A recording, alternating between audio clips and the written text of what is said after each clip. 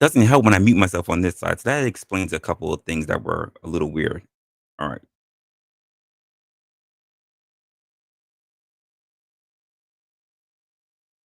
All right. So that's what happened. I muted myself because I was on two different stream yards. That's what it was. It was all me.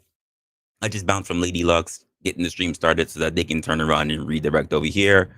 Um, that's why we had a little bit of a weird shift going into the beginning of this. What's good, everybody? What is good? Of course, welcome, of course, to an episode of Opinionated with yours truly. As everybody gets up in here and everybody starts settling in. For those who are actually still online, by the way, early people for who are up online, Happy New Year's, y'all.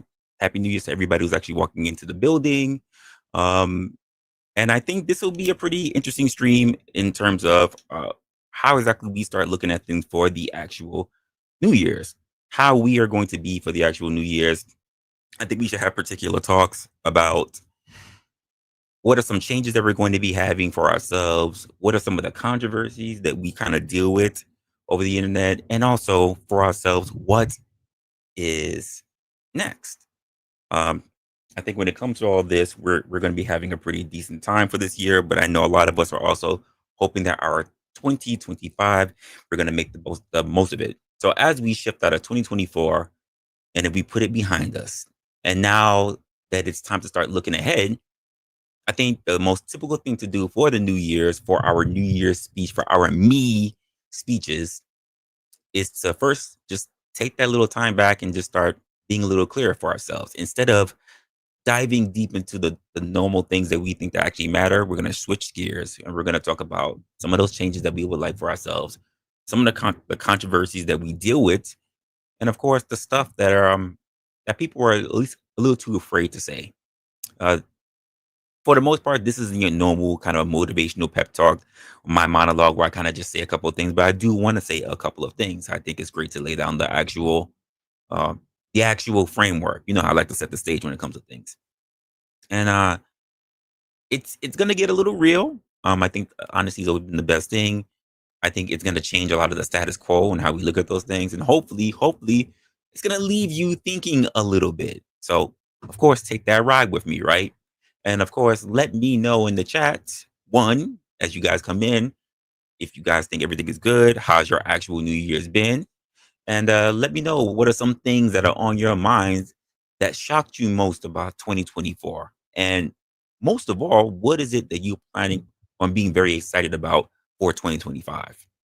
Before we even start kicking things off, I just want to, of course, thank everybody who's already walked into the building. True Keys being the first one that's up here. Appreciate you. Glenn Lawrence in the building says, "Let's go." What is good, Glenn? Heidi's up in the building. Hey, thank you for letting me know there was no sound. I was muted here in StreamYard, so that's what it was.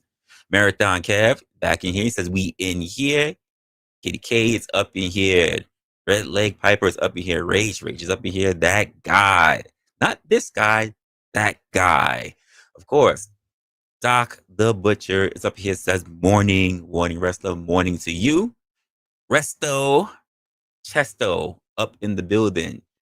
Joshua, he wants stupidity. Yeah, stupidity should change. He wants stupidity to change, but unfortunately, I think that is part of a human condition for some people. And there are some things we could probably talk about that, but yeah, I think I might have to dodge some of it, Josh. Nightish up in the building. What is going on? Lady Luck up in the building. All right, cool. So let's just kind of get a little bit of me setting the stage out, and then we can actually just open up for everybody else.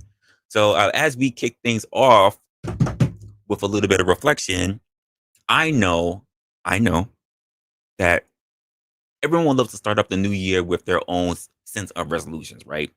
But I want us to slow it down just a little bit, and really think about the things that we just experienced, that the things that we are leaving behind from the year prior. Whether it's been a year for you of personal wins, or rather it's been a tough road that you've been on. I think 2024 has definitely had its highs and its lows for a lot of people. And we don't always give ourselves enough credit for making it through just a really tough time. or I don't think that we really take the time to really reflect on what we've actually learned along the way.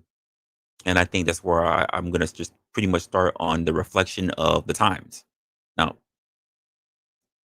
I'm not going to sugarcoat it. Last year was a rough year for a lot of people, whether it's been through your own personal struggles, whether we look at the actual political chaos that everybody was going through, or whether you were just dealing with the everyday daily grind.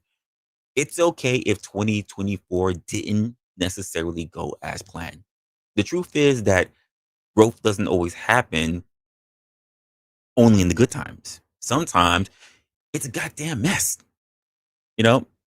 So let's take a little bit of a moment and really just go through it. What did you learn from your setbacks? How exactly did you go about adapting to them? You know, sometimes the things that don't really work out for us are the real blessings in disguise. And I don't think a lot of people look at it that way, you know? So why don't we turn around and we flip the script and let's just start thinking about what's one failure that you've at least really had to overcome in 2024.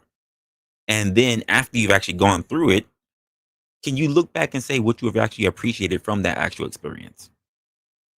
How did you how did you take a look at it and set yourself up in a way that when you look back at it now, you can say it set me up for something better? And while we're at it, let's start looking at the flip side of it. The actual wins that we actually had in the actual year. You know, we all have wins, whether we want to believe it or not. And don't get me wrong, these wins are things that you should be proud of, whether it's big or small. Whether you launched a new project, whether you built a stronger relationship with people that you got to know, whether you made it through the year without really just losing your damn mind. I think you should give yourself some credit. No win is too small not to acknowledge. And I think one win that we can all take a look at is just the simple fact that everybody who's here right now, guess what? You made it to 2025. Trust me, there are millions who didn't. So give yourself a round of applause for just making it this far. Now, what is something in 2024 that you wish you could have done, or rather you could have handled differently, but you didn't? Or maybe something that you're proud of that you wanted to bring to the forefront of this year? I think it's something that we need to turn around and take a good look at. And when it comes to the idea of people having their resolutions, right? Their resolutions. Everyone talks about them every year, whether they are just popping that bottle for the New Year's, or they're lighting fireworks, whether they are kissing some random stranger in the bar for New Year's, right? But how many of them actually stick once we start making these resolutions? For people who decide to make resolutions, I'm not a resolutions guy myself, but I understand people who feel they need that kick in the ass to make them do something that they should have been doing. And the question, are we setting ourselves up for failure as we've done continuously? Especially when we aim for things that we have tried to to live up. We tried to make happen due to societal expectations. So let's be honest. Most resolutions, they're not about fixing things that we think are wrong with us. They're not. They're about the things that we know that would be better for us if we changed it. But most of us are not trying to really fix the things that are problems with us. And I don't even want to hear about the whole losing weight thing, because if you're not going to be disciplined for all your days, you're not going to be disciplined just for a partial time starting for the beginning of the year. And I think you've heard it all. I'm going to lose weight. I'll get in shape. I'll be more productive. But what if we challenge those, right? What if instead of focusing on those external goals, we aim for something a little bit more internal for our actual growth? Maybe your resolution is to be really stop beating around the damn bush. Maybe part of your resolution is to stop trying to look at yourself as being someone who needs to be perfect. Maybe it's about letting go of the things that you look at for constant validation. Or maybe it's to accept that thing that you're still working on, that inside progress for yourself, and stop beating yourself up because you're failing at it. And what about the whole aspect of resolutions when it comes to your mental health? What if this year your resolution was all about just simply setting boundaries? Boundaries that actually can help you protect your sense of peace. Or how about to stop comparing yourself to other individuals, especially those people in social media? Come on. We should all know about the toxic traps right now. Those who see the lovely houses and those who are seeing the beautiful trips and the freaking little the phone flip visuals that make see people walking out of the fucking gutter and being all of a sudden on a tropical island. We know those. How about you actually just take that away and actually start reclaiming your energy to not chase someone else's ideals of success and start really looking at your own, because that's the danger of perfectionism. Because following perfectionism is actually just a skill killer. It kills the progress, because if you don't even get a little bit of what that thing is, you're not going to be able to be good at it. You're not going to be able to say that you're winning. So why don't we just talk about dropping the perfect image? I mean, we're all guilty of posturing and even trying to do things in a perfect manner, trying to live a picture perfect scenario, crafting the best perfect life for ourselves. But is that really us? If you're out there and you're chasing perfection, are you just really setting yourself up for frustration? This year, how about this year? Let's challenge the idea of trying to be perfect and just say, why don't you just do the best to make yourself happy? It doesn't have to be perfect. How about just being able to do things so that you can say, when I work towards something, I get it done. I've been successful at it. Doesn't need to look perfect so long as you get it done. Doesn't always have to be great, but you finished it. And I'll ask you guys in the chat, what's the most outrageous or rather unconventional resolution that you've made for yourself? Is that something you really think that you're going to be able to live up to if you haven't done it before and you're trying to do it this year? Are you giving yourself unrealistic expectations? I think some people set themselves up by putting themselves on tasks that go against the grain, definitely against the grain. And I think you need to give yourself a little bit of care, mercy, and just a little bit of grace. How many of you feel the pressure to overshare on social media? I think this is another big thing that we've seen happen online throughout many different people that we've seen online. As someone who's a content creator, getting started in this and wrapping up a whole year, I've seen a lot of people who have overshared when it comes to their lives. And we've all seen it. People who love to post about their relationships, people who like to post about their struggles, post about their wins, their losses, almost every aspect of their life they like to post. I have even seen, God forbid, people who post while being on the toilet. But here's the thing. Why do we even feel the need to share every single moment of our lives? And you can kind of blame this also on the idea of IRL streaming. The idea that I'm so much as just picking up a goddamn chicken sandwich, but that needs to be filmed, that needs to be shared, that needs to be live. Does it? You can't have any peace to yourself. You can't have anything private to yourself. Does that really make us feel connected to people? Or does it just really add more stress? And when does sharing become oversharing? Everywhere you look, someone is telling you to stay positive, to hustle harder, to show the best highlights of yourself, to you should go live and put that up. You should share that with someone. But the thing is that not everything and not every day is going to be a good day. Should you really be posting some of the worst sides of yourself just because it's content over everything? COE, content over everything. That COE is very disgusting. And there are people out there that feel like they're failures if they don't post, if they don't share, if they don't hit the live button. And you shouldn't have to feel that way. You shouldn't even feel guilty if you don't go live because then you're not feeling productive enough. That grind is mental. And sometimes it does a little bit more harm than it does good. Not everybody's going to be at their best. When I'm not up to it, you know what I do? I pull back. Sometimes you may not see me for a couple of days.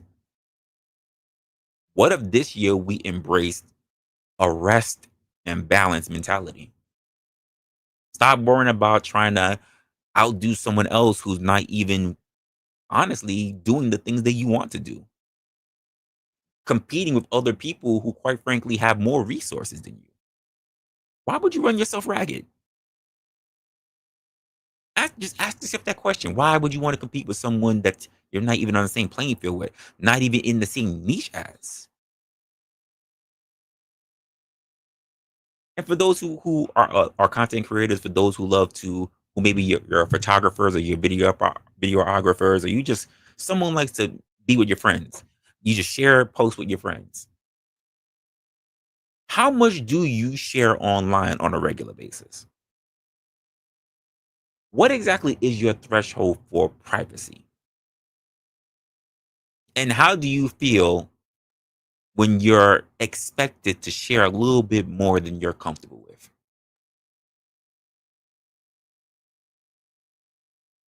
And what about those who actually are in a niche, right? What about those who have a specific niche that they're in and they're now competing with other content creators within that niche? What about the pressures of that? Being part of a niche community can feel amazing, but that means you build a circle with people. You have people that are relatable to you. You have people that you can network with. You have people that you can bounce ideas on because it's within the same sphere. There's this sense of belonging that comes with it. But the truth is, sometimes these groups can become echo chambers. I've seen it. I know you have. The pressure to fit in with the group can pretty much push people to an area that can even lead to toxic behaviors.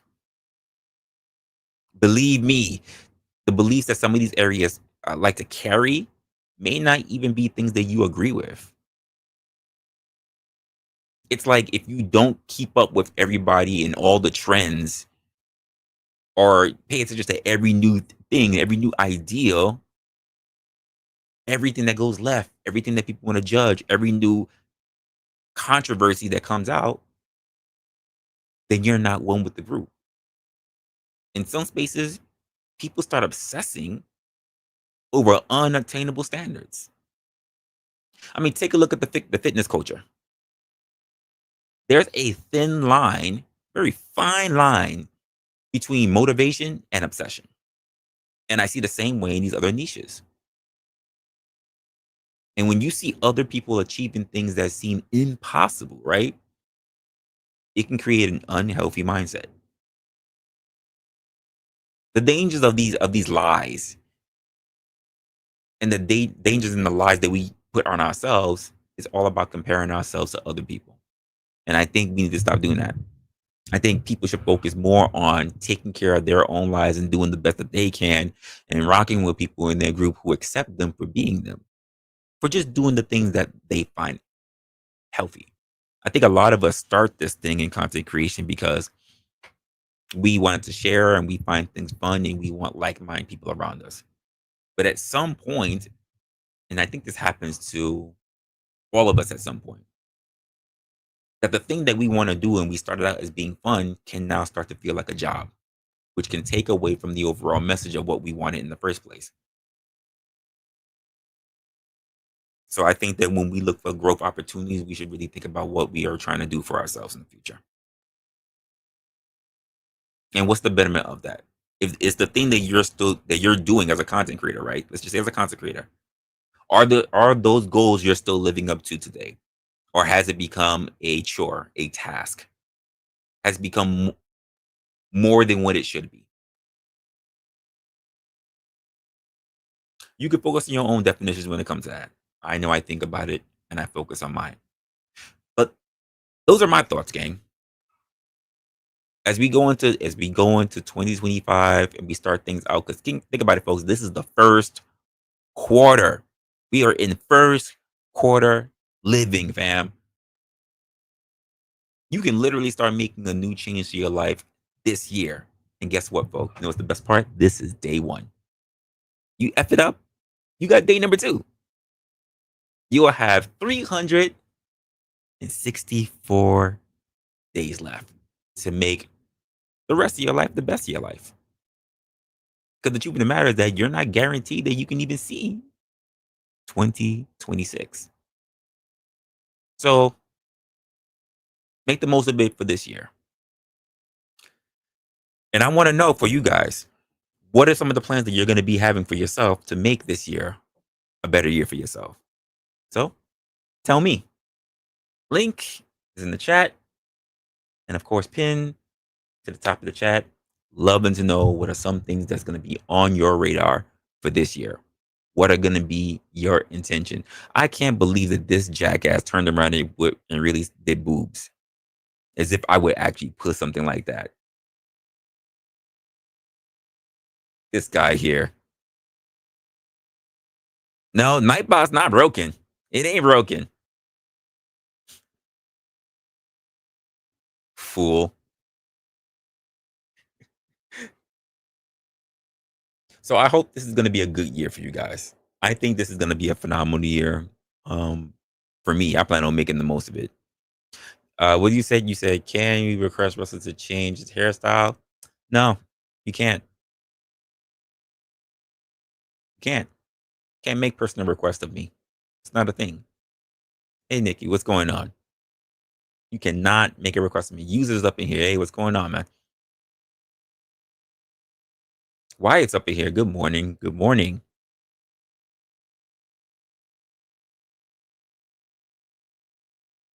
Oh, people keep trying, especially when they're told the words that they're perfect. Pedo's in here. What's going on, man? Good morning to everybody who's up in here.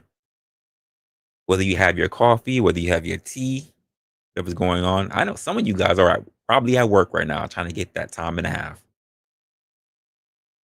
Sasquatch is up in here. And a happy new year to you, man. Vic is up in here. What's going on, man?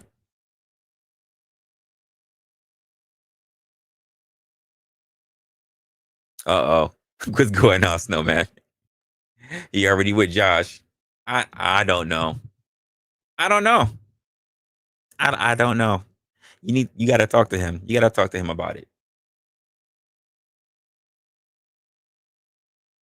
I think this is gonna be a pretty good. I think this is gonna be a pretty good year. I'm trying to sort out, and the thing is that I was gonna have this conversation with you guys. Originally, I had this really scheduled, not too far after the ball dropping to really have a conversation about this. But I received some emails and I wanted to take care of that. I thought it was really important that then I wouldn't be able to focus on it if I did not address it in real time. So yes, I kind of postponed our stream so I can really think about what needed to be said for that particular live. What's good, Josh?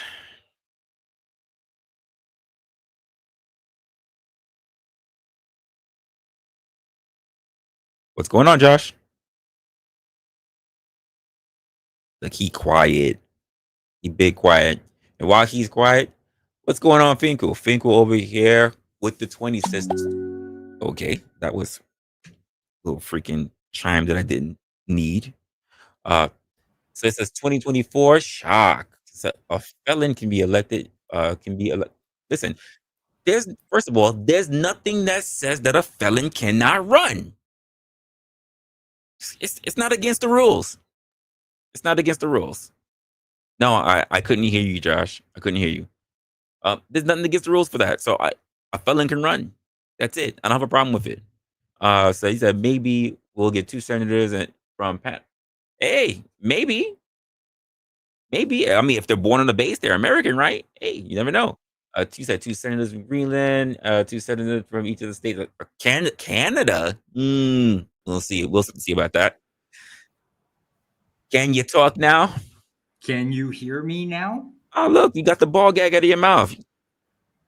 We're fighting dirty already. Day one, and we're already fighting dirty. I see how this plays out now. This is gonna be a shitty year. And Ofiko again with the 20 turned around and said, I agree. A felon won legally. Hey, fair and square.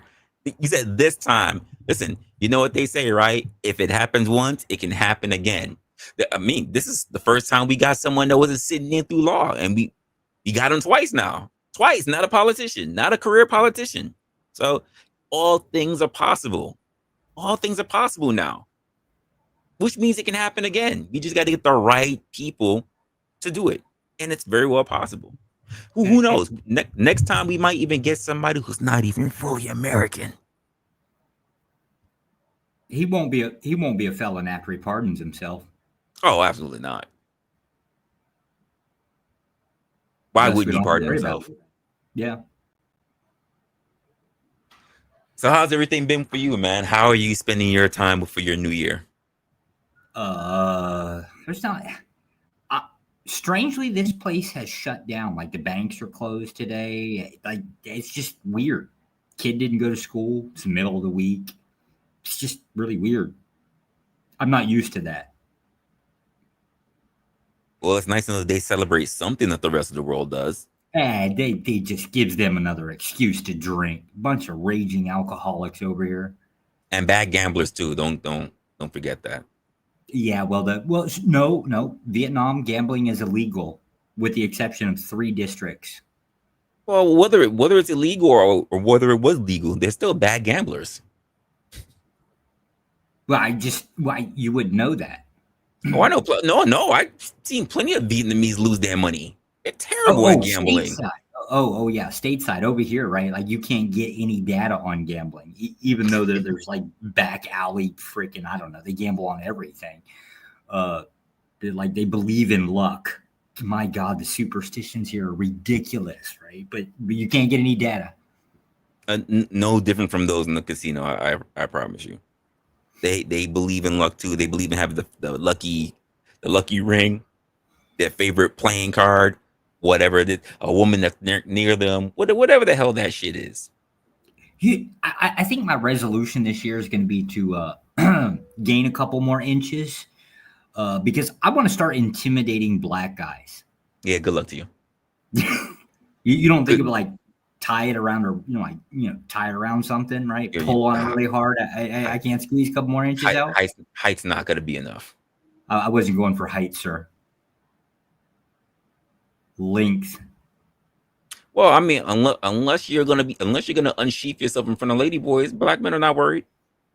Yeah, I don't want to. Not in front of lady boys, right? Some of them are probably bigger than me. Okay, so I'm gonna put it this way: if you unsheath yourself in front of gay guys who are black, you think gonna be worried? Oh no, that's an invite, right? Like I'm scared of the back door. Well, what you think they're gonna worry? They'll be like, "Oh shit, okay." I just want to intimidate. In fact, you may get called to question. They'd be like, "I didn't know we had surgery for that." I just want to intimidate people, right? I don't want to. Well, I don't want to talk about Thailand. I got some really bad news about Thailand. Morning, sir. Morning. Morning, and I'm very pleased that StreamYard kept my graphics when I'm a guest. My StreamYard account expired at midnight, apparently. I'm sick. I'm not going to stay up long, but I just wanted to educate Angry Snowman 2. I'm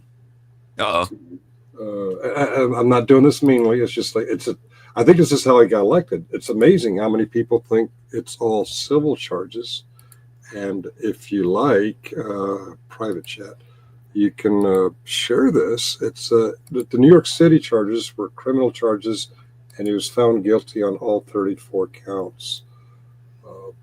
But I don't want to get into big tit for tat argument, but I'm thinking if people like Angry Snowman are out there think he didn't get convicted, maybe that's how he got reelected. I don't know. I'm gonna go lay back down. I'm sick. You know what? You better get it off your chest before the 20th. Yes, the 20th. Get it off your chest before the 20th. Don't find yourself on his list. Well, I'll tell you one thing I won't be doing, even if I'm healthy enough to do it. In 5 days, I will not be at the Capitol trying to change the result violently. Oh, damn. Yeah, You're not. You're not. I'm not. You're not gonna do it. You mean we're not gonna see a stream about you? No. You're not gonna take pictures. Well, maybe if I'm feeling healthy, I'll go and be comical about it. But there won't be an angry crowd beating up cops with flagpoles and fire extinguishers. It'll just be maybe Finkel out there saying, "Look, nothing's happening." Excuse me. But yeah, if I was up to you. If you want to share it in the private chat, it's a link to one of the many news stories that he was convicted. They didn't go anywhere with it because, like, we don't. It doesn't even matter. It doesn't. It doesn't even matter. That's true. What really matters is people know. Honestly, if his name was Ray, and he was tatted up, if he's American, he can be voted in. I think starting. Listen, let's just start. Let's listen for our next round. Why not have a comedian? That was this round. No, not all Americans can be can be president. I think you have to be 35 years old. Not every American should be president. No, you have to be born on U.S. soil, right? You can't be a naturalized citizen. Yeah, I don't really consider him to be American. So damn. Yeah, you have to be 35 years old, American citizen. Listen, I'm gonna be flagrant for the first. There are Americans and there are pseudo Americans. So yeah. I'm gonna start shit for the first of the year. Oh, what was I saying? It's like listen, you have real duck and you have mock duck. You have real Americans and mock Americans. Oh, right. Yeah, like Todd, he's a mock American. I'm sorry, that was mean. Oh, here we go. That was the first calling. You say his name enough, he managed to pop up. Yeah. But yeah, not that it matters. He did get elected legally and fairly, but he was convicted of 34 felonies in New York City. Resta, what's good, my guy? What's goody? I'm sorry. Not much. Y'all got me started. Sorry. I'm gonna be up early drinking. So I didn't mean to interrupt the legendary Finkel. The legendary Finkel. What is up, Finkel? How you doing, man? I'm not feeling very legendary. You are legendary, bro, and I really appreciate all your support. He's been out partying for the holidays, and now he's sick. Actually, I was sick last night too. I've been sick for a couple of days. Actually, I'm worse today than I was yesterday. Who did it to you, Finkel? Huh? I'll get him. Who did it to you? I think I caught it from your channel when I did the Samuel Jackson poem. Oh, yeah. Damn. It was probably because I was asleep. I probably farted into the mic and somehow it came through your speakers. So it gave me pink eye or something. Yeah. Excuse me. I'm still coughing in your ears all day. Here, huh? I'm gonna lay down and watch you guys from the TV set and feel sorry for myself. Finkel, why are you leaving? Because I pulled up, Finkel. Oh, it's not because you pulled up. I was just that's my sweetie. No.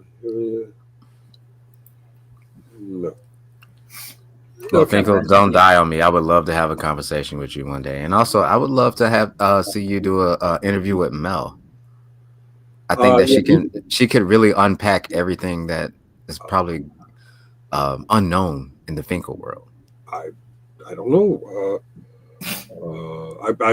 People want to interview me all over the place, and when I feel better, I'll start scheduling. I don't know why. I'm just a guy who's. Look, guys, I'm not a millionaire. I'm just old geezer. You didn't know all YouTubers are apparently millionaires?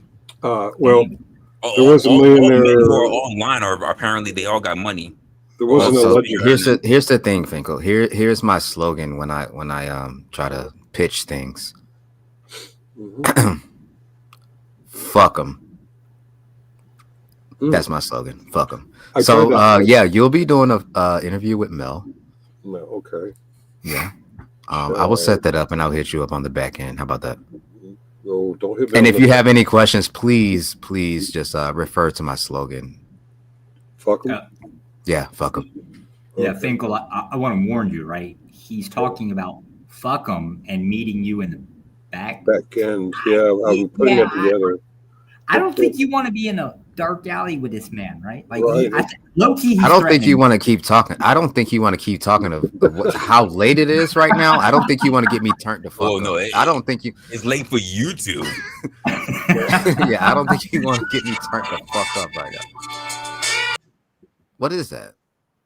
That was like his 70s prom music. That was love music. You turned Anyway, him so on. yeah, Mel will be doing an interview with Finkel. Let's just go ahead and put that into the ether. Uh-oh. Okay. Okay, so what's going on here? Where is everybody else? Where is Sitting in the everybody back. else? Because I'm about to set up Resto bed stream type shit. Because I will dead ass be having this conversation laying the fuck down. Damn. I want to comment. I'm not going to, but I want to. So is your resolution this year going to be to finally open an OnlyFans, right? Where you just basically do interviews on your belly, on the bed? See, here's the thing. You think I don't already have an OnlyFans? I have a secret OnlyFans that no one knows about. If you want to go find Long Slong Johnson on fucking OnlyFans, then you can. Okay. Well, what is it with black guys like obsessed about like basically just I don't know, constantly reminding us that they're bigger than us? This is starting to bother me. Because I am. Have I you know feel inadequate. first of all, that's a lie. I don't do that because I don't want you guys to feel bad. You've done it twice so far in the past 2 streams, and now Resto's doing it. Well, I have a big dick. I have a big dick, and I also don't have a lisp, so I'm already better than you. This is horrible. Oh shit! Okay. Now I'm feeling inferior. You should, because I've heard you on multiple streams, and you've already pissed And me off. Here's what I say, Josh. If you're feeling inferior, don't feel bad. We were bred to be this way. Wait. You literally did this. Y'all did this. Y'all peoples did this. Y'all got the biggest slaves, the biggest slave woman, and the biggest slave man. Made them fucking made a super slave, and now y'all mad. This is your ancestors doing. Now y'all mad. Wait.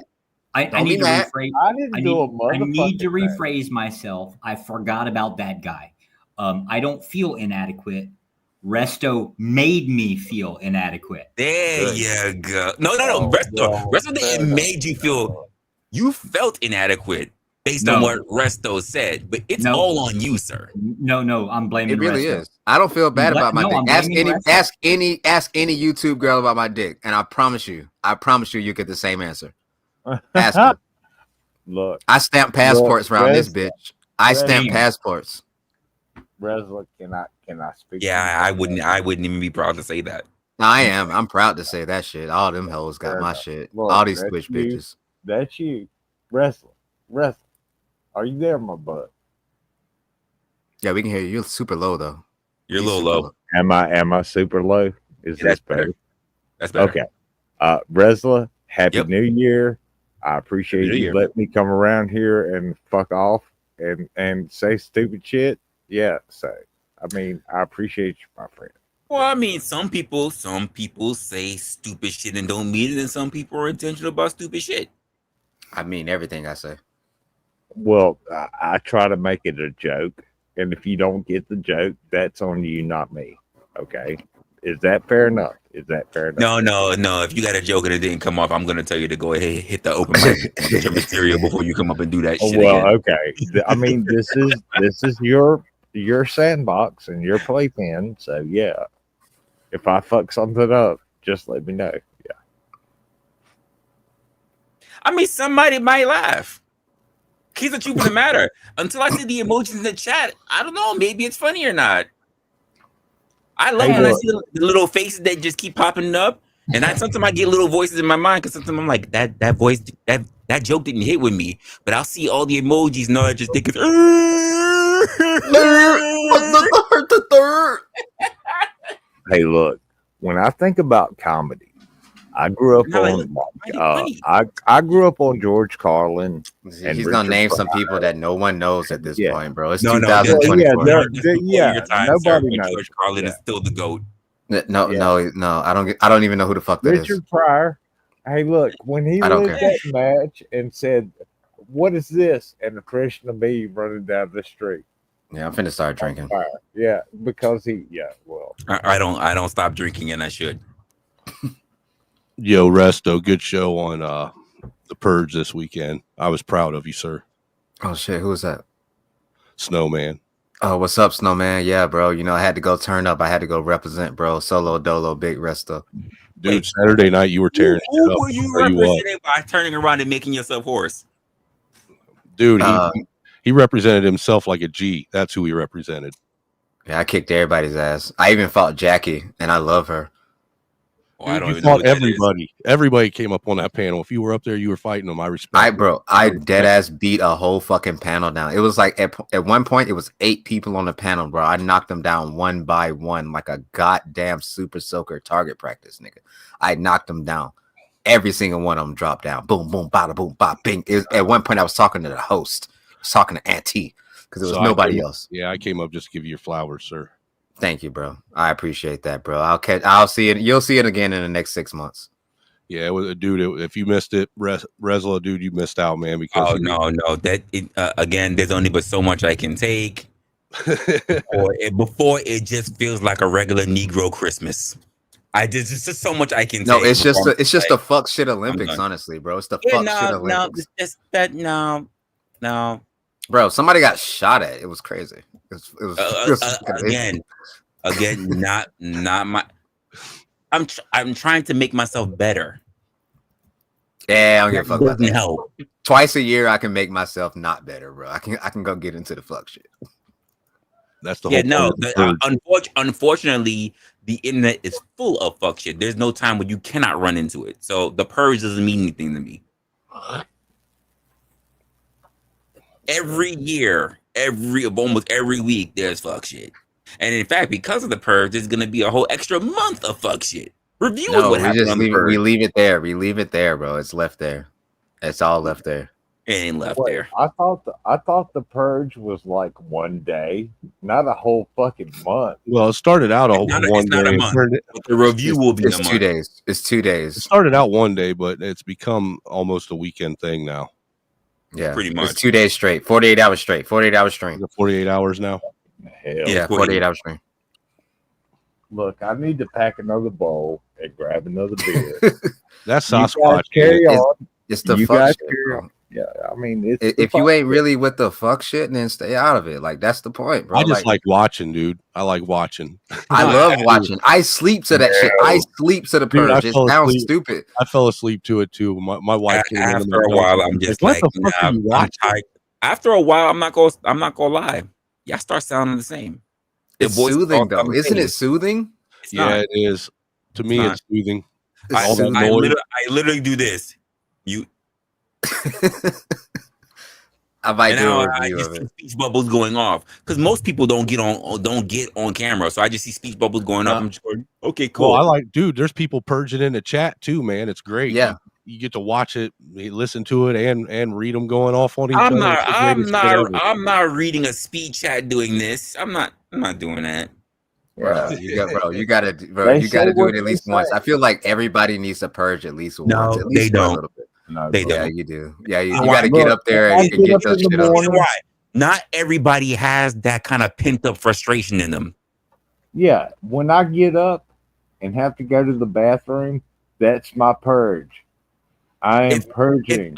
If I'm really that pent up about something, I don't get online. I go to my chick. You know what? Fuck these haters. Shout out to you, Resto. You did your thing Saturday. Facts. Thank you, bro. Hey, I appreciate that. Honestly, I can't hate on something I could not care less about. Yeah, you might I'm want to being chill out. different. What the fuck are we Look, doing here? You know what, wrestler? I got you. 6 months, I got you, bro. You better prepare, bro. I'm Hey, calling you know you what? out. hey, Rez.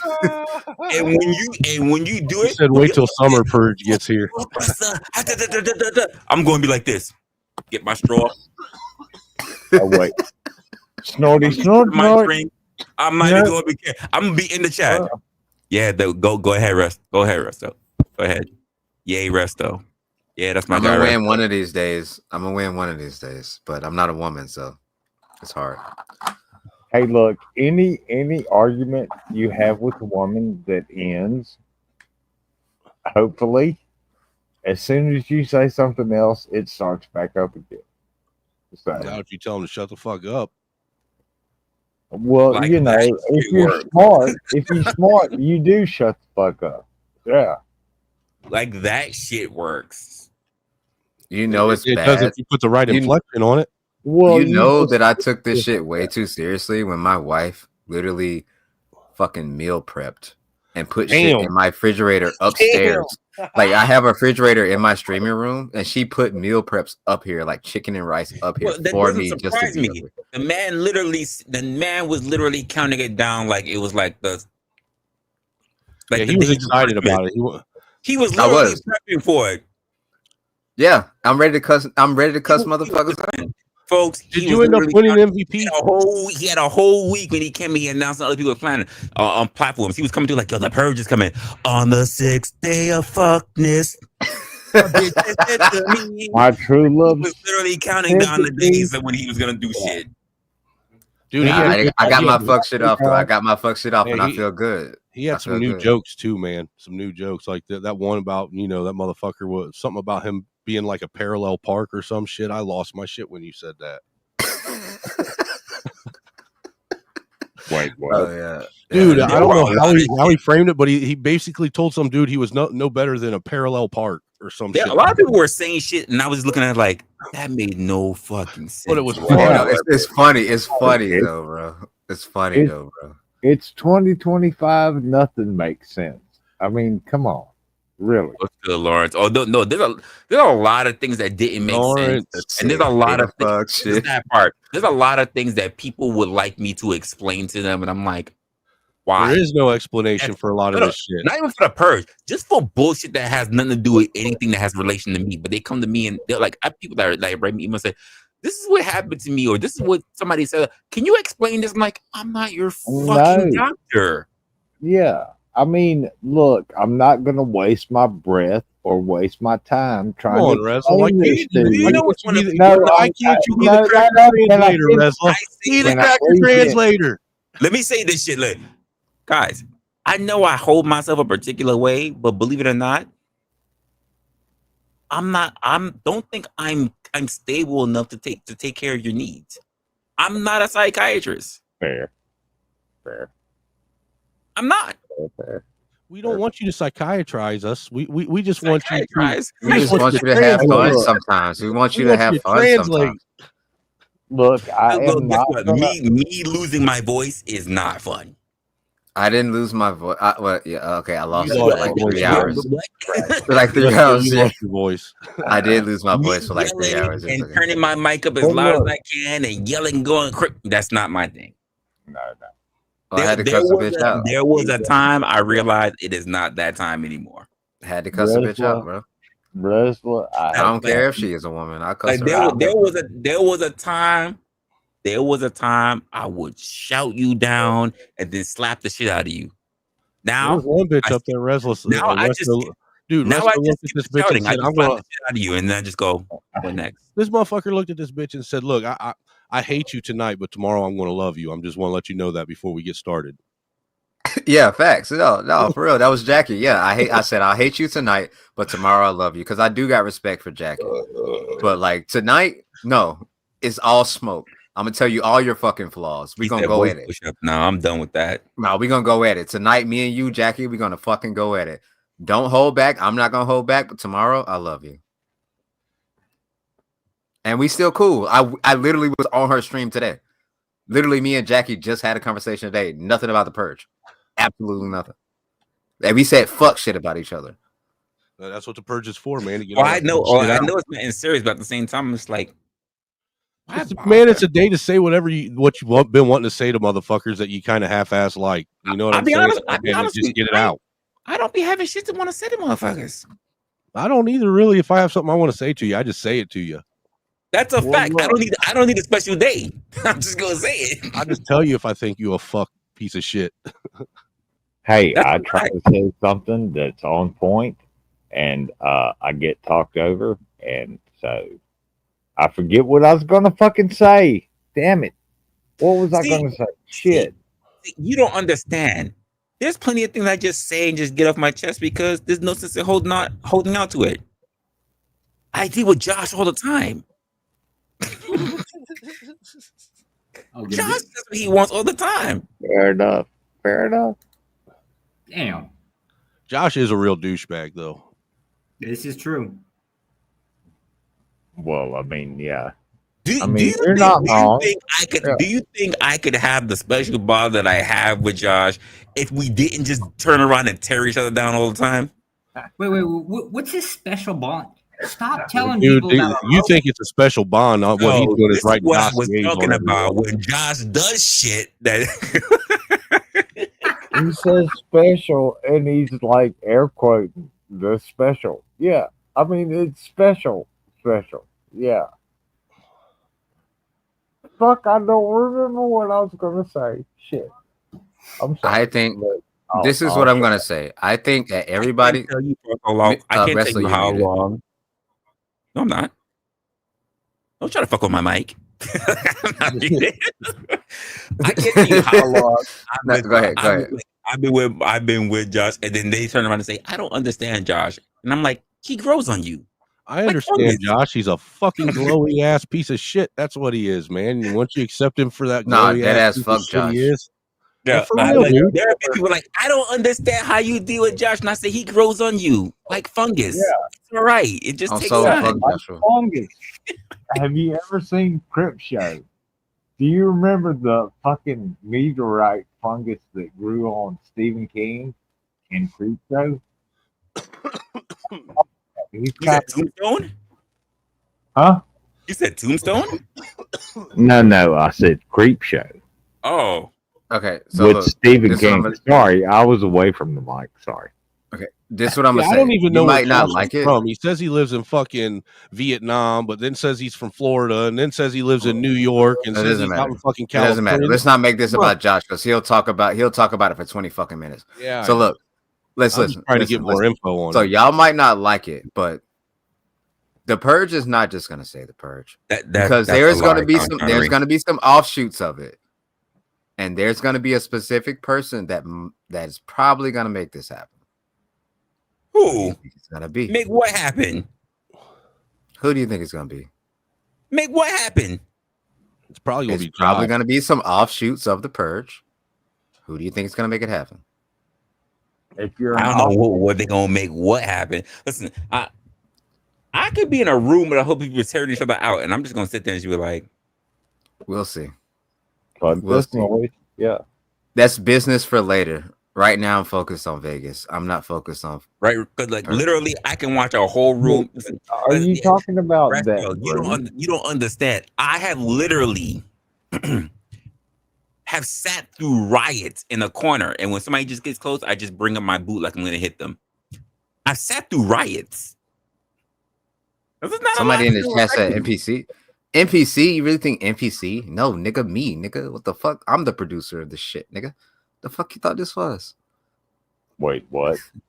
I gave everybody my warning. Do me a favor. When you think about it, don't. Hey, how many times can I say nigga on this channel before I get kicked off? Say nigga as many times as you want on this channel. Okay, cool. Just making sure. What about me? No. What do you mean no? I'm a man. No. You're a man. Yeah, but you're white. Says who? Says you're okay. You know what? I don't even want to have this conversation. Okay. Yeah. Besides that, I'm just focused on Vegas. I'm not focused on the Purge right now. I'm not focused on what. I'm gonna go ahead and plug it. Warzone. Speaking of purging out. Welcome, Glenn. What's going on, man? Warzone. Wait, let me just say officially, Happy New Year, Glenn. Happy New Year, Happy New Year's to you all as well. Hey, yo, fuck Glenn. Man, fuck that Resto kid. I beat him. He's so last year. Like, you know what? When you're talking about like the wins and losses that you gotta look about, I was like, man, I'm taking that W when I bodied him in a rap battle. Okay, you only all the bodied way me to the one time. bank. Okay, that's the only L that I took ever, and on fucking YouTube, the only L. You mean a white guy out rapped you? Oh, Bro, he waited till 4 o'clock in the morning after I was streaming it for 18 fucking hours. He shouldn't be allowed to drop, dude. He should never be allowed to drop any N bombs since he let a white dude out rap. Yeah, Shut the fuck up, bitch. Who the fuck you think you can't claim that. You can't say. You can't listen. You say after I was all drunk and thing, it's like saying, nah, it's not even fair. I wasn't even that hard. You can't make fun of me. I don't know why you getting mad at me. You're the one that admitted you lost. I did lose. No, I did lose. I did lose. He got it. He got it though. He got it though. I ain't gonna hold you. So I mean, I took what you said to heart. But no. But the thing is, he don't remind people that I killed him twice before he even did. No, you lost to me twice. I killed him twice. I murdered you twice before this. When? No, you didn't. But you didn't murder him 3 times. It was only twice. Yes. I murdered you twice, and then you came back, and then I think if we would go rewind the tape, you're like, oh, it's 1 for 1 now. There was no 2 dubs on you. No, that's the one that you said, bro. I never took a L, bro. But I'm being gracious and letting you know that I was annihilated. One time after I annihilated this nigga twice. Wait, that's all it takes. He said Glenn annihilated. So 2 on 1, right? 2 I would on love 1. to hear these battles. Oh, bro, you grazed me. Your receipts, Resto. Yeah. You grazed me, and I gave you the kill shot. The comeback does not count. I'm getting this from this whole conversation. Dude's comeback did not count to. Thank you, and I'm not finna do it here. Fuck you. I'm not finna do it here. Why not? Hey, that's so last year anyway. We're moving on to newer, bigger, we're better moving things. on to New Year, so we'll do it in Vegas. We'll do it in Vegas because ain't you coming? Pause. Well, I mean, yeah, I'm only down the road. Pause. All right then. Cool. So we'll do it there. We'll do it there live. Listen, y'all do it live. And then that'll settle it. That'll settle it. Because I already murdered you twice. It's your funeral. I mean, it's fine. I murdered you twice. You got it. Look. You took advantage of me one time. Oh! I took advantage of you. Hey, the sad thing is, it's like it's not that you're not going to even give me the fact that I bodied you. It's that I took advantage of you. Are you a 12-year-old girl? Are you like a high school girl that got drunk at the wrong party? On what you want to take advantage of, nigga? You know what I'm just saying? That's what it sounds like. High school girl that got drunk. You gonna take advantage? Listen. Vegas will solidify everything. Pull up at the crib. I got you. I will dead ass get. I will get an Uber to pick you up and drive you there to get bodied. And then when you leave, I will leave you in a heartily catch the entire shit in a hearse. But I didn't hear. I heard Resla whining about something. What were you saying, Resla? I said I will absolutely be there to capture the entire shit. Okay, good. I'm glad that you're going to be in Vegas. That's dope. Oh yeah, I'm going to be there. Yeah, Wrestler's going to be there. And since Mel already leaked the fucking dates, everybody knows Mel leaked the dates. Mel leaked the fucking dates. I was so pissed. So like, I have my Resto thing. Like whenever somebody says my name 3 times in chat, like I get an alert and I can pull up. I looked. I was like, what was going on? And I looked, and Mel leaked the fucking dates, but I already. Is it like the bat signal or something? Yeah, it is. I already clipped it out. So nobody knows the dates probably, unless they were listening. But yeah, dates been leaked. But yeah, we will be there on those dates that Glenn. All right, since we're making it official, like I know a lot of people a lot of people know us from a lot of different spaces, but for those who might be new, who know me from other spaces, yes, February. There's a whole big meetup. Resto's gonna be there. Glenn will be there. I will be there. We're gonna have a whole bunch of different creators. We're all meeting up in Vegas.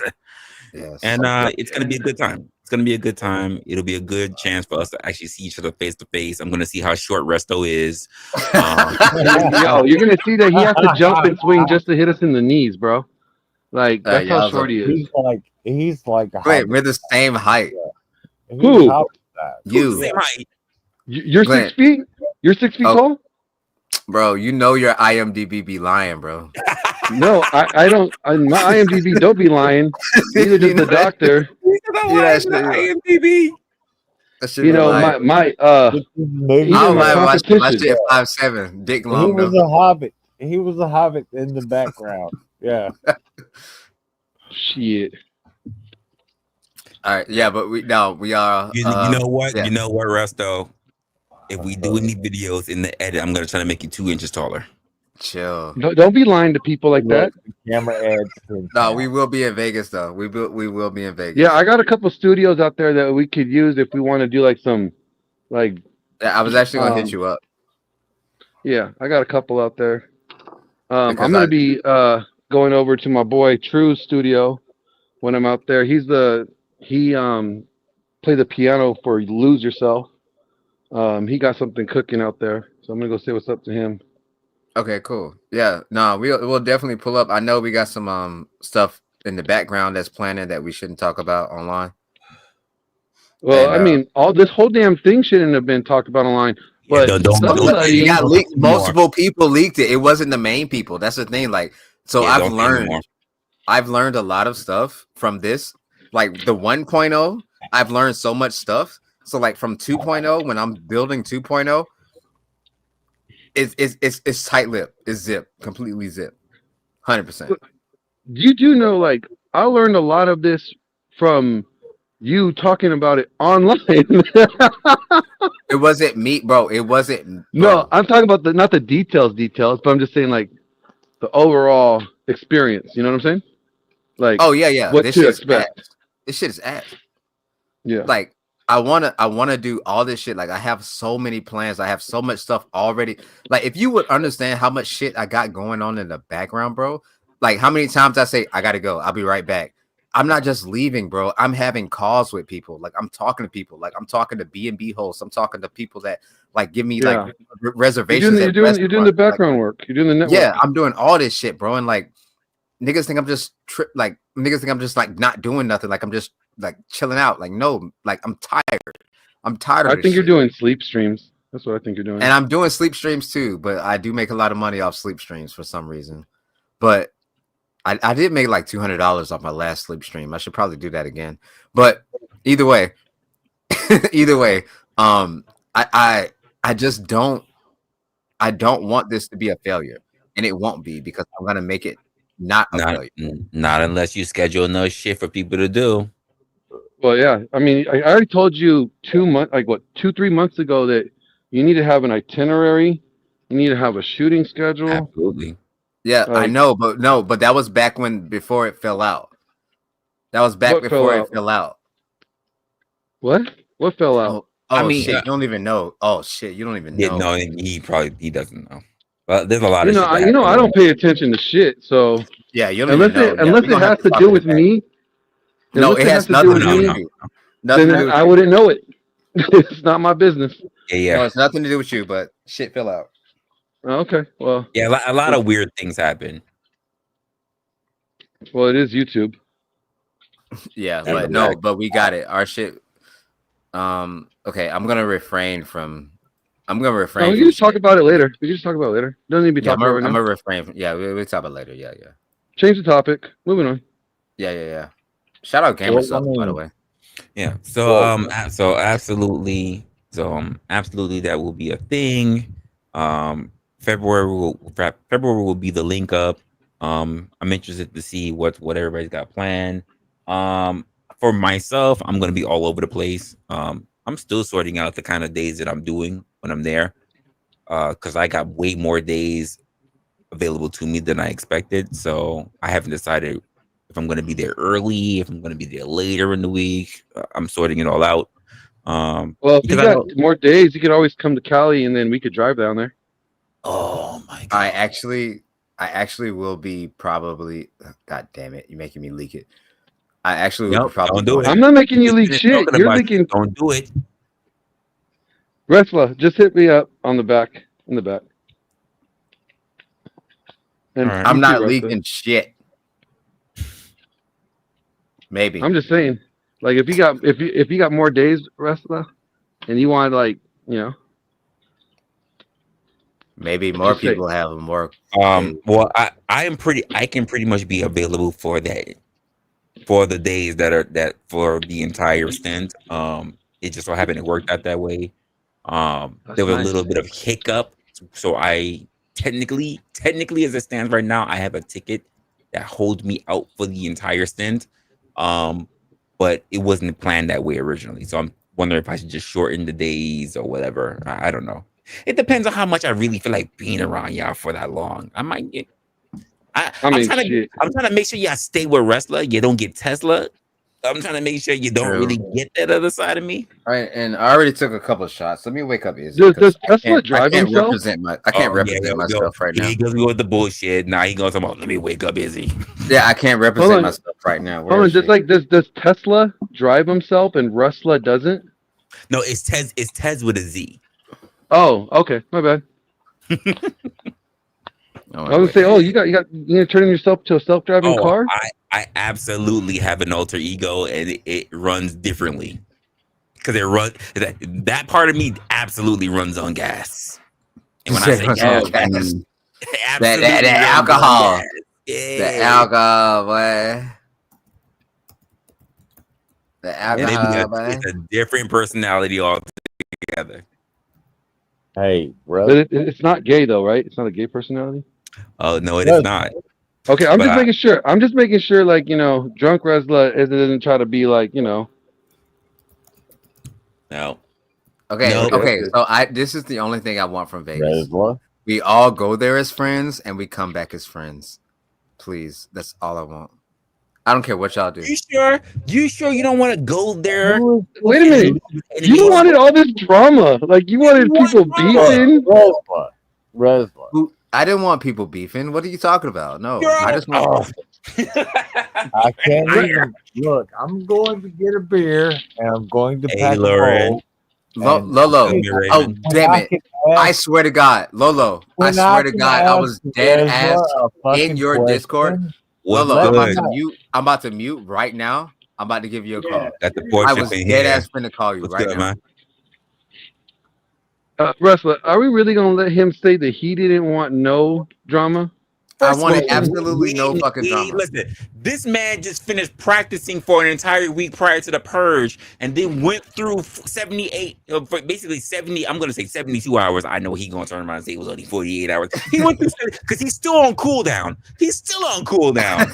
So, like, this man was. You don't want none of that bullshit. Come on now. He was intense. He was like, hey, how would you feel this person comes? And I'm like, he absolutely was. Because I was saying, like, I don't want no problems. Like, okay, how you know what? There are some people that's probably in the chat right now that he was like, you know what, Resla? How do you feel if so and so came up with a machine gun? I'm like, wait, what? Nigga, what? Hold up. No, so I'm gonna be cool. I'm gonna be cool. I'm gonna be cool. It's all gonna be fine. It's all gonna be cool. I promise. I was cool with it the whole time because I told you, like, let's just all get there and don't worry about what Resto's gonna bring. Just chill. That's fine. I'm not worried about it. Don't give that face, Lolo. Hey, Glenn, like real shit. Real shit. You he was talking about with that machine gun. I'm not saying anything. I'm just okay. No, Glenn, for real though, Glenn. Can you do me a big fucking favor? I might not be able to get my computer through TSA. Okay, I could bring mine. Okay, that's all I needed to know. I'll bring my camera and shit. I'll bring all my cameras, but I'll still try to bring it. I'm gonna bring. I'll still try to bring it. If I can't get it through, then I'll just hand it to somebody. But you know what? You guys are better off just bringing like SD cards. No, I need to bring my whole fucking computer. Well, okay, not you. I'm talking to Resla. Like, if you want, like, you could just bring an SD card because I have plenty of cameras. Okay. I got GoPros and then I got like regular, DSLRs. I plan on to be honest. I don't want to really check anything. I do have a big carry-on that I can bring with me, but like I'm thinking about things that I want to bring. So I can bring my camera, or whatever. If you got a bunch or still whatever, I got SD cards and everything. But yeah, I I'm got just extra thinking. mics too, like wireless mics. All right, sounds good. I gotta get some lapels when I get there though. I already have those. Those are easy. Yeah, but you're not gonna be there till like the third day. I gotta get some lapels for the first day. I could be there whenever day I want. Oh, Jesus. It's only a 3-hour drive for me. Okay, bro. Whatever. You It that is. guy. He's that guy. He's that guy. He's him. Glenn Lawrence is No, him. that guy is that guy. I am Glenn Lawrence. Glenn Lawrence is fucking Hollywood as fuck. He's him. Well, that is true. That is true. Clockwork. What is this? What is what? Clockwork just do something in the back. What's this? And now I have to I'm bringing a bunch of gifts because I have to apparently not fly with more than $10,000, and I pulled out 15, so I have to spend 5,000. So I'm bringing a bunch of gifts for people. All right, so size 12. People that Okay. mean only the women. Yeah, that is facts. I already know size, I already know size your 12 size, too. baby doll. I know Baby you. doll. I know your size. Extra large. Okay. I know you there, baby doll. I got I you. know this dude already. Brett, my Tesla. If this guy will shut the fuck up and let me talk. It's a song by Tesla. It's the way it is, and it's the way it goes. The hell is that? For one, it's super low. Is it low? Hang on.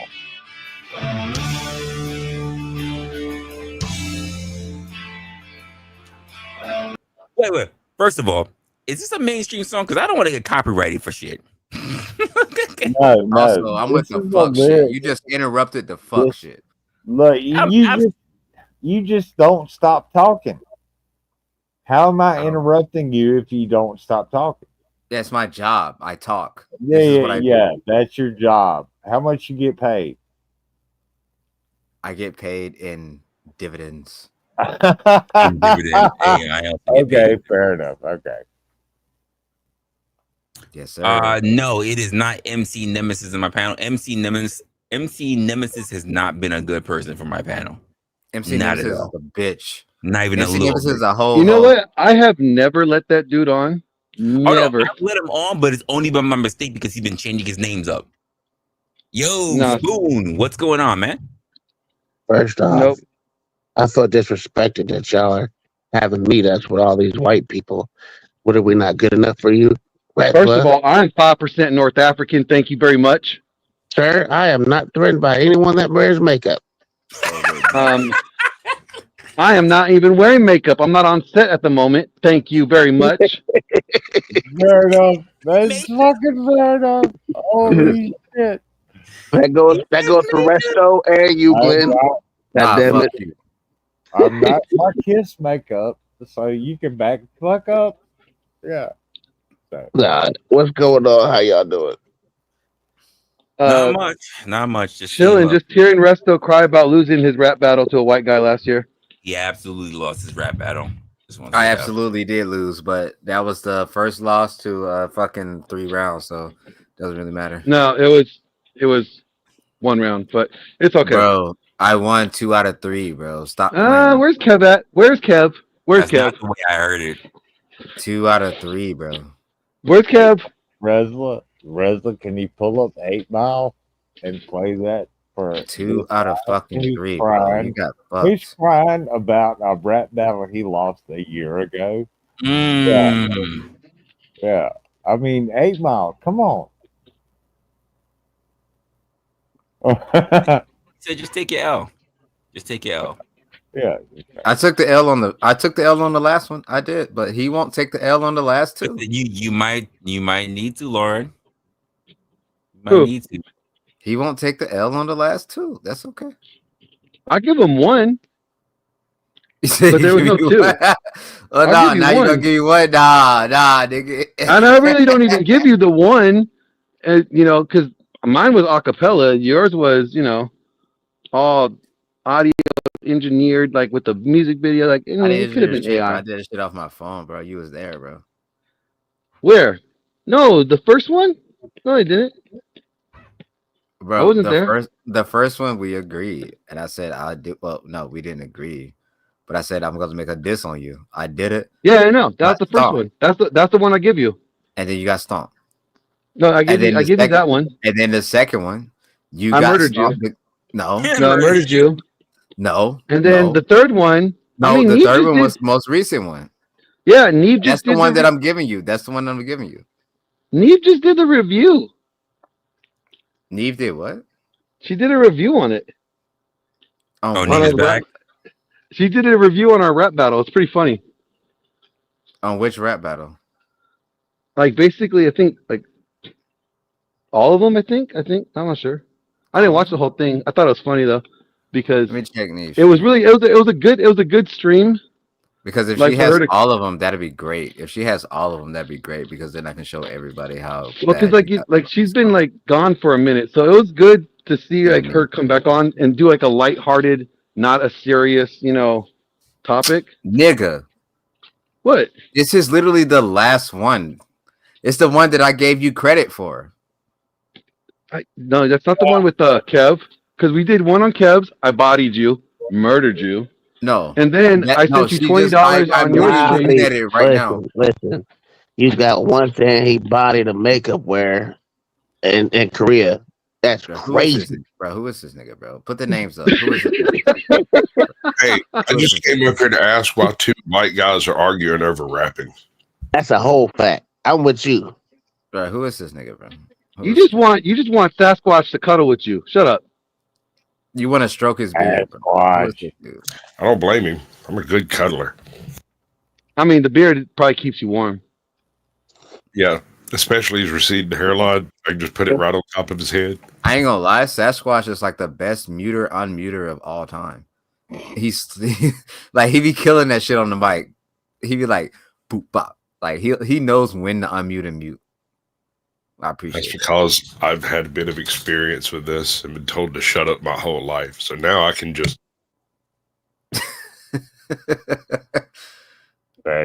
Shit. Right?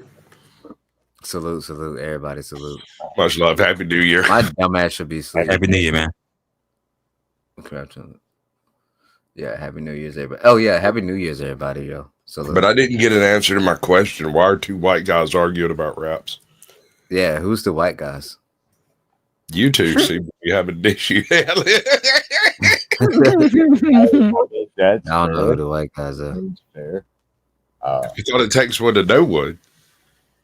NWA and rappers like that started the shit, and then white boys decided to. I blame the CIA, sir. Yeah, so I mean, I don't really get it. It's what it is. I'm finna set up my sleep setup. I'm finna drag my fucking PC over here. Set up my sleep setup. This is kind of funny to me, Resto. Brother, you put in so much work just to do nothing. I'm amazed.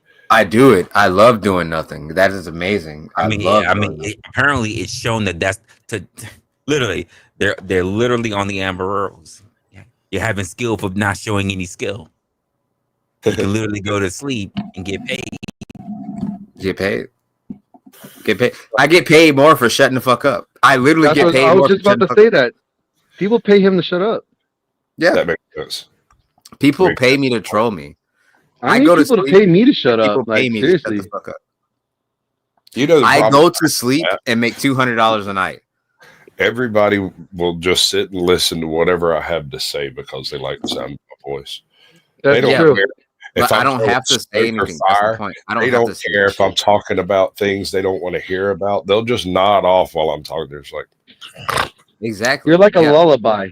You know, I've learned my niche. People want to see me. That's my gangster name. Lullaby.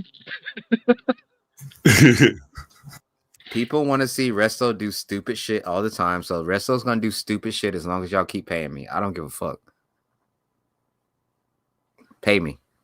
I thought sleeping was like a healthy thing, not a stupid thing. But no, sir. This YouTube, stop being silly. No, it's actually pretty cool. You just got to set it up right.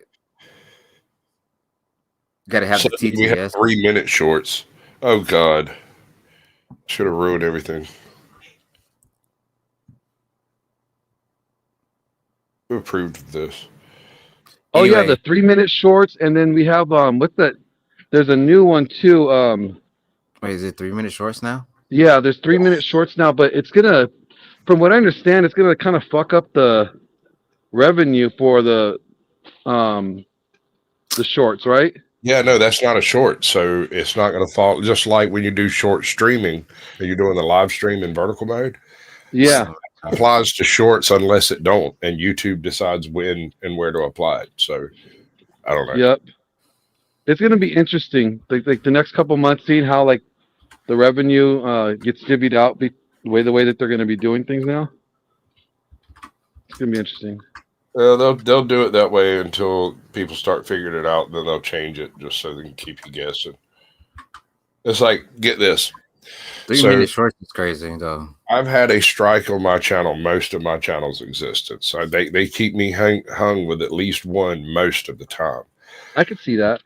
It's just, and it's usually the same type of stuff. If I have an animal in anything involving a short, I will receive an animal cruelty copyright, an animal cruelty strike, or promotion or something like. Dude, I don't own a horse.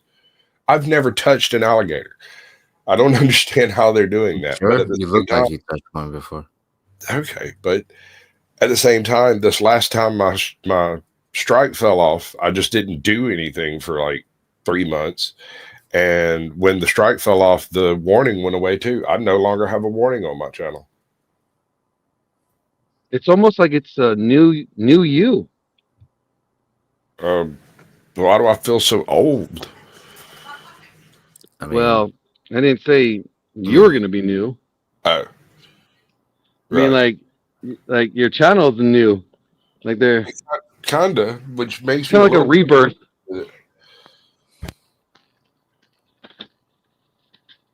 They gave you like a rebirth. Right. Maybe I should change everything and do it different. okay, can I ask? I've always wondered, Sasquatch, and like, no offense, what kind of camera are you using? This is a T3i Rebel. Hold on. Okay, so why the fuck don't you put it in landscape mode? Like, all right, so I'm in a very small room and I don't have enough space behind me. If I turned it over, it would catch like part of the bed, all of my nightstand, and some other shit. I'm in a very small space, so I've got it. Basically, he doesn't want a blind situation. Okay, I'm just making sure. I'm just making sure, dude. Like, I've always wondered that. I'm like, it looks like he has a really good camera, a really good mic. His shit is good, but just like, why is it like that? Well, also, I do a lot of stuff in vertical, and it's easier just to have it in vertical when I shift over to doing stuff that way because different content creators do their stuff in different formats. This way, I have access to both the vertical format, real handy, real easy to just adapt over to vertical, and a horizontal format that's not completely boring. Okay. Also, Lauren, check DMs. I know she probably didn't check that shit. No, but that's cool. Glenn, excited to meet you, Doug. Do you have any specific things that you want to do in Vegas? He's been to Vegas. Are there specific things? So, like, look, I'm not talking about Vegas publicly for a reason. Facts. Okay. That's how she gets slipped out. All right. Yeah, let's just talk on the back end then. Yeah, let's just say Vegas is going to be Vegas, and it's going to be a good time, and I am not bailing anybody out of jail. Oh, that'll be the same here. You trust me, you won't have to worry about any bail money anywhere close to me. I feel sorry for the other people. I know they're about to get. Same here. Like, my phone. I'm sorry, you reached this number is no longer in service. If you feel like you reached this recording error, please call another friend and get them to bail you out. That'll be the pre-recorded message. Okay. All right. Well, it's been fun, y'all, and I appreciate Resla for actually doing the fucking live right after the live that we just got off of. too bad you're going to sleep. I'm going to be doing a live here soon, reflecting on all the like drama or like, big moments in 2024. Well, And giving my I'm opinion not on a them. part of any of those. Yeah, I'm not a part of any of it. I'm not a part of any of those big drama. That's the whole point. Love it. Yes, I'm so glad that I am not a part of any of those drama moments. Oh, interesting. Technically, thing. No, no, no. Technically, no. I am not a part. There's that one. Nope. You know what I'm talking about, right? No, I don't got anything to do with anything. Oh, I could point it out to you. I'm gonna show you. No. I think no. I think I should take my dumb ass to sleep. Mimi's time. Go Mimi's.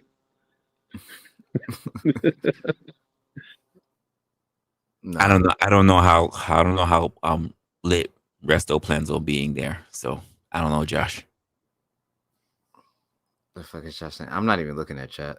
He says Resto wants cocaine and hookers. I don't do coke. In the bottom. I never done coke. Never will do coke. Don't like hookers. Nothing that I can pay $60 for attracts me. So it makes no sense to me to do that.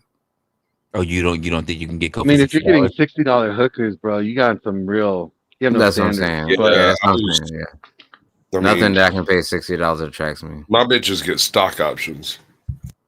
Exactly. Let's go. My bitches got businesses. The fuck? What do you mean if I'm going shooting? What do you mean, Lauren? What kind of shooting are you suggesting? Kind of like the old Hogan's Alley with the hookers, be like pew pew pew. Hey, Resla, we should go to the Speedway and race the Aston Martin versus the Lamborghini. No, it's three of us. It's three of us because we're going to the Speedway, nigga. I thought you said you didn't want to do the Speedway last time.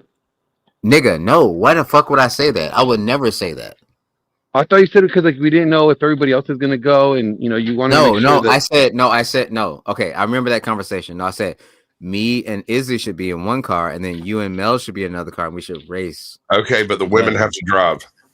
Everybody, no, absolutely the fuck not. I am not paying absolutely for that. Absolutely the fuck not. We're trying to make this exciting for everyone involved. Let's let Mel drive. No, let's not. No, let's not. Absolutely I choose life. Not. I choose life. Okay. She comes with her own airbags. But no, we're doing this is true. We're doing it, but no, like let me know. Like actually send me that link.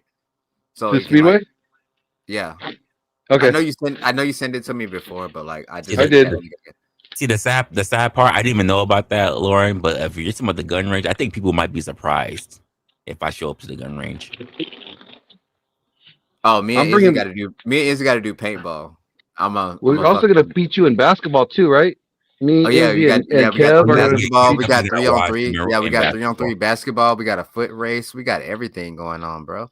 Like that's what I'm saying. Like this Vegas shit is gonna be awesome, bro. Like, we should do a scavenger hunt. Oh, dude, everything. This is work for us. That's what people don't understand. This is not a vacation. This is work. It's gonna be fun, but this is work.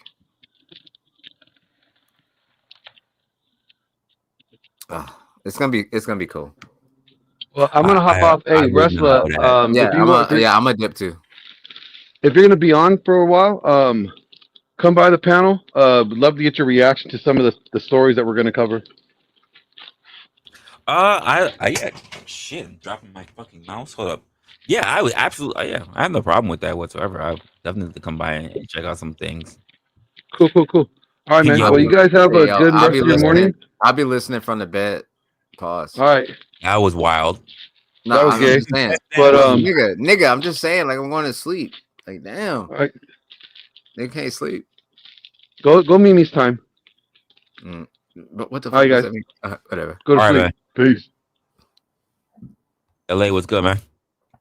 What up with you? You on your New Year's stream? You see LA, bro? Yeah, it's LA's fault. I was supposed to be doing this stream way early in the morning, but then I had to take care of some shit. It's LA's fault. Yeah, that's a fact. This is always my fault. All right, Resla, I'm out, bro. Appreciate you, dog. Can't wait to meet up with y'all and like do a lot of shit in Vegas, and we'll see how it goes. We'll see how it goes. Lots to plan for. Lots to plan for. So appreciate y'all. All right, man. I'm out. Yeah, Big Yurts. Big Yurts, everybody. Salute chat. Yeah, man. As you guys heard, a lot of people talked about a whole bunch of things that they're planning with each other. I'm kind of like that last person kind of coming through because well, actually, I just got it sorted out, so I'll be that last person kind of flying in and trying to do whatever. I'm still trying to sort out how many days I want to be out there because I don't know how long it could take some of y'all. I just don't know. Where you going? There's a meetup for the I was about to get the dates. We got a meetup happening in for Vegas coming up. Oh, okay. Say again? Sound promising.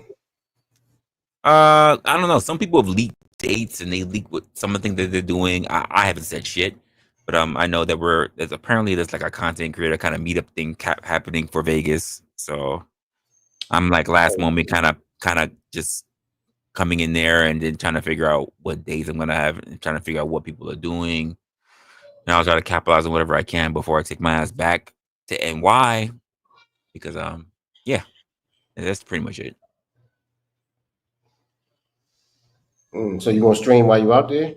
Yeah, of course, absolutely. I'm gonna take advantage of whatever I can while I'm out there. Yeah, I'm too lazy for that. It's really no reason why I'm not streaming here. I'm just literally too fucking lazy. There really isn't, because literally you could literally just go outside and just film a whole bunch of shit while you're out there. Mm-hmm. It's no excuse whatsoever. You literally could, and people would be all right with it. Like you could just have a GoPro and just fucking chill. Yep. Mm-hmm. Sound good, right? Every time I'm about to do it, I'm like, I do it tomorrow. I have no desire to show exactly where I'm at for some odd reason. And I think I've always been like that. But I lost 300 subs in a month, man. God damn, that's no. I mean, because you gotta put up something. I put up once a week. Once a week, I do a show. I still do my Friday shows. I lost 300 subs on that channel in one fucking month. That's wild. 300. Yeah, he said 300. That's crazy. 300. Let's go ahead and look at my sub count. That shit down to 1,000. I mean, you went from being almost every day to turn around and you say once a week. Mm-hmm. Yeah. He's a drop like flies. That's a fact. That is a whole fact. They might fuck around and force me to go out there and do something that they're gonna take my monetization. Honestly, like I said, you could be out there just literally. I mean, even if you did the once a week thing, I think for just to change of scenery or whatever, I think it will work out. But you gotta be willing to do that, man. Yeah, just gotta be willing to turn the camera on. Right. That's literally all it's about. And I just, for some odd reason, I just don't want to do it. I mean, I'm going out today, and I might turn it on for a couple minutes, but that's about it. See, my passion is not this shit anymore, man. This is not my passion anymore at all. I like doing it. I like talking to y'all. Like yesterday's show, I thought it was real good with Ruthless and Angry Man coming up there, and yeah, I got a chance to moderate that little tidbit, whatever the fuck you want to call it. But I always got a question for Angry Man. I keep forgetting to ask him. And Ruthless, when I was about to ask him, Ruthless just kept cutting me the fuck off, and I was just about to slap him. But the question is, for Angry Man was, you started this thing. You and O'Shea and Obsidian started this thing. Yeah. Now, when y'all started, do you think people took whatever y'all was saying and made it to their own little perverted thing? Because now, like dudes like Ruthless are basically saying no woman is good. You can't do anything with a woman. Pretty much. And I've been noticing that for about a year now, the rhetoric. And I'm like, Now Angry Man was like, yo, y'all motherfuckers y'all just doing too much. yesterday. He kept on trying to explain to Ruthless. The fact is, not every woman is bad. The problem is every woman you pick is fucking bad because y'all picking the bitches that shouldn't be picked in the first place. Well, let's be honest. When the narrative has been for a long time that it's not your fault, then there've been men who rock with that. So I can pretty much do whatever because it's not my fault. Dude, the weirdest line to me ever is when the motherfucking man say you the prize. I'm like, wait a minute, what? I'm not saying I necessarily agree with it or disagree with it. It's just a fucking weird statement to make, in my opinion. I honestly, I never cared. Um, my biggest gripe was the whole. It's just men trying to police other men for the lives that they choose. That's been my thing. Guys who are out there that basically cock watching other men. That shit really gets my like. What are you doing here? Well, Why? because men lie. I'm in a group chat. I'm in 2 or 3 group chats with dudes that travel around the world. And one thing it got in common is everybody always got the best chicks. Everybody never been played by a girl. No dude ever give a girl more money than what he claimed he giving her. He never got played. He just the king and all this. And I'm sitting there like, okay, I guess we still going with these lies to make yourselves feel better. The same way how apparently all these men who pop up are all 6-figure earners. they all got money. Like, come on. Yeah. None of these guys it's the same average. rule. Come on now. No. Oh wait, speak of the devil. Let's They go. got Ruthless. Top of the Happy morning. New Year, my guy. I'm just scooping after my smooth victory against Angry Man. But no, it wasn't no victory yesterday, sir. Easy victory. No, it wasn't. Listen, you wouldn't even you wouldn't even follow the rules I was trying to set for it yesterday. You was on one yesterday. Usually you the kind.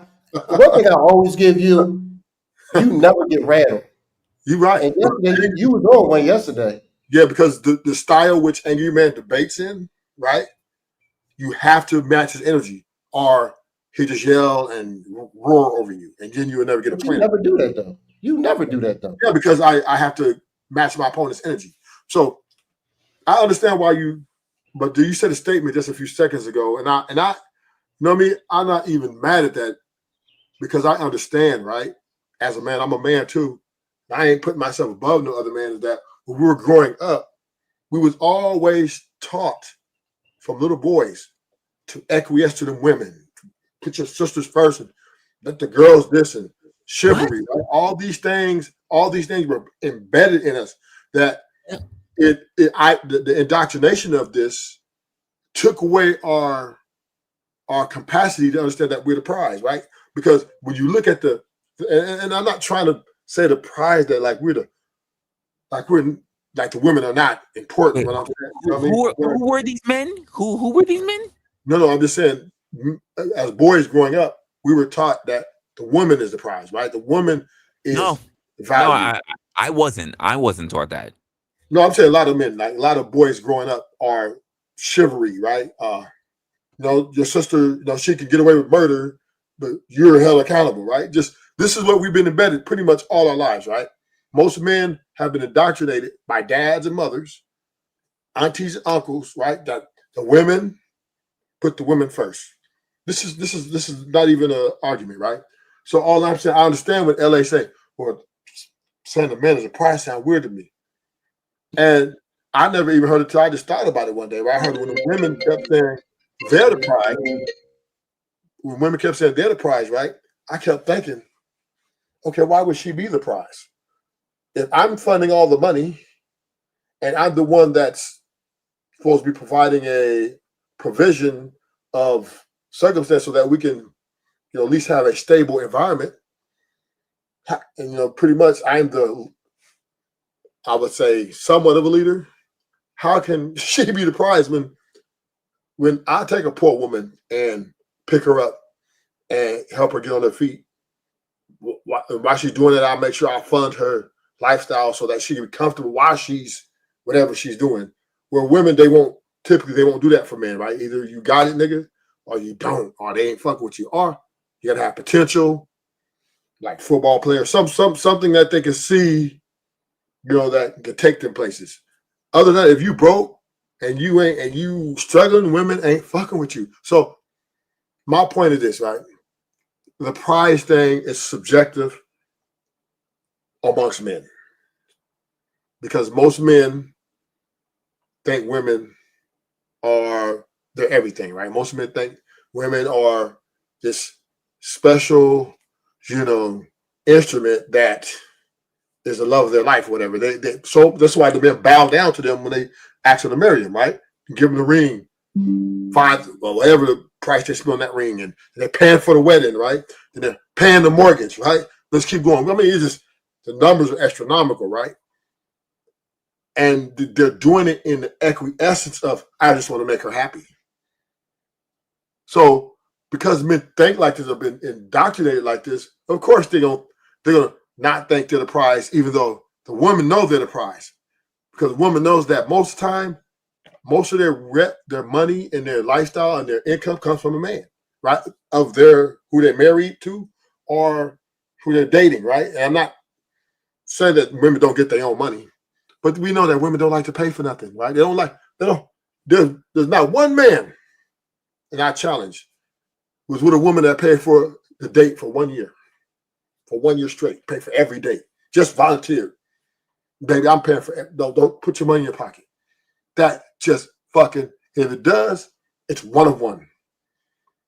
And with this, women have leveraged this against us, right? Knowing that, oh shit, these dumbass dudes don't even make me use my money. I'm making $50,000 a year. His dumbass, he wants to pay for all the steaks and he wants to treat me. All right, cool, I'll take it. I'll give him some too, because it benefits me. So with that being said, this is why we're losing. This is why the women are now putting themselves in a hierarchy position, right? They're saying, because we act so thirsty, right? Oh, baby, everything, we just gonna give you the world. All them love songs, Babyface and Keith Sweat and all them songs just catering to them.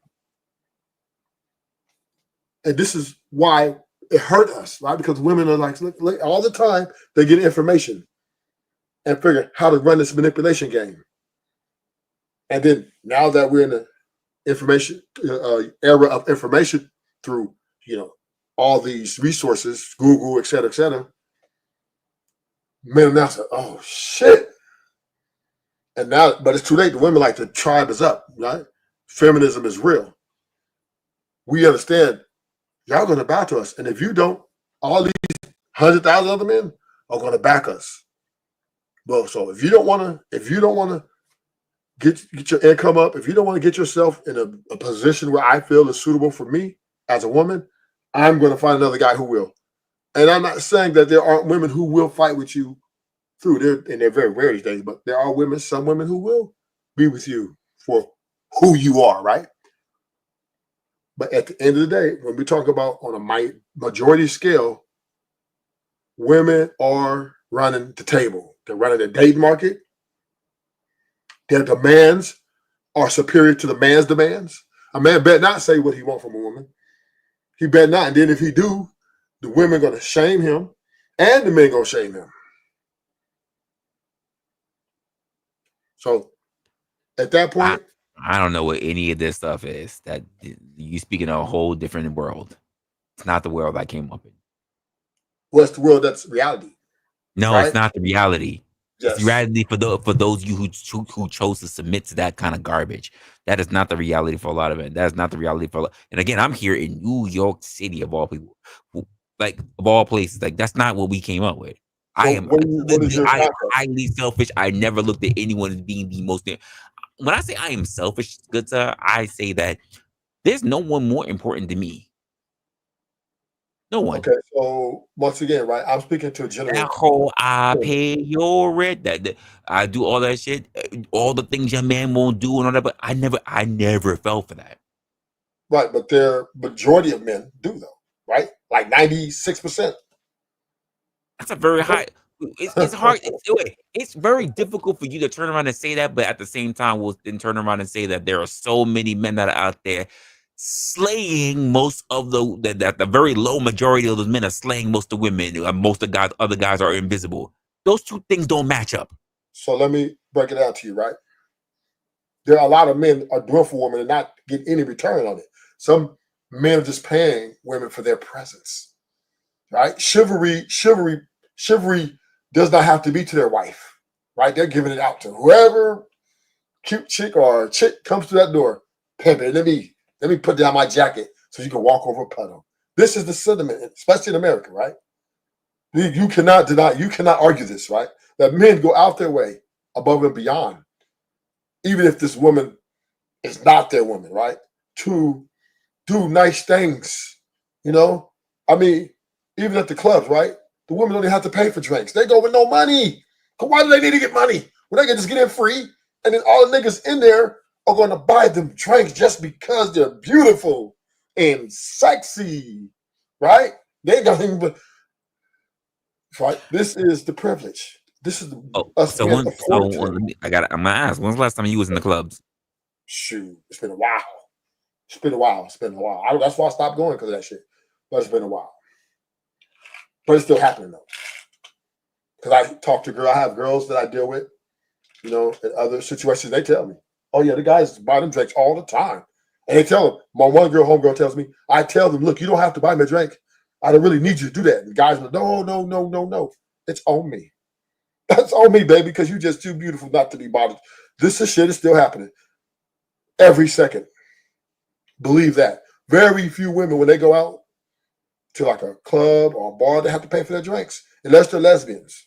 That's the only way, because, you know, they're refusing. They're like, fuck that, right? But other than that, most women, they sit there, the guy come up to them, "Hey, beautiful," and then the woman say, "Hi, how are you doing?" And here, and he's taking care of that drinks at 15 a pop, 12 a pop, right? Like, no problem.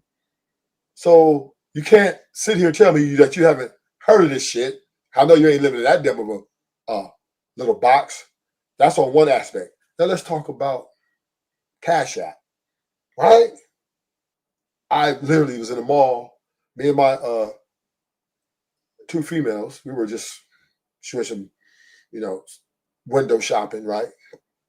For my daughter, because I want a female's point of view on what should I get my daughter for a gift. And this guy, he was trying to holler at these like girls. And a girl said, "If you want to talk to me, you need to Cash App me. If you want to even think about coming to conversate with me." She just yelled this out. And I was shocked. Well, I was embarrassed, not for me, but for the guy. I'm like, damn, he just gonna disrespect him like that? All the man I do. And he kind of just, he said, "What's your Cash App?" And this goes on at a very high rate. So, Resla, I'm here to tell you, man, these women are running the fucking table. I'm just being honest with you. Especially if they're a bad bitch. Especially if they got body. They ain't got to be a bad bitch. If they're 6 with a nice body, right? And got style. Okay. So how what's the remedy then? How is this conducive for people in the future as we get into this new year? If men want the things that they want, they have to stop being so fucking nice and stop acting like they need women. And how do they do that? How do they do that? By not making them earn their place to get things. How do they do that? How do they do that? Like, for example, if you talk to them and she said, "Cash at me," walk away. You know, I'm not cash at you, nothing, you know, on a large scale, right? Quit paying for women's time. Quit buying drinks. Why are you buying them drinks and you don't even know if this woman's going to like you or not? We got to quit offering up our services with nothing in return. So men are you saying that men should just avoid women altogether? No, you don't have to avoid them, but you don't have to pay to be in their presence either. That's what I'm saying. So again, what should men be doing? They should be working on their conversation skills more. On, okay, we're going to have this conversation and get that phone number, and or, you know, see you next time, without putting any money on that table. Period. That's step one. So let me understand this. Are you saying that the only way that men are these days are being able to even quote having female attention is strictly through money? There's no other way. Say that again. Are you saying that the only way that men are obtaining women in the recent most day and age was just strictly through money, strictly through finances? There's no other way. Not just money. So what else? Because you mentioned a whole shit ton of pain. I wasn't finished. I was just giving you one part. That's one part. You give a whole bunch of shit. Like, what else? Then next is we got to stop worship. We got to stop acting thirsty. Right? We got to stop acting like we can live without them. We got to make it seem like they're expendable. We got to make them see that they're expendable. I know it might not be true in our hearts, but we got to put up a better fight than what we're doing. If we just make them feel like they're unexpendable, they're going to take advantage. Right? And I'm talking about even if you get in a relationship, even if you get married, you got to keep this up for as long as you guys are together. You got to keep that edge like that. You got to keep that look. I love you. Wait. Did you get this? Did you get this from research from married couples? I got this research through my own life, right? Dealing with women, right? So you've done this through your marriage? Yes. Oh, I'm not married, but I have. You're not married. Okay, cool. Listen, I got a multitude of women. But when that doesn't constitute. That's not the same thing as marriage. It's pretty much the same. Just having multiple relationships or even having a harem is not the same thing as being married. Okay, so once again, right, I just want to say this, right? The only difference between marriage and being in a relationship is paperwork, because the rules still apply, right? When I hear people say that, I'm gonna ask you the question that I say to a whole bunch of people. Do you know what are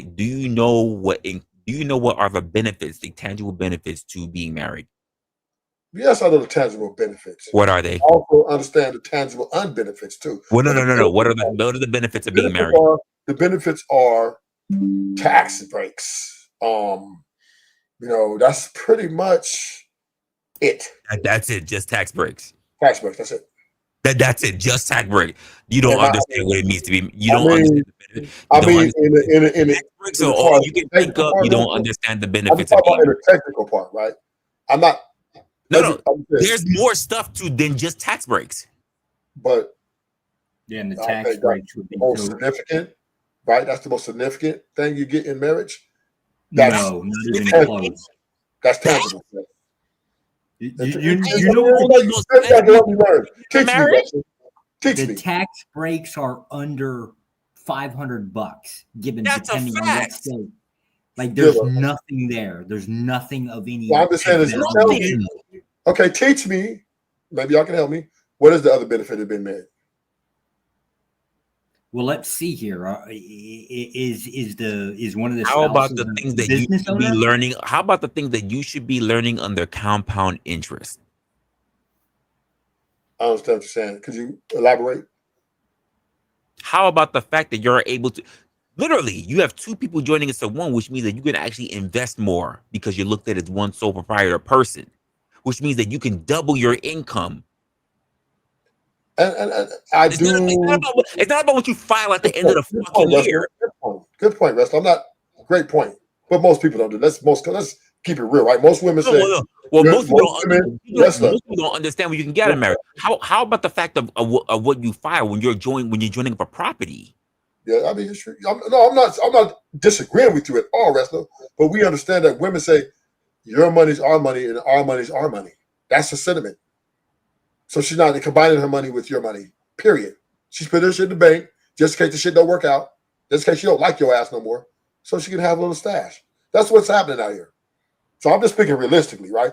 But I'm not saying you're wrong at all. That is a brilliant benefit, if only if people exercise it on a majority scale, which we know that they don't, right?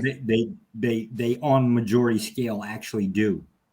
Well, the rich people do up at the top class, yeah. But the bottom... No. By majority of married couples generally do. No, that's not a fact. Yes. The divorce rate is way too high, JJ. Across the board on property assets, home purchasing, goes into bank lending. You technically get higher access with having multiple incomes.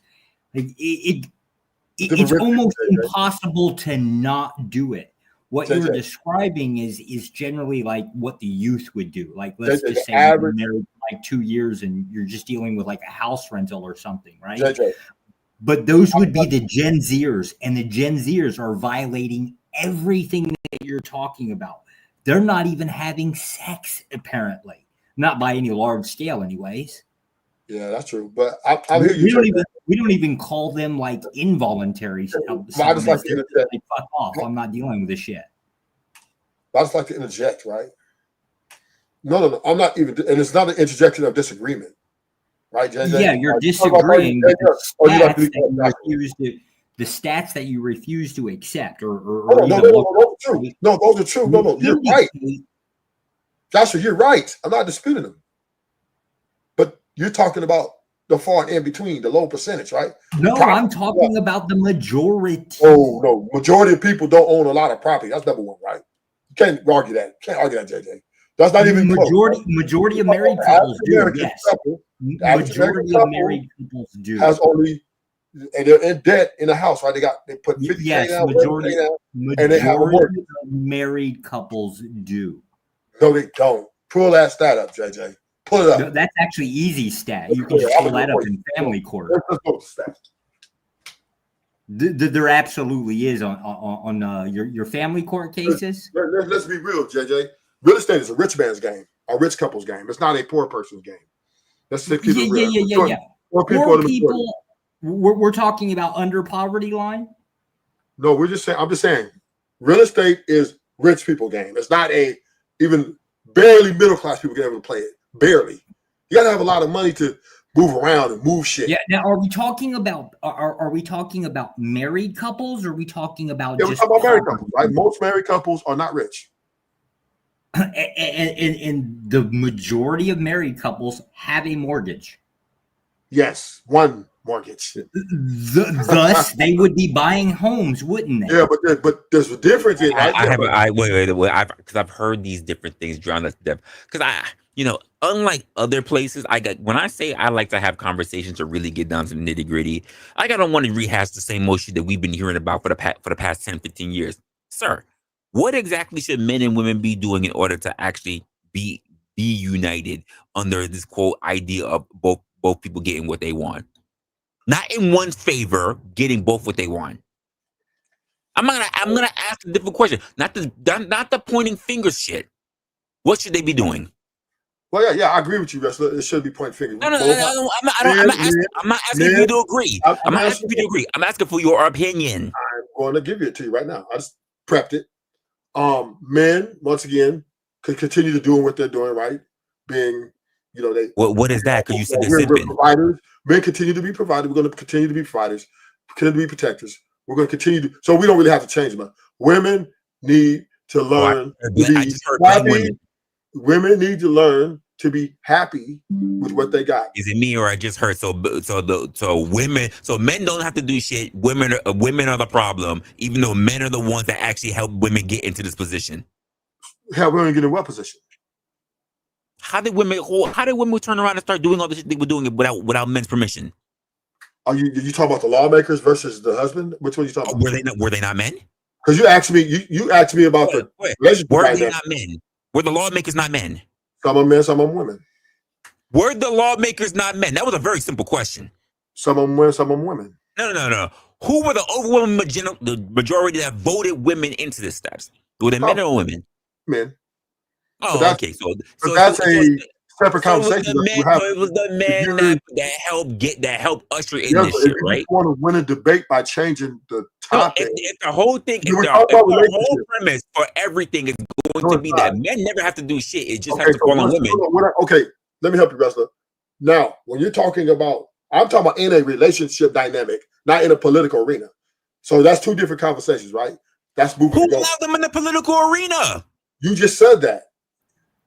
You just talked about who voted and who put it in shit. That's political, right? Men. We're talking in a relationship.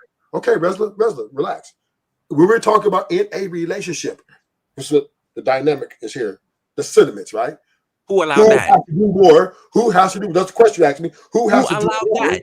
And I just told you, man, who allowed keep that? doing what you're doing. Keep providing. Keep perfecting. Right? Just keep your guards up a little bit more. Because all men are providing, all men are protecting. Men, well, I'm just saying for the majority, right? There's some outliers, small percent of poor people, they got their whatever, right? But the majority of men are, yes, doing that, right? And the women, right, need to stop leveraging the system against the men because they want to leave because they're just unhappy or because they feel different, right? Women need to stop. Women need to stick to the journey, stick to with their man, unless it's totally unreconcilable. I love how we're taking that responsibility away from men, the ones who actually overwhelming majority help get them into it. Well, now you're talking once again. You're talking two times. We have two different conversations. You want me to go to the political side of it to see the men up there who are doing all these laws. That's another conversation. The political side. It didn't start in the house. It all started political side. No, what I'm talking about. But you asked me a question inside the house, not outside the house. No. When did I ever say inside the house? Don't reframe my words. I never said once. I never once said inside the house. You said as men and women who needs to do better. Right? You didn't say how are they going to work together? I never once said inside the house. What were you talking about? Were you talking about outside the house? No. Don't interpret. Listen to what I actually said. I'm confused now. You're confused. Here's what you do. Ask for clarity. Don't make shit up. Let me ask you clarity then. But this is what I need to ask. Are you speaking to, when you say men and women need to do better, are you talking about individually in how do men we are in a relationship dynamic today? I'm gonna make it very clear. I'm gonna make it very clear. As of today, in 2025, how do both dynamics find common ground without shoving blame on one another? Go. Resla, I'm asking for clarification. Can you let me finish asking? I just reframed my question for you. Well, I'm not finished answering my clarification question. You cut me off, right? In part of it. And then there's another part. So, but it's one answer. So all I'm saying is for clarification I'm asking for, just to be clear, are you asking, do men and women should be better in a sense of general public opinion and as far as in life and work and all that? Are you asking? I love how you're going to muddy this shit up. I almost finished. Or in a relationship dynamic. Which one? I love how you're muddying this shit up. What did I say? What was my question? The question was, who should do better, men and women? No, it wasn't even my question. Oh my goodness. Or who should change points and narratives, which is why we don't listen to understand. We listen to respond. Okay, relax. Repeat again. Just maybe you don't know what I said. Okay, say it again. Okay, I'm sorry. I apologize. Just play it again so then we can get this clear out the air. I get it. You're used to saying the same shit, so you think everybody's saying the same shit. Okay, so say it again. We are here in a brand new age. I don't give a fuck what happened from way past then, from 2024, from the fucking 50s, whatever. Are you going to ask me? How do men and women, both sexual dynamics, come to a point of unity today without pointing fingers at one another? How do we find cohesion, sir? Go. I answered the question. I answered it again. I'm answering it again. The men keep doing what you're doing, chivalry, going out. Let me ask the question. Let me answer it. Men, do what you do, right? We show women a lot of respect. We provide the rite of passage so they can work day to day. Men do. I don't think in essence of men there is one part that men can do better. I'll take that back. And that is amongst ourselves, right? We do need one message amongst ourselves when it comes to, I would say man code on how to conduct ourselves when we're having these conversations about how we can be better as men. So yeah, we can have better conflict resolution skills when it comes to each other. Women can be better listening and complying to things that get them married and get them in a better position in life. Yeah, any other gentlemen want to take this? Apparently, I'm speaking a different language. Well, I have a hard time with the us and the we and the men and the women because I can only control one body, and that's this body that I got. And to think that I'm going to base how I act off of how another man acts, that sounds kind of ridiculous. Or to think that that I'm going to have a woman that is going to fit in some sort of cookie cutter, shape of what other men expect of women. So when I can control me, I can be good to her. I can't control her being good to me, but if she is, then that's the one for me. You know what I'm saying? Okay, well, we that's for any man, right? That's for any man. We can't. No man can control a woman. Let's get that straight. We understand that. That's clear. All I'm saying, and no man can control another man. Right? We can't. What I'm saying, when we're having these conversations, though, we can be more respectable and be more intellectual and attack the argument and not the personal, right?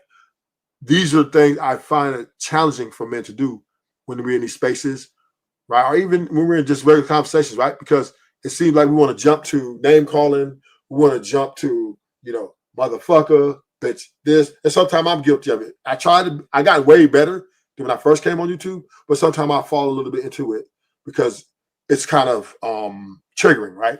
And I just will always be on that pedestal, still trying to be better. But in essence, right, of relationship dynamic, which is what I'm speaking here, this is, I think, is more prevalent because a lot of people believe in the nuclear family, right? A lot of people say the nuclear family is the key to a better community, right?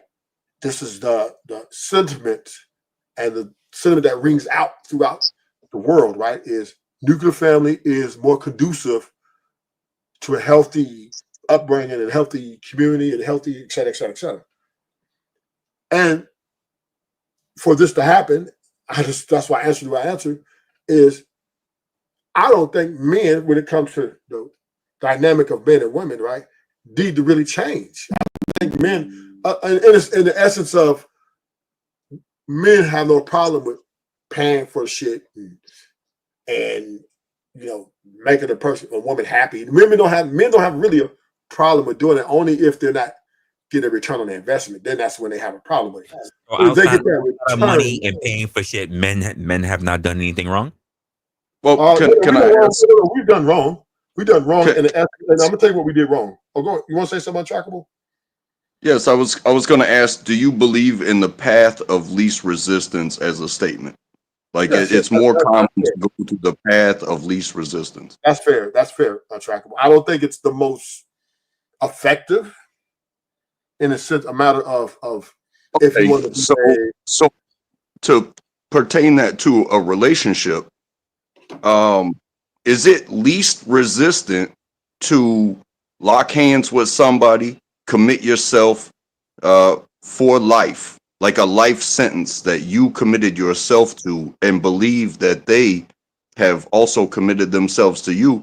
Or is it less resistant to go out and find a new one every single day? I don't like you, kick it to the curb, goodbye. That seems least resistant, whereas life is long. And when you engage in this lifelong commitment that is marriage or some sort of, hey, you and me together forever, there will be hard times. And that person, just like you will change, I will change, your partner will change because life is long. But is it less resistant to go through those changes and to survive one another all the way until death when somebody has to tell somebody else's story? Or is it, hey, sorry, I'm moving on? So, you know what I mean? I'm 100% in agreement with your sentiment. I can understand your foundation, right? Which is, I think, is what the women need more, right? But of course, when you sign up for something, you need to see it through as much as you can, unless it's very, very, very extreme. Like if your life is in danger, right? Or drug addiction gets in there, you know what I mean? Then you do have to do. But for the shit that a lot of, I would say, women are leaving for on a large scale is stuff I believe that's fixable. And to your point, right? It could be worked out. So I do believe that is the best path, in my opinion, than to get married, put in years work, got kids, build all these things together, than to tear it apart because your feelings or your emotions or your ego has been corrupted through outside influences or self-love and becoming more selfish. Yeah, that I is. fundamentally disagree. I'm going to tell you now. I'm pretty. For those of you that don't know, I'm pretty pro marriage, and I'm also extremely sexist. The downfall here is, and what I would disagree with is, I don't believe the vast majority, and I do mean 2/3 of the population in the U.S. should be married. You fuckers are way too goddamn self-centered to be entering into a contract with anybody. Who are you talking of? 2/3 of the population of the United States. Are you talking about men or women or both genders? Both. I agree with you on the women part. The men, I don't think they're very selfish. I think men are very selfless because obviously they don't have a problem with sharing their resources and their time. Why are Gen Zers more isolated than previous generations? Because of the women's stance right now on their hardcore. No, because they look at us and see how much we fail. Go out and associate with other men, right? So, well, when you get to a certain age, you somewhat want to find a wife, right? But what's out here now for the just generation is like not really wifey material. So they're more like just being more wiser and more smart about their self. They're not putting themselves out there to be railroaded. Sir, that is not it. We're the ones who have shown to be a bad example, which is why it's no bueno for them. Well, let me ask you a point blank question, because these are the questions I was trying to get in with the debate yesterday, but you were just on one, so we couldn't get one on you. Do you think there's any good women left in the world? No. Oh, I already knew that was coming. Really? If that is the case, hold up. If that is the case, why are? Well, let me rephrase that answer. Because when you're speaking of just being good, when he said, I knew the answer. Let me rephrase the answer, right? Because there's nuances to it. It might be a good woman for you, right? That is possible. But let's just go to he asked you your opinion. You already said it. Yeah. I'm talking about the overall standard of good. Like, most women are corrupt. I believe all women are corrupted by the things they want. So no.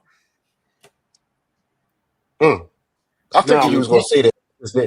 I think he was going to say it. I just didn't know. Hold up. Hell no, I'm not letting this slide. If it's the case that all women, or even some large, vast majority of women, let's say like 90%, right? If you want to be hyperbolic, are these evil things that walk the face of the earth. How the fuck is it that 30% of marriages are successful beyond 10-year periods? Happy wife, happy life. So it would appear to be the case that Resla's question originally kind of is the answer. If you can figure the answer to that question out, you've now figured out a successful marriage. So JJ, also I had to add another nuance to this. So there's happy wife, happy life. Then but we do understand there's sexless marriages going on.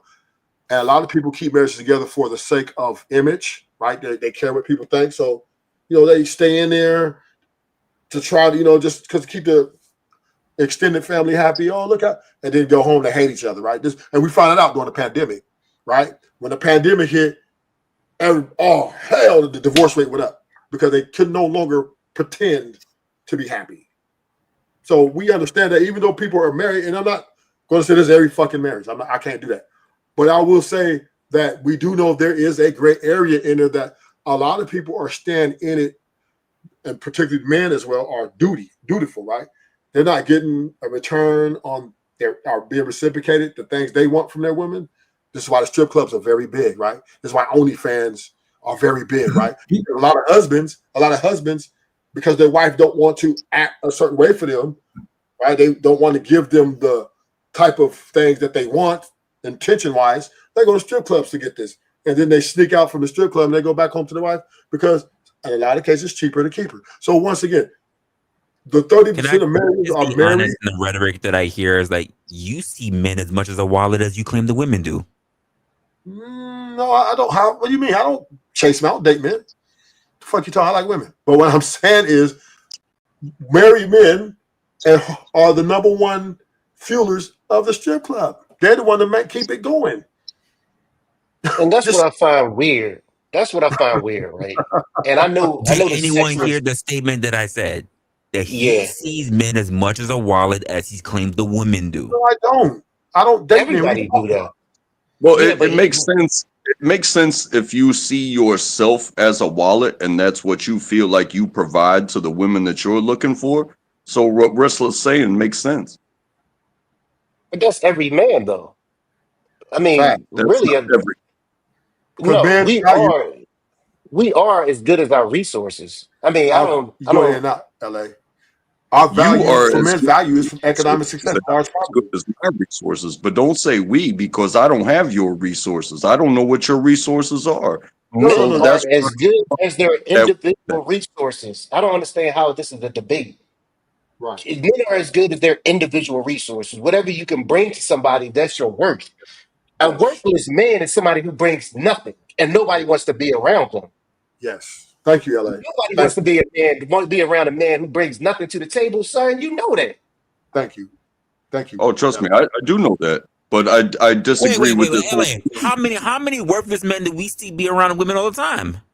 Low A lot. percentage. Hold Who? on, a lot. But this is the kicker. This is the kicker bottom. The motherfuckers bounce around because nobody can be around them for a long period of time. It's always going to be stupid people who take them, but then they always move on to the next. And we all know who we're thinking of right now. Yes. So the Yeah. thing is, I still believe you are only as good as your fucking resources. That's Facts. it. Facts. You're And not that's how lying. men were built. You're not even lying today, LA. Damn, LA. You shocked me That's with how that we one. were built, though. Yeah. Like that's even in the animal kingdom. That's how we are built. Like that. I Yes. mean, me and Wesley read the same book, No More Mr. Nice Guy. And he talked about that. Yes. Thank you. Oh boy, you shocked me today, LA. You fucking shocked me. That was so unexpected. Thank Is you it for so helping. much that we are about our resources or how we use our resources? Both. Bingo. Sure, but either way, you still have to have resources. In order for you to use it, you still have to have it. Without a doubt. Especially men. But women don't have to have it. In that case, we would just stay working at McDonald's at the age of 50. So women don't have to have resources. Oh, okay. To They not, to damn not think. sure do. I never And once said that. No. Women do. Women don't. Women do too. Let me say this, I'm LA. Let me going just. to have to ruthless here. Yeah. So Okay. what about these horrible women that you're talking about, right? What about their fathers? What about them? Are they doing what the hell they're supposed to do? Yeah, of course. Oh, okay. So the dads are doing their jobs, right? But Yes. apparently this large number of women are turning out on the street, running amok, doing, I don't know, getting plowed by the football team, whatever the hell it is, right? But daddy's doing his job. Now, yes. And this is where I Damn. agree with you, Jones, JJ. This is where I agree with you. But you got to add context to what daddy's doing his job is, which is a bad job and a good job all in one time. Because why? Most dads treat their daughters as princesses, right? They're teaching their daughters to get the best man with resources. Don't you marry no broke man, right? They're just like their mothers, right? They pretty much, the mom and dad, when they have a daughter, have the same rhetoric, right? You're the princess, you're the queen to the queen. Well, when Resla asks you the question, what should men be doing? You're like, nothing. Just continue to do it. No. When we're talking about marriage to their wife, that's different. Now, when you want to talk about fathers, that's all. And fathers aren't responsible for their daughters. I'll give you that. I get on JJ. They are. That's a whole other conversation from being married to a woman. Now, when we talk about kids and fathering, that's a whole other conversation. When men do need to stop telling their daughters that they're princesses, that they need They need to teach them how to be respectful. They need to teach them that money, not everything. That they need to be, all these the qualities to qualify for these type of men. They do need to teach their daughter that you need to be a very wholesome woman. You need to be, your value is placed on your ability to, your chastity, right? And your respectfulness and your feminineness. That's what men value, right? In women. It's not money. We don't value resources for women. We value the things that are soft about them. And this is what the wait. Is that true? Is that true? Because literally we had a whole stream. LA, you was on it as well. We were talking about how men want hoes. Yes. That's a fact. And they pay for it. That's what I'm saying. We value those things. You can't talk about the softness and the femininity when we want hoes. No, the hoes are soft and feminine. They play the role. And Resla, I went so far as to say, I hope another man break her up so I ain't got to do the work. I'm That's a right fact. now, I'm on record. I don't want to have to show her nothing. Can I make a correction? Men are not a monolith. So I forgot to correct that. So some men, let me break down the nuances. Some men want to be controlled by women. Some women want to be dominated by women. Some men want to be in the middle, right? They don't want to be dominated or controlled, but they more chill, right? Just let the things flow. Then there's other men who like to be leaders. Then there's right. So there's different.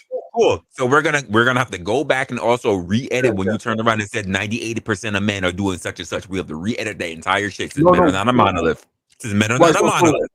We're not a monolith when it comes to the dynamics of the relationship. Oh, when it comes to look how easy it's so transferable when you want to say it. But the one thing that's unified amongst men, right, is the treating of women in the overall perspective of 98 to 99% of the woman is first. So that is something you don't too much have to. That's not a bad thing in a way where he's going to do for the woman to make her more comfortable. Whether she's a hoe, he'll pay for her, or whether he's a wife, he'll pay for her, right? He'll spend time with her. Dudes love hoes, right? People marrying hoes. So once again, right? Men, the things we want, the things we value have nothing to do with monetary value, right? It's all about the psychological connection. We want someone to come home to and that revere us, which that is universal throughout all men. That we're not a monolith on. Hey, Conjure, 26 years, you simping, you doing it wrong. You better put that woman first. Happy wife, happy life, according to Ruthless. No. I'm just saying this is what men universally do. I don't put women first, right? I put I would say the journey first, right? That's different, right? Different. Most men put their women first. And for women, and I mean, I wouldn't advise it for the power structure, because once you do that, then you become, she'll run over you. But I'm saying it's not the worst thing either. I don't want them beating women. I don't want them yelling and cussing at women. And so if women stop taking advantage of these guys and appreciate these guys, then it would balance out.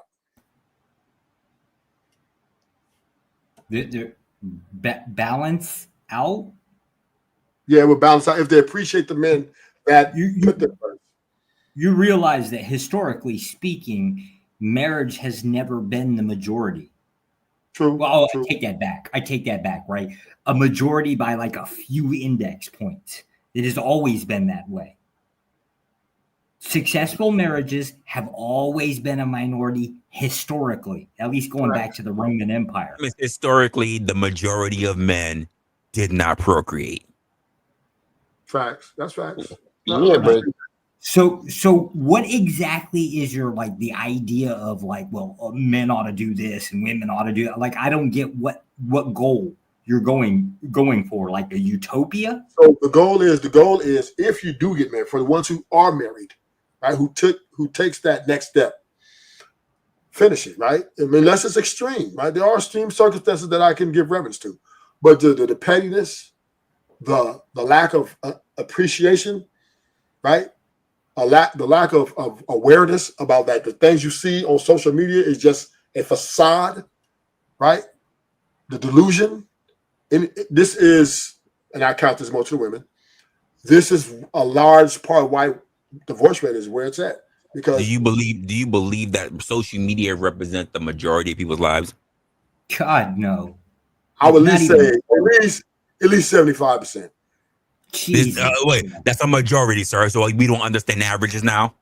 I just said 75%. I said it was a majority. Is it over 50? JJ said it wasn't. Is it JJ over 50? I didn't say it wasn't. From what I said, I remember with it.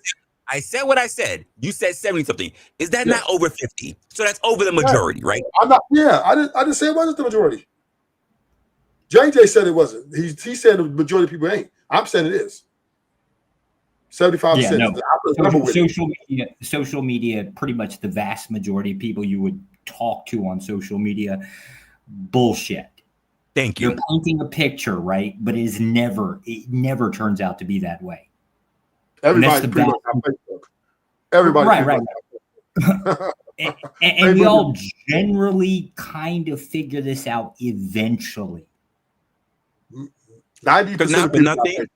But not for nothing. If you were to take a look at my algorithm, that makes it seem like pretty much 70 or anything over 50% of people are good chefs, which is bullshit as well. Well, what I'm saying is 90% of people got Facebook. Are 90% of people out there married on Facebook? Yes. I say like 30, 40%. Not represented on my Facebook. Well, because Facebook algorithm is to your high school people, right. They mean the same way. The same way how your algorithm is a reflection of the shit that you follow. Oh, yes. Oh, that's not a representation of the world. That's a representation of the shit that you like to follow. No, well, that's true. But what I'm saying is 90% of people got Facebook because it's connected to their high school life.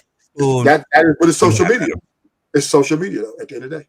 So that's what I'm saying, right? 90% of people got Facebook because it connects them to their old friends from high school, junior high, et cetera. So and their family members. So is it more? And I asked to go back to my original question for it. The social media, would you say that social media represent the majority of the population? Yes, and you said 70-something%. Yes, that's the majority. Yes. God, no. Yes. Not even according to statistics. I think you tripped on this one out. Do you have the counter that, Joshua? Because I don't know what you're saying. Because everyone has a piece of social media on their phone everywhere they go. Everyone has a piece of social media on their phone, correct? Right, but the idea that it's reflection, right? Let's say you're trying to look up like economical stats, like on groups of people. No, the vast majority of people that you follow aren't in the tax bracket they generally claim to be, nor is most of the people that you tend to follow. Just is the thing that it is. Now we go down to the concept of relationship status, right? Now it gets even worse. Okay, I see what you're saying. I agree with that.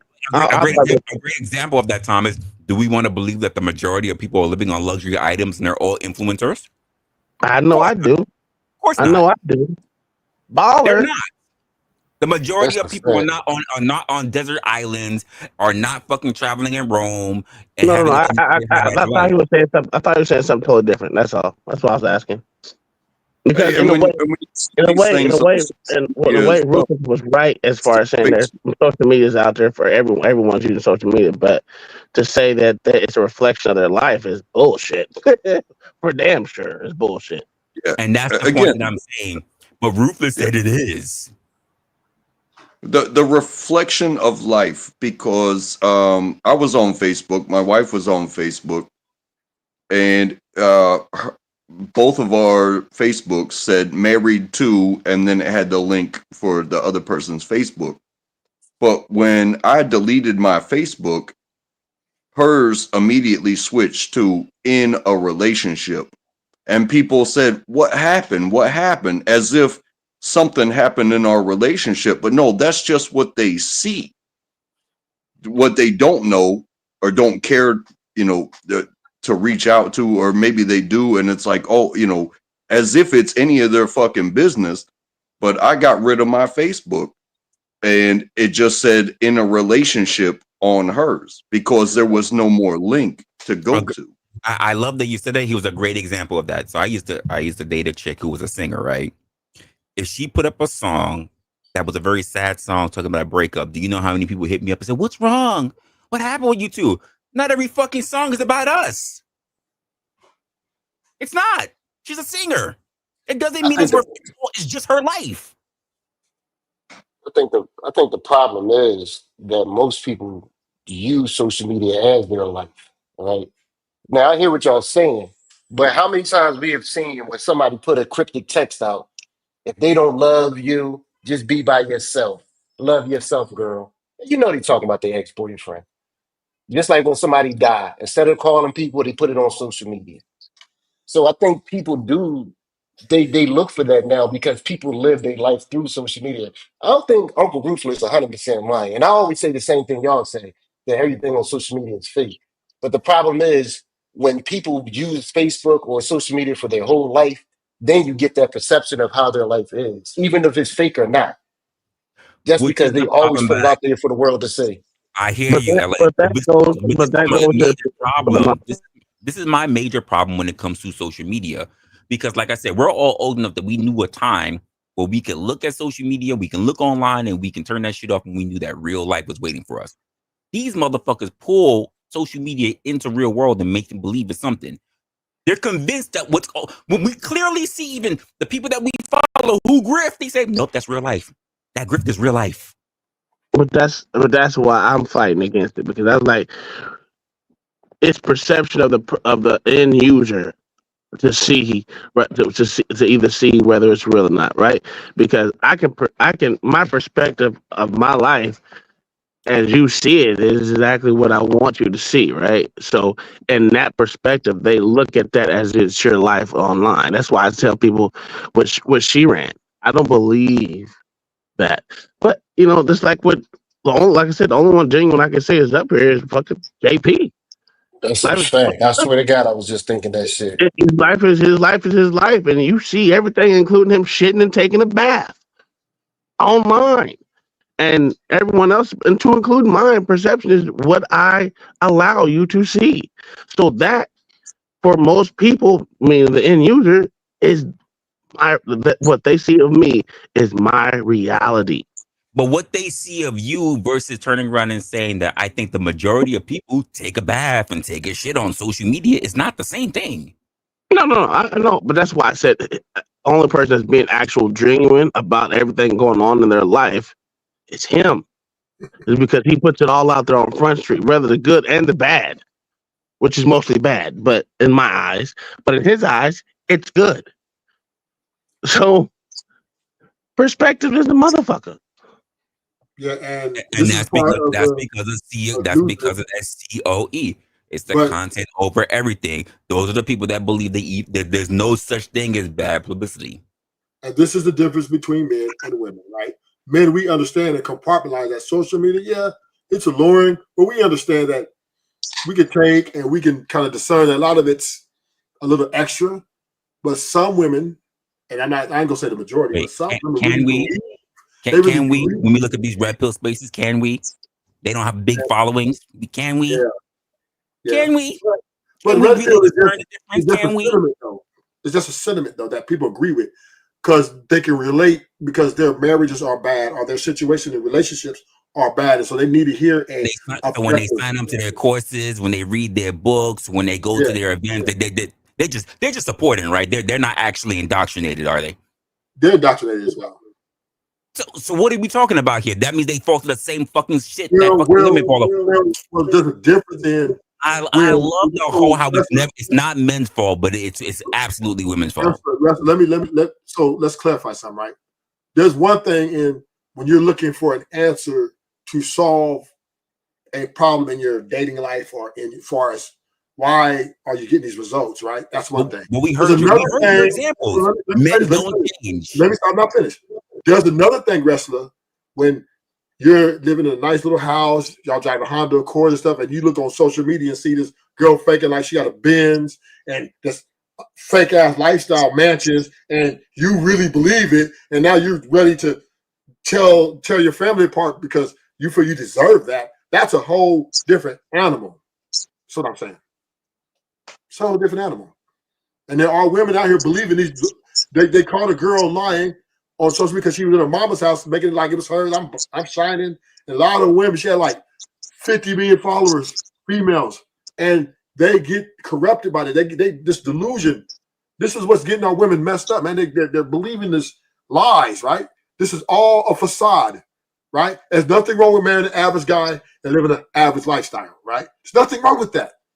Long as you're getting, at least some faithfulness, or maybe the monogamy you want, you're getting food on your table, roof over your head. But these women are looking at these social media accounts and they're literally thinking they deserve that. And they're entitled to a greater lifestyle. And this is tearing down relationships and marriages as we speak. I don't think it's necessarily even gender specific. I think what people seek is maybe on their personal value that they not that they are actually worth, but what they perceive themselves to be worth. And if you put yourself too high, the bulk of social media are actually worth, and you are seeking something that is actually on that equivalent of where you put yourself, it's going to be a failure state, because when it comes time to put the hammer to the nail, you weren't a hammer. You know what I'm saying? A great example would be this. If LA stopped being lazy and literally puts up 5 shorts a week of him living the high life, surrounded by big booty hoes every week for 6 months straight, we're all going to believe that he's fucking rich. That he's living the high life, that he's fucking great. You ain't gonna believe that. The difference is, Resla, is the man's not going to go sell his family. Because why you're there, you're changing your perception. The man is not going to go sell about that shit. But the man is not going to go sell his family for that, though, right? He's not going to do that. He might like, what? I'm just gonna say that I didn't understand nothing untrackable said. I would like you to explain that to me because I'm a little slow. He black. I understand shit that nigga said, but that's just me. He black. He black. No, you don't understand. I can tell you that if you are so in yourself that you think that you deserve something that's on that level of how you perceive yourself, but you're not actually doing it, and you put that out there into the world, yes, you will attract equals to what you perceive yourself to be, but then you're the one that's not going to match up. You're going to be the failure. Convincing people that you're that guy, when in reality, you can't prove to them tangibly you are that guy. It's the same thing that we say for social media. People who try to show that they are about that, but in reality, they're really not about that. Yeah, but I don't necessarily agree with that. Yeah, I think y'all tripping now. Yeah. I just wonder, because honestly, people don't give a flying fuck. Yeah. Let's take, for example, Fresh and Fit, and it's going to push back what Uncle Ruthless said about just women doing that. Fresh and Fit has showed they are the biggest frauds probably around, but yet they still get 4,000 or 5,000 people watching them every night. People don't care. So people truly don't give a fuck. Same thing with Cool. I did mention being indoctrinated. I'm agree with you on this level about Fresh and Fit, but the difference is, men, when they look at Fresh and Fit, they want to see how men deal with these women, and somebody to You are tripping, Uncle Ruthless. You tripping. They watch Fresh and Fit to the girls get dogged out. He's tripping. Let me get 2 more seconds. Men look at Fresh and Fit because they want to see somebody stand up their point that they believe in, right? That women are treacherous and men are being whatever, right? So it's a kind of a side taker, right? And because a lot of men can't voice their opinions in their homes because the wives have the leverage, right? So they go. Motherfuckers watch Fresh and Fit so they can see a woman getting shit on by a dude. That's stupid. Well, absolutely. Well, in that aspect, men are fucking retarded. In that aspect, you're right. I agree, but that's exactly the case for the longest for that show. Yes. Fucking retarded. Why you think they love to see the quote? I'm doing air quotes. Frank Castle. They pay for the kick out cams. Yes. So, and I'm not saying it's as smart as Uncle Tom, LA, but I'm saying is men are getting stomped on in their own homes. They want to see somebody. That's not what that means. Men are getting stomped on in their homes. That means that you're just too much of a pussy to speak up for yourself. That has nothing to do with you being stomped on at home. That just means you're a pussy and you need to speak up for yourself. It has nothing to do with someone being stomped on. You don't even have to have a relationship to have motherfuckers treat you like shit and you can't voice your opinion because you're a pussy. A lot of men are pussies in this world. It's funny to me that you bring up like Fresh and Fit, because then it makes me think of Andrew Tate, and so there's so many. Hey, there's so many of them out there, and I'll tell you this: men don't watch that shit. Yes, they do. Pussies watch that shit because they think that putting somebody that's weaker than them down is going to make them stronger somehow. And those are the people who wind up talking about, hey, I can't find the perfect woman. Well, guess what? You're a piece of shit, and you're looking at these losers in the mass. And that is a problem. I do see that when you talk about us as men, men don't watch that shit because it has no value to them. No, you're wrong. Men are actually the biggest supporters in this YouTube space. No, Ruthless, you don't listen, sir. He literally just said men are, pussies are. Literally, he did. It's a difference. It's a difference. So I do agree with that sentiment.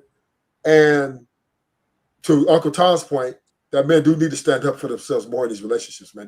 They have to be willing to sacrifice the family to get their respect. I agree with that 100%. Don't let that's not what I'm saying. Oh my God. Oh my God. Do you believe that most of the people who are there watching Fresh and Fit are family men? Oh yeah, for sure. Get the fuck out of here. Ruthless, this is the same shit you did to Angry Man yesterday, sir.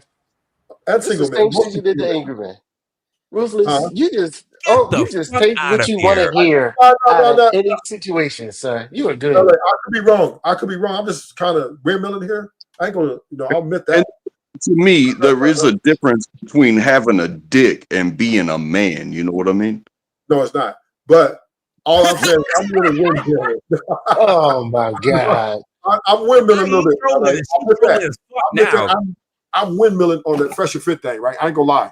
But this is what I will say is though, before when I first came to YouTube, right, I was having a lot of problems in my relationship, and I wasn't on YouTube, and I was just like, and then I started watching a lot of Peef Network, right, and then it grew to other things, and they were literally the things that they were discussing with the women on the panel were literally things going on in my relationship. I'm like, damn, okay, I can relate. So it's more of a relatable thing. So I don't know exactly how many men watch Fresh and Fit and all that, but I do know this, and anybody can challenge me on this. Men spend the most money on YouTube in any gender, period. Do you think that the majority of the things that are being spent in terms of money with men are simply male content spaces? Yes. No, they're not. I'm gonna say this. Do you know how big YouTube is? That's pretty big. Yeah, let me guess. You're gonna be one of these people that believe that the bulk of how YouTube makes their money is all panels. No. Then that means there's so much more in the world that other men, who the majority of men watch YouTube. There's so much other shit that they could be watching. You know what still makes the most amount of money than anything else on YouTube? Music and animals. Not talking about women. Oh no, I'm not saying that they make that subject matter makes that's where the most of the revenue is coming. That's where most of YouTube is getting their revenue is, and you're gonna say men spend the most money. Then literally we're just doing math, sir. Let me specify. Sorry, I didn't specify. On dick and pussy conversations, men are the biggest contributors in these conversations when it comes to money. That's what. Let me specify that so you can calm down.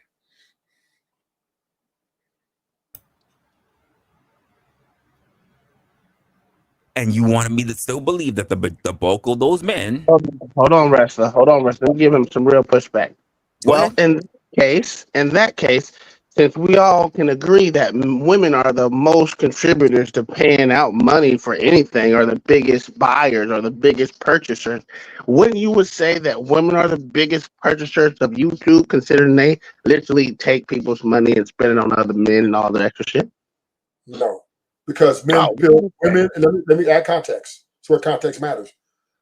Women feel that they're the prize. They feel that they're the, they come home mainly to defend their point, their side.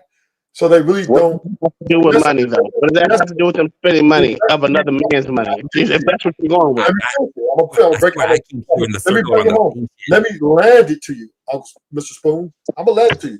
Women typically are not big spenders on YouTube because typically they don't agree with fucking nobody but either simps or women of their likeness who's giving them a lot of praise, which is Priscilla. So, but they're not a lot of. But the red pill manosphere, the whole manosphere, right? The whole manosphere is bigger. I'm going to finish. The whole manosphere is way bigger than any female backing, right? And sure, I'm glad you said that. I'm glad you said that. But here's my problem with what you're saying, right? Because I do it like a cause and effect type thing. This is how I say when people spend money. If you look at most car wrecks, I say women are the most responsible for 98% of car wrecks. You know why? Because the man is either looking at a female or motherfucking bitch is bending her ass over the motherfucker, takes his eyes off the road. Whatever the fuck it is. Women are responsible for most car accidents. If you want to say that, I will say this: women are up here in these panel spaces that you're talking about, and red pill, whatever. Women say something, and guess what? A man has to top what they're saying to make them look stupid because a woman is saying it. So, in other words, the woman is still generating the most money for men to make money on YouTube. I'll give you that. I mean, look at what Spoon said, and it's absolutely true. Let's be honest: the content creators that are making the most money as far as male spaces, they don't do it without women. Yeah, you're right. No, I'll give you all that. I'm not going to dispute that. Women are the biggest draw, right? Because it creates the indifference, like, you know what I mean? So, yeah, women are, that's why a lot of guys won't drop women, right? They won't let boundaries go out on the women, but they let boundaries go out with the men. So I agree with that 100%. So I'm not arguing that point. You guys are. Well, shit. I agree with that. Well, fuck it. I'm about to make me some eggs and a bagel. So fuck it. But what I will say is this, though, right? In these conversations, I do believe that is a part of why also the women are excelling and being, because they're treated with so much like, we need you guys to generate this money. And they see that and they know that. And they act like that, right? That's why they talk to men crazy. Bitch ass, broke ass nigga, you ain't shit. I ain't gonna say the names. But and this type of disrespect goes on is because they know who's gonna drive me. I know he's gonna protect me. I can get away with these behaviors because I know that somebody's gonna, oh no, we can't drive her because we need her. And this is the problem in relationships as well, right? Men are doing the same thing in their marriages. Oh, why your wife talking to you like that? Oh, don't worry about it. She just, right? Because they're men, and you said it, boom, Mr. Spoon said it. Men need to stand up for themselves, stop being pussies, right? Hey, can I interject? Yeah, go ahead. I'm tracking on. That I would say, if you are a perfect circle all on your own and you don't need anybody else, that's fine. Good luck to you. Yeah, but what I would say is most people, in my opinion, are what they are. But when you have goals in life, you have to complete that circle with the other half. And if you look at like the yin yang, it's a circle, and one side is this color and the other side is that color, but they all have about 10% of that circle on both sides that is opposite of their own, which means they have understanding, which means if your goals in life and you find a teammate that completes you, you wind up with a circle, and you know it is effort. Okay, I see what you're saying. Well, I hear your sentiments are trackable, but the thing about it is, more and more women are selling their journey short, right? They're just parachuting. And it's not anything that's extreme. It's just that they just think they deserve better. They think they want to love. They just don't want to do the things they used to be. Women are no longer want to acquiesce to men anymore, cater to men anymore, right? Women want to be catered to, or they can do battle all by themselves, or they can get their own resources now. They have access to things that they don't need men to get. They get protection without men. They got all these things afforded to them in their minds. And I'm not saying this is true. In their minds, right? In their illusion that, shoot, I really don't need a man.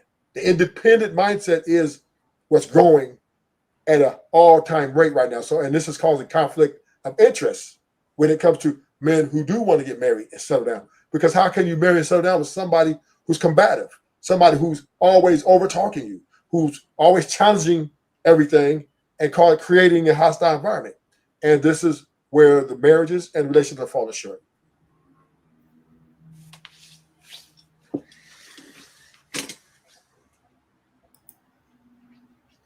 So now that you conceded that pussies need to stand up and stop being pussies, right? Would you like to rescind your original claim that men just need to kind of keep doing what the hell they're doing and women need to change? So he's not going to change that. So to your point, JJ, that's a flip coin, right? Because because women aren't going to change now. They're going to keep pushing forward. So, man, we do have to evolve. But when in a sense, now we get to evolve. Hey, what's good, GF? Hey, what's up, generally speaking? Fuck you, generally. So men do have to evolve, but the evolution of men. I just want to say this, Ruthless. Yeah. Fuck you for saying that men can evolve only after the white boy says it. Fuck you too, Resla. So anyway, right. So men do have to evolve. Men do have to evolve, but the evolution does not have to be extreme, right? I'm just talking about nuances. Once again, because we're not going to have women pay for us. It's just not going to happen. I'm not going to have it, right? I'm not asking us to change keep our reverence, keep our stoicism. Yeah, keep that. But we just have to hold on a little bit longer. We have to be a little bit more fortitude and make the women work a lot harder to get those things which they desire. I want you to stop right there. You're using stoicism in the wrong terminology. I was wondering who was going to do it. They keep saying this shit. Y'all don't know what stoicism is. It sounded good. It actually makes us look bad from those. Yeah, I just sounded good. I said it because it sounded good. I say the same shit to everyone that uses in space. Do not use fucking stoicism. That means you're without motherfucking character, without motherfucking pain. I mean, in the face of pain, you just sitting there like blah, bitch. Nothing affects me. Nothing this. Y'all don't understand what stoicism means. Stop using it. Tom, you know what you're doing right now? Who exactly is going to make anyone else work harder? You know what I mean? If you're doing what you're supposed to be doing, are you literally going to make somebody else work harder, or are you going to kick them to the curb?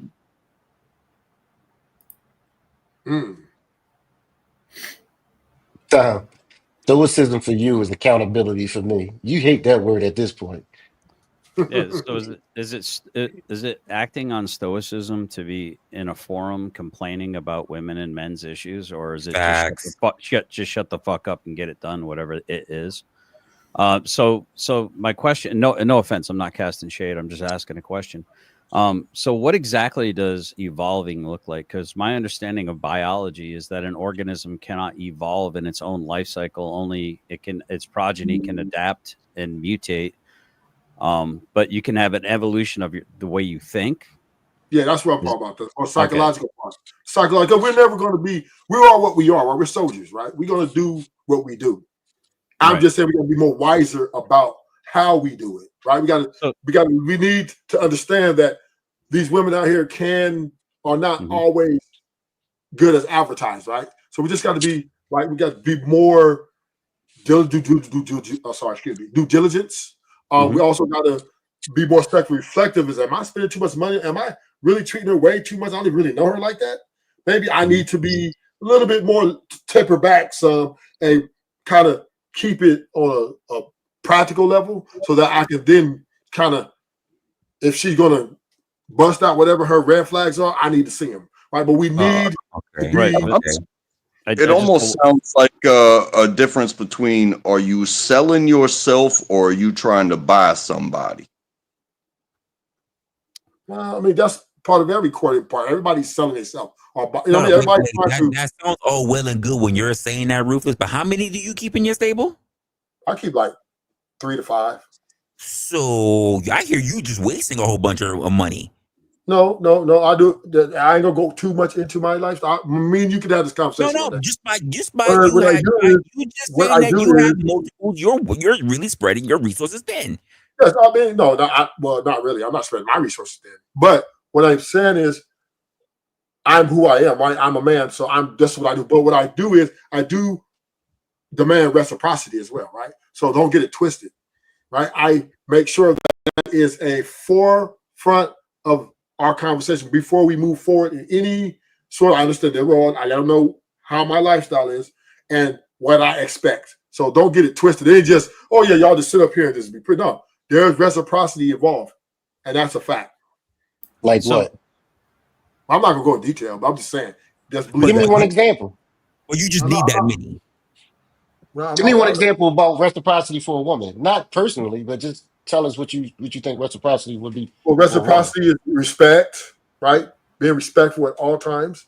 If you have something that you want to bring to the table, make sure you bring it respectfully. You will have to put a skin in the game. Yes, you're going to have to do something. You're not just going to get a free ride. You're going to go ahead and then everything you do will be to beneficial. Like if you're going on a vacation, something you're going to put in with that. You're just not just going to sit there and look pretty. You're going to go out here and do something. You got to put a skin in the game. And then another thing, can't be argumentative and you can't be controlling. If you exhibit any of those, those, and that's what I'm expecting back from them is those things. So, question for you. Biblically, helpmate or help me in the Hebrew, from what I understand, basically translates to helper against you. Meaning, and I know that sounds like oxymoronical, but if I'm heading after some prey, but I'm not paying attention to the fact that I'm about to approach some danger, which is a cliff, and my woman tells me, careful, and I go, shut up, lady, you don't tell me what to do, I'm a man, and I go off that cliff along with the prey, guess what? The whole family starves.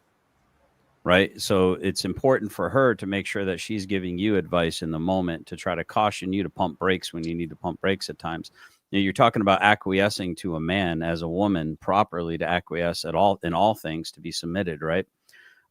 Sometimes I personally can speak for myself and only for myself. I know there are times where I need my wife to kind of correct me on some things where I'm acting out of pocket or I need some pushback on something. And I would not expect her to follow my lead in that moment, right? Meaning, I'm not responsible for my wife's salvation as a Christian man, but I am responsible for her sanctification. Meaning, if I'm trying to get my wife to do things that desanctify her, like tricking on the corner, you know what I'm saying, or something like that, then I'm not doing my job as a man, and I'm certainly not worthy of being called a man or followed or being listened to by this woman. Matter of fact, she should go the opposite direction of me. So it's interesting that we say that that a woman should acquiesce to a man. Now, if the definition of what a man is, and we can agree on it, and all men are acting thusly and within the confines of the frame of that framework of the definition, then I would agree that a woman should be in her feminine while a man is in his masculine. But there's some trifling dudes out there. So let me help you out, right? I hear what your sentiments, and it has some validity.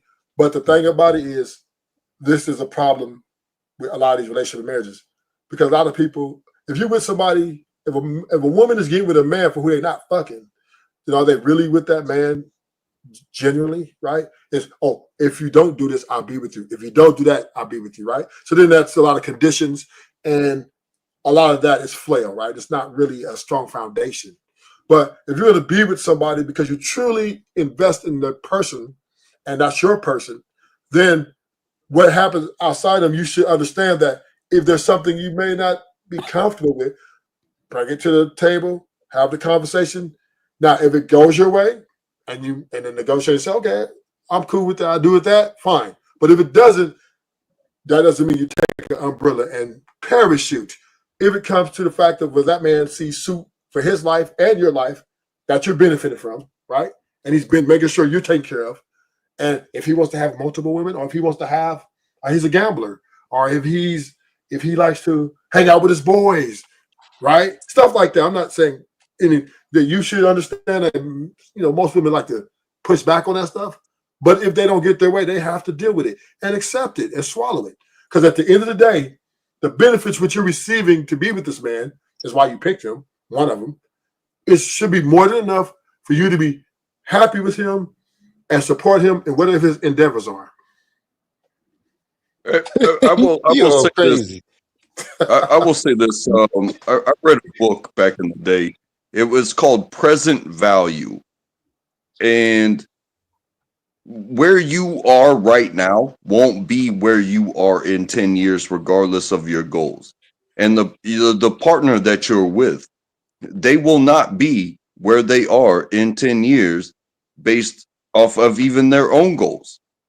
But how you deal with somebody in a moment, that is a relationship that, hey, I'm either here for it or that's the kicker and I'm gone. You know what I mean? So when you talk about what somebody's doing right now, okay, they're pretty right now or they're rich right now, but what are they going to go through over the next 10 years? Because life is long. You lose parents, you lose friends, you change jobs, you change locations, you make new friends, you lose those friends, you change jobs again. Where are you right now? And are you willing to go through those changes with a partner? Because if you're willing to just willy-nilly it, well, you're going to be just you for the rest of your life. So, Shaka, are you saying that you should change for your partner? You should what? Are you saying you should change for your partner or compromise? No, I'm saying that you should accept their changes as you would accept a partner that can accept your changes, because okay, I agree we're with both. Yeah, because life nobody's is long. perfect, right? To think that you're nobody's going to perfect. be the same from when you're 20 to when you're 70 is insane. Dog, I know Okay, right so I now. agree. I know about right now.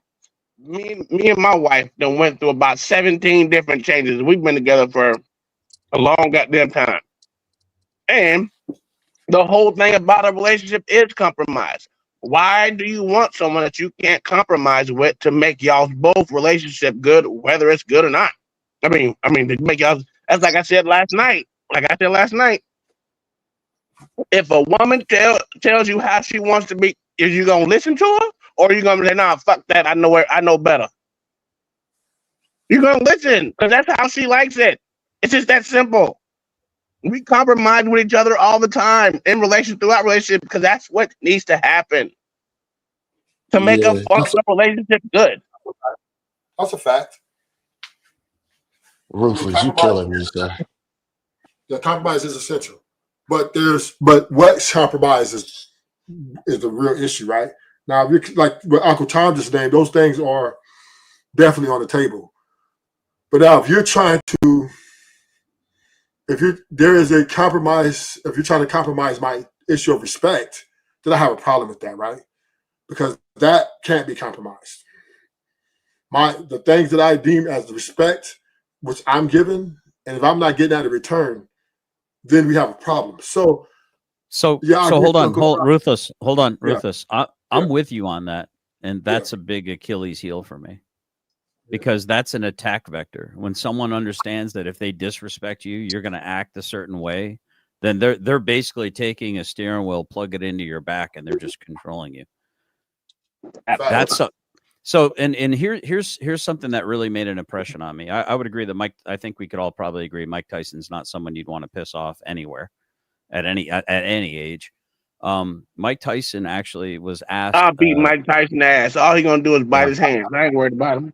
So I think Mike Tyson was asked, I think by Tucker Carlson, like how do you manage to stay humble in this moment? And how do you manage to not be offended or get angry or control your anger? And he said, back when I thought I was somebody, anyone could offend me. But when I realize that I'm nobody, how can I be offended? And it's about that's stoicism. To me, that's true stoicism. That's understanding, like, in the order of things, I'm actually nobody. So the fact when I start thinking I'm somebody, it's easy to piss me off. And that's something I struggle with all the time, Ruthless.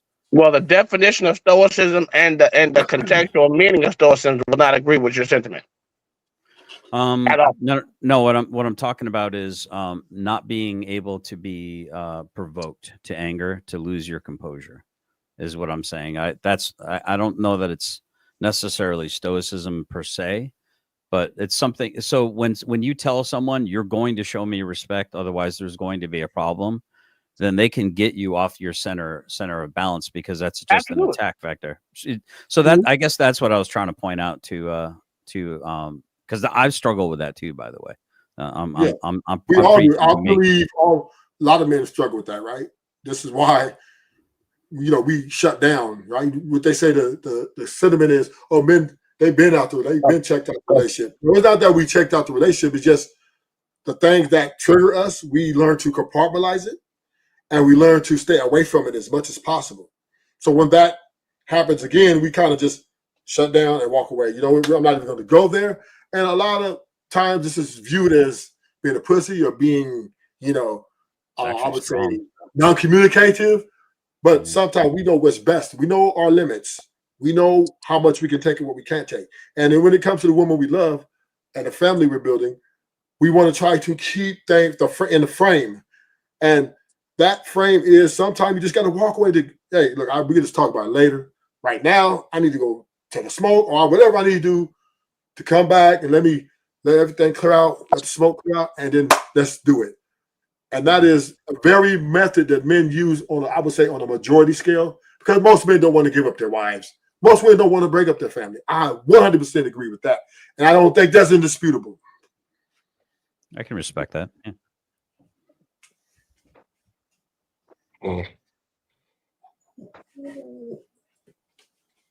I would definitely walk away from a man that wanted to hurt me to make sure that I go home to my family safe. You know what I mean? And that's what you can call me. You can call me any name under the book. You can take steps towards me, but you best believe I got bigger things than dealing with you.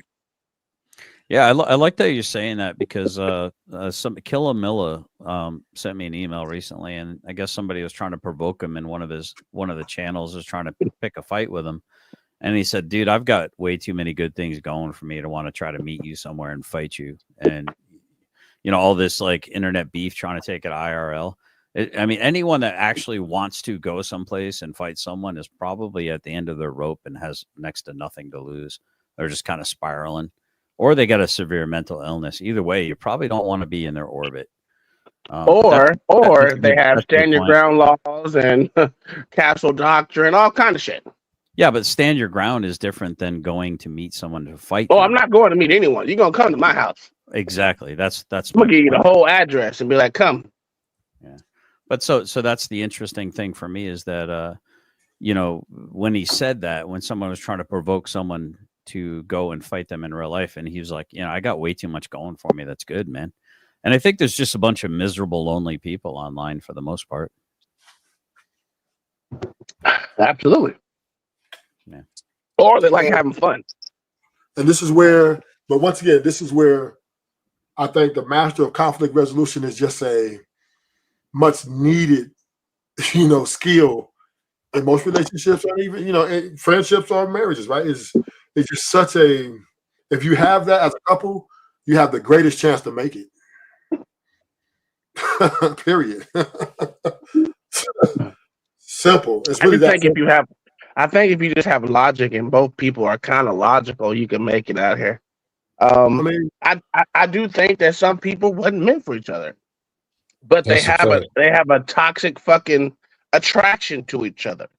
I do believe that happened. So to say that these things, it is what it is. That's how life is. I can say I've never been attracted to it. Well, I'm lying. I was attracted to a motherfucker that I couldn't stand. Yeah, I hated that bitch guts. But I was attracted to her for some odd reason. We had one of the worst relationships I've ever been in. That's why I'm glad I'm not with the bitch now. Well, she's dead too, so plus I'm married. Thank you, Jesus. God called But her you know home. what I'm saying? If God calls a person home, God calls a person home. It is what it That's a is. fact. But there are toxic people that you're attracted to, and you have to, as a person with logic, say, "Hey, this is not the best person for me. I'm gonna take a step back from this bitch." And actually, One of the most beautiful videos that I saw was two 80-year-old people that were married sitting in their rockers on the front porch, and when asked, they both said, "I'm just waiting for them to die."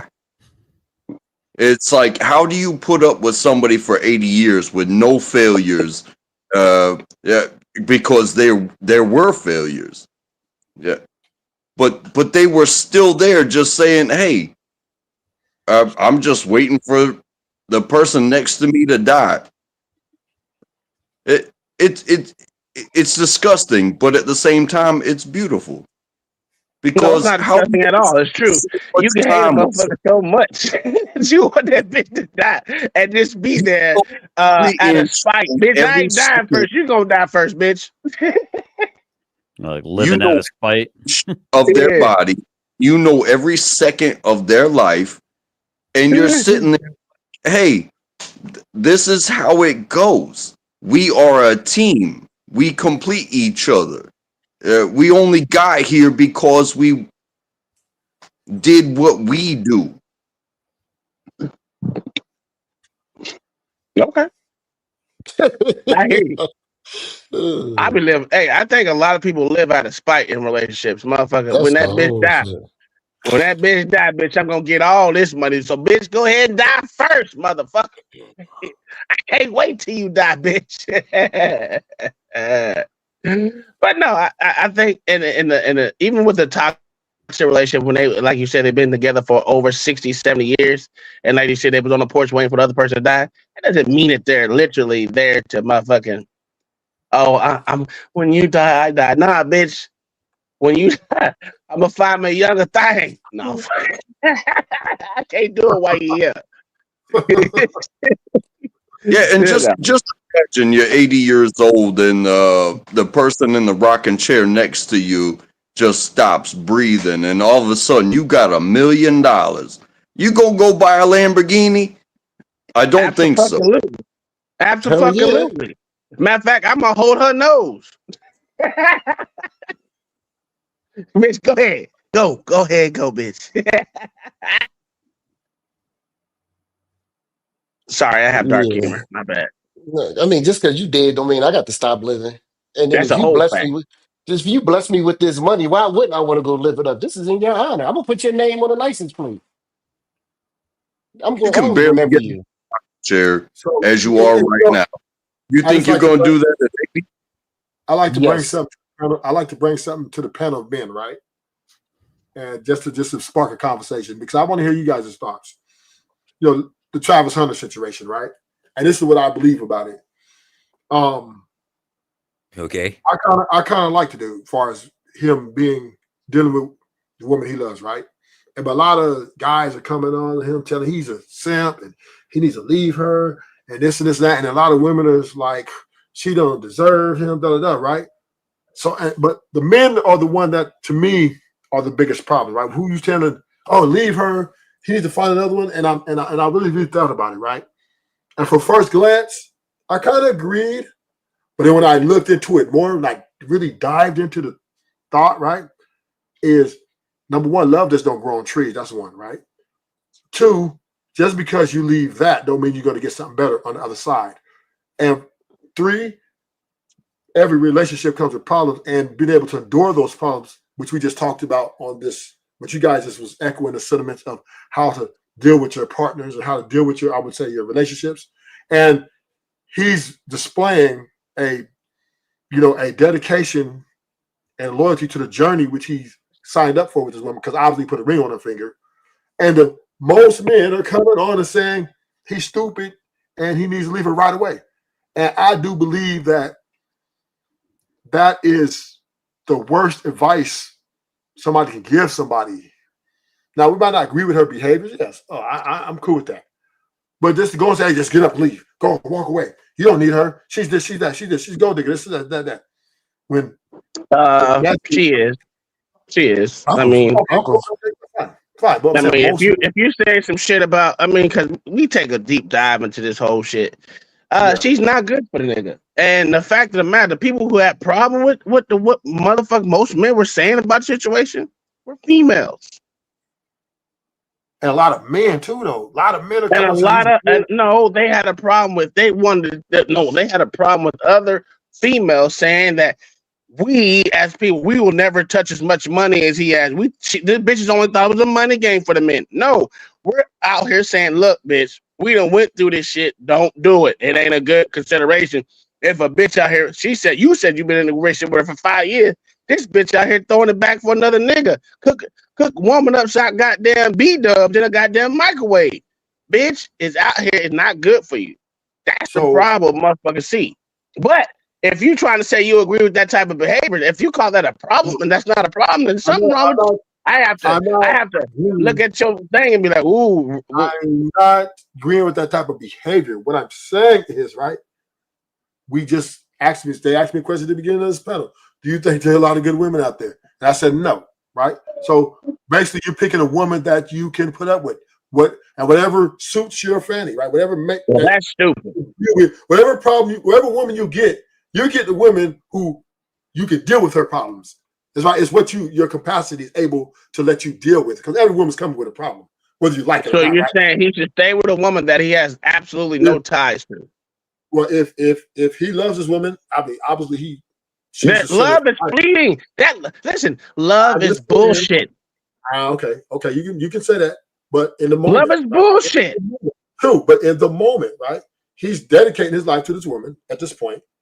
He ain't dedicated shit. 5 years ain't a motherfucking thing. No, he put a ring on the finger. He got a ring on the finger, right? He put just because he put a ring on the finger don't mean I can't take that bitch off. Okay, we understand your solution, right? We're talking about. Oh my God! Oh, right. Okay, go ahead. I'm listening. Let's look at this from a perspective of what is the problem that we seeing in a lot of marriages and relationships, right? And the biggest problem we seeing is a lot of quitters. People are quitting because things ain't going their way, right? Because nobody's perfect, right? Well, hold on, Ruthless. You're not even trying to start any kind of a long relationship. You got a bullpen, dude. Yeah, but who are you? Who are you? We can last for 5, 6, 7, 8 years, 10 years. My bullpen, I like to keep it intact. So it's just a relationship with multiple women. But what you're doing is you're taking all the new tires and you're making them bald, and they have to fucking try to resurface them, put them back on. Hey. And now I got a faulty tire that's gonna have a blowout on the fucking highway 5 years after I get a relationship with her. Really, I'm just being honest because you wanted to play games with a woman, dude. No. I'm not a monogamous guy. I just admitted it. Right? I tried it. Well, what I'm saying is you're fucking over every other man. Because women are loving it. Because I'm honest with them. I'm not playing them. I'm not a player, right? I'm just a guy. I'm more of a He's not a player. So I'm not a player, right? Well, hold on. Stop the cap. You're on a panel. Well, hold on. You're on a panel with a bunch of men. Listen, bro. I am not a player. Ruthless. You're on a panel with a bunch of men, and a bunch of men are advising you. Some of us are in long relationships, some of us aren't. We're telling you, you're damaging the goods. And you're playing house with a bunch of women you don't plan on living with, and then you're gonna create a problem, and it's gonna end up falling into another man's lap. That's your opinion. No, it's not my opinion. It's a fact. You're damaging and creating baggage for other men to have to deal with. Stop playing with these women, dude. That's little boy shit. That's little boy shit. Right? Here's the problem: is I love all my women. That's number one. So I'm not playing with them, right? Well, only for 10 or 15 years. Listen, let me finish, y'all. So all I'm saying is, right? Hey, hold on. Wait, before you start. You used the word that you said, like I said, is fleeting. You said you love all your women. So that means Why should he have to be with this bitch because you said he's so-called lover? I can love a puppy. I can love eating fast food. I can love drinking alcohol. Doesn't mean it's a good relationship. Boom. I'm not disputing that, right? I'm not saying it should be. What I'm saying is, let's look at it from a perspective of, okay, he loves a woman that might not be has his best interest, right? Might not be the most cooperative, right? But maybe this is what he's into. Maybe he's in a challenge. Maybe he likes a challenge to try to work it out, right? which is formidable. Which is formidable. Because guess what? This is what we men do best. We wrote the book on romanticism, right? But the OJ said, me and my woman, we cried together. When it sunshine, sometimes it's going to rain. So we understand that when we're going into someone that we're really adoring, we understand that there's going to be bad times. And this is a bad time for them right now. But we know that we're going to sign up for this. So we're not going to jump the ship as soon as the ship starts jumping, right? Because we signed up for the fucking ship to jump. This is who I want to go through it with. This is who I'm picking. All these other women, fuck them. I don't want to go through it with them. Because I don't love them. I don't care about them. But that analogy for jumping ship was horrible, but okay. No, I'm just saying, I'm not saying it's horrible in respect if it's not what you're into. If you don't love her and you don't want to build with her, that's fine. But if you're going to dedicate and if you're going to commit to the journey, not the person, the journey with the person, then you have to take the good with the bad. That's the way the game fucking goes. There's no other way around it.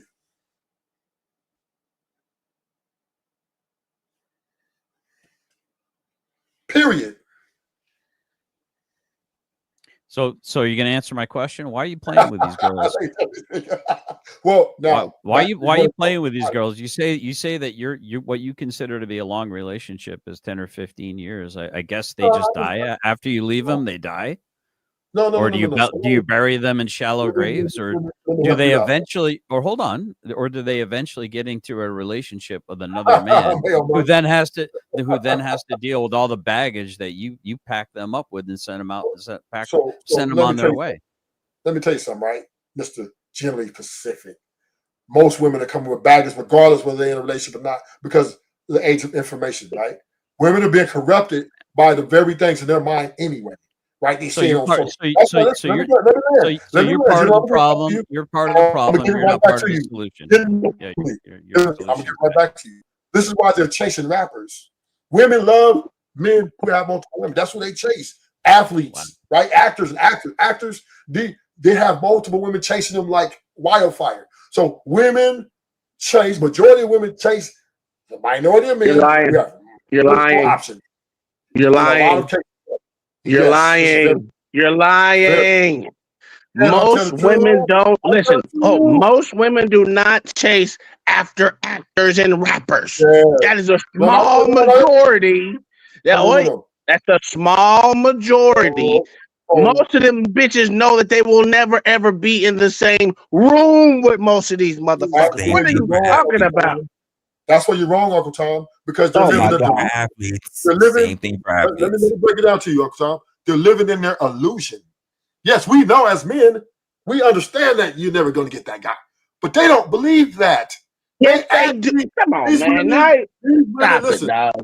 Listen. These women, I know homers right now, right? They're spending $500-$600 on a ticket that the money they don't have to go chase after, to be close to get in behind the stage with these rappers, right? Or with these athletes, right? These women are doing this right now. And it's between the ages 18 and 45. No, men don't do that. Men don't spend a lot of money chasing a whole bunch of Beyoncés and shit like that. We go within. You're right. You're right. They don't. We don't go to Beyonce concert and be trying to get backstage, right? Or we're not going to, like, we don't do that. But women, they do it. They are aggressive. So all I'm saying is this, right? Because I don't want to extend that. I'm going to pass it. So you're saying that all women, that go, well, not all of them that go to this concert, they pay a lot of money to go backstage. All of them. Mm-hmm. If that rapper tells them, hey, send for them, they're going. They got so many different instances where boyfriends go with their girls and their girls go anywhere where they want them to go, breaking up relationships Oh, I'm going to go, baby. I'm sorry, I got to go. And then when he tried to go with her, the security told him, no, how many women do you know that did that? Woo, I ain't going to name no number. I don't know the number, but it's quite a few. Oh, okay. A lot of women out here. Listen, the guy who was marrying that woman, he got her favorite singer, and then she started putting her mouth by his dick, right? And they was going to get married. They was dressed up, and she lost. So what I'm saying is, I'm not saying that all women do this, but there's a minority of women, a majority of women, like they're attracted to their imagination, like things that they can imagine. Well, let me solve the Rubik's Cube, the Scooby-Doo mystery for you. When a woman is quote unquote a gold digger, I don't blame her. That's how her DNA programs her to seek out a good nest builder, a good provider, someone that can squirrel away nuts and seeds for the winter. In order for the progeny to survive, it is part of their DNA to seek these things out, as well as good genetic code. Now, she might move in with you because you're a good nest builder and a good resource gatherer, but she might bang JJ down the street over here, and get the good genetics, right? You might be getting cucked and raising somebody else's kid unknowingly. Yes. I don't blame women for doing that. It's actually smart. It's a genetic survival kind of a situation there. Now, every time a little number with swaying hips walks by a man, we can't kind of control our eyes and our wanting to have access to those eggs for reproduction. That's our genetic imperative. Now, whether we act on that is a different story, right? So we are built a certain way for a certain reason. So I don't fault women for seeking wealth and provision and protection. I don't fault them. That's the survival of the species. So we can disparage women for being designed the way they are, and women can disparage men for being designed the way that they are, or we can understand those things. And like what Ruthless is saying, he just wants an agreeable woman that doesn't shit test him all the time, isn't trying to play mind games with him constantly, isn't trying to fuck all of his friends. I mean, but he's had that for 10 years, remember? Yeah, but only for 10 or 15 years. Women. Yeah. Out of multiple women. So that's not what he's looking for. So my question still goes back to Ruthless. Why are you playing with these young ladies, man? Why are you playing with these girls, dude? I'm not playing with them at all. I'm not playing no motherfucking games. I am true to my trade, my craft. And this is how I'm rolling it. I let them know this is how I roll. Are you cool with it? If you're not, you're going to have to go your separate ways. But I have this girl over here, over here. I have times on it. I have rotations. I have times, and this is where it's going to go. And they say, okay, I'm down with it. Put me in rotation. And that's how I roll. Then I keep this set rotation. And these are all my women, right? Well, kudos to them. Kudos to them. And I don't give them the object. If I tell them you go with another man, you're gonna have to go your separate way because you don't get the same as me. Because why? Because I deserve this. I'm the king, and this is the way I'm rolling. And they laugh sometimes, but then they're like, "All right, I see you," and that's what it is. Wait, hey, Ruthless, check it out, man. I got you right here, man. Look. See, look at the top of my mannequin's head there. See it? He's a king. He's a king too. Burger King. But I would say this to the damage part, right? Generally speaking, damage goods, right? I just believe women are damaged by just the current social construct that we're in, right? With the feminist mindset, right? With the ideology, this is crazy, and stuff like that, right? That is definitely a motherfucking divisive ass ideology. So damaging a woman is not possible because she's already damaged, most likely. Now, what we can do is when you meet them, we have to kind of talk them out of that ideology. Kind of look, this is not how this is going to roll. Now, some of them, it's not always successful. We can't work out, you know what I mean? But myself, for the ones who do at least meet me halfway, they understand that, okay, I'm a strong personality. They need to be in a certain role and they need not to be complaining and all this stuff. And they roll with it. Now, I ain't gonna lie to you, generally, when they get outside of that frame, because they're sometimes they're outside noises like friends and stuff like that, it causes friction in our structure a little bit. I then come in and try to straighten it out. If I can't, then I have to get rid of them. but I'm not playing no games with them. Just to be honest with you, I know I'm not a monogamous man. I tried it. I'm attracted to multiple types of women. I like variety, and I'm not gonna lie to myself or a woman and say, "Hey, I'm just only going to be with you and never going to fuck nobody else on you for the next 55 fucking years." That is to me, right, a pussy, right? Because I'm not being honest about who I am. You just don't believe in monogamy. It's okay. There's a lot of people like you. I mean, I'm not saying that. I'm not saying there's nothing wrong with that, but don't expect other shit from other motherfuckers to not do what you're absolutely doing. That's fine. And if they do it, they lose, right? Because once again, I'm the resource provider. I'm the king. So a lot of them, they're happy with their benefit. They're benefited from me, and I'm benefit from the lifestyle which I'm giving and myself. So it's a give and take. Now, if they want to, like I said, they want to trip out and go get another man, make sure you walk away and take all your shit and go. Then that's it. Right? I'm the only king. Well, why would they walk away and take their shit considering they're in rotation? They should have their own means of living, and it shouldn't be in your house. Well, but of course, I do require. None of them live in my house. What are you talking about? None of them live in my house. But That's what I'm saying. So why would they have to take some shit if they already don't live with you? Well, meaning the shit, meaning whatever we built, whatever psychological connection we have, that's gone. That's okay. So you mean on the shit that you can't see type of side of the game. Right. Okay. All right. I don't want my money back. I don't want that shit back. Whatever I give him, but that's fine. I'm not gonna say, hey, you owe me since you fucked with this dude. You need to pay me back. No, I'm not saying no shit like that. You should. No, I don't do that. I would say it. Fuck it. Bitch, you owe me, ho. Because I've seen there's nothing we can do about that, right? I'm not gonna sit there and tell him, hey, you owe me for all the time I took you on a date because you're with this guy. Because she's not gonna pay it back. She's not gonna pay it back. And I really don't want it back. I'm cool. But she has to go. If she thinks she wants equality with me, if she wants to be equal to me, if she wants to challenge the fucking throne, she has to fucking go. Simple. And I don't want to get rid of her because she's fine. Most times she's fine and she got everything. No, she's in that rotation. She got to be pretty up there because all of them got to be at a certain level. But like I said, I cannot compromise my existence as a strong personality and the variety of what I like my life to be. I have to be selfish at this point because that monogamy shit, these women and one woman cannot keep up being a superwoman. They can't do it. So why would I put such a pressure on a woman like that? She can't meet my expectations. Absolutely. Yeah. So therefore, 5 of them can, right? Hey, right? Well, all of them different. They have different things I like about them, and it works perfectly.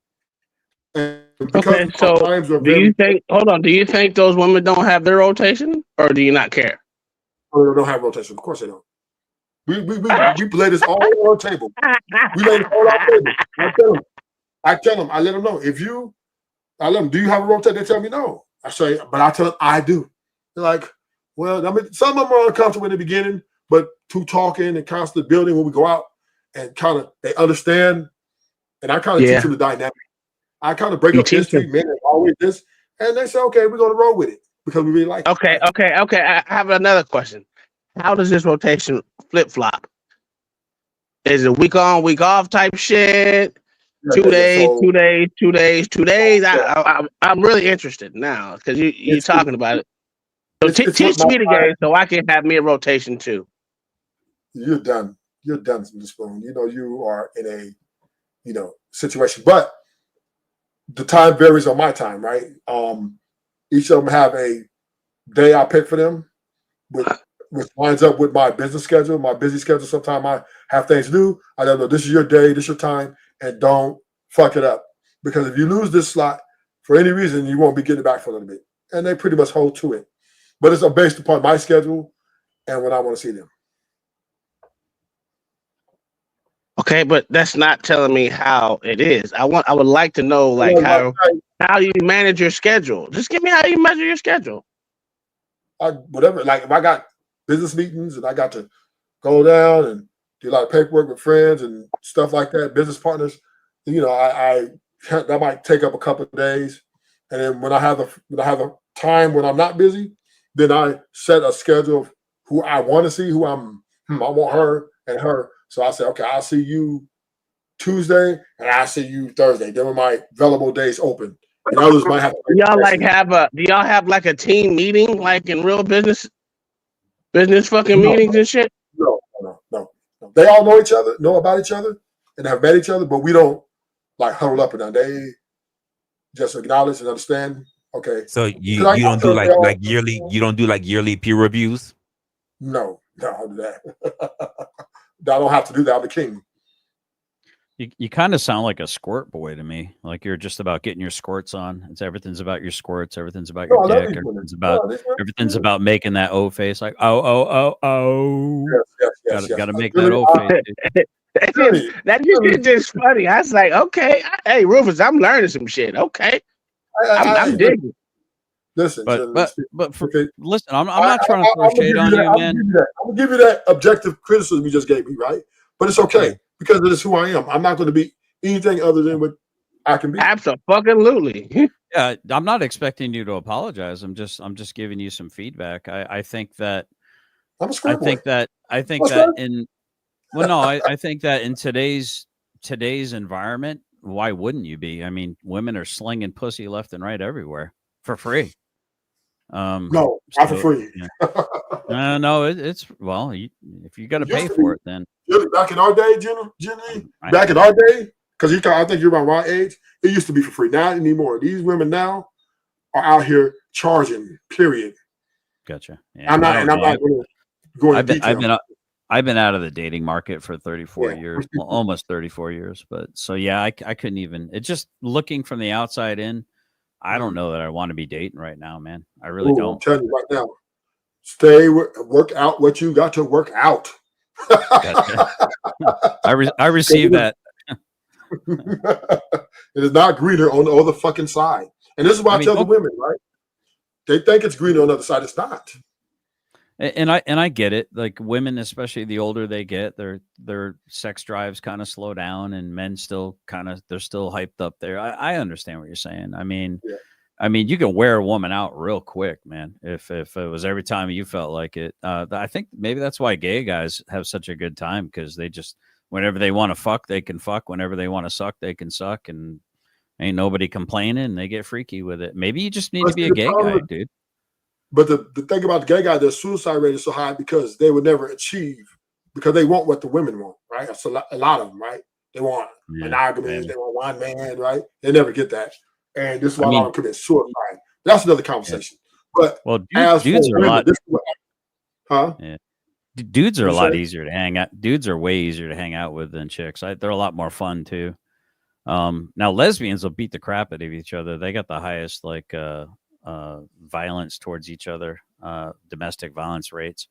But just literally gay, happy. I mean, it's in the name. No one's happier than gay dudes, dude. They're just running around having fun, dude. And I don't know, man. I just think maybe there's something to that.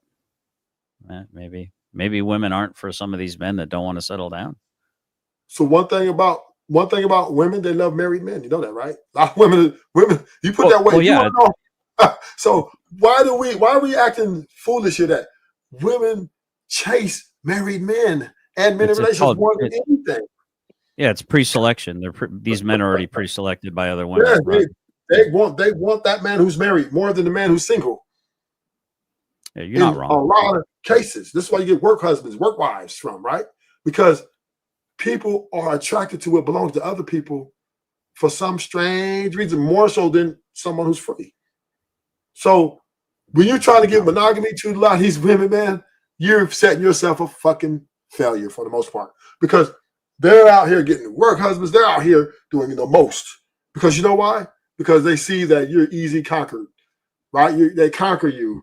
They just go, I'm gonna get it. I can do what I want to do. You know, I'm the prize, right? Because you acquiesce so much to them.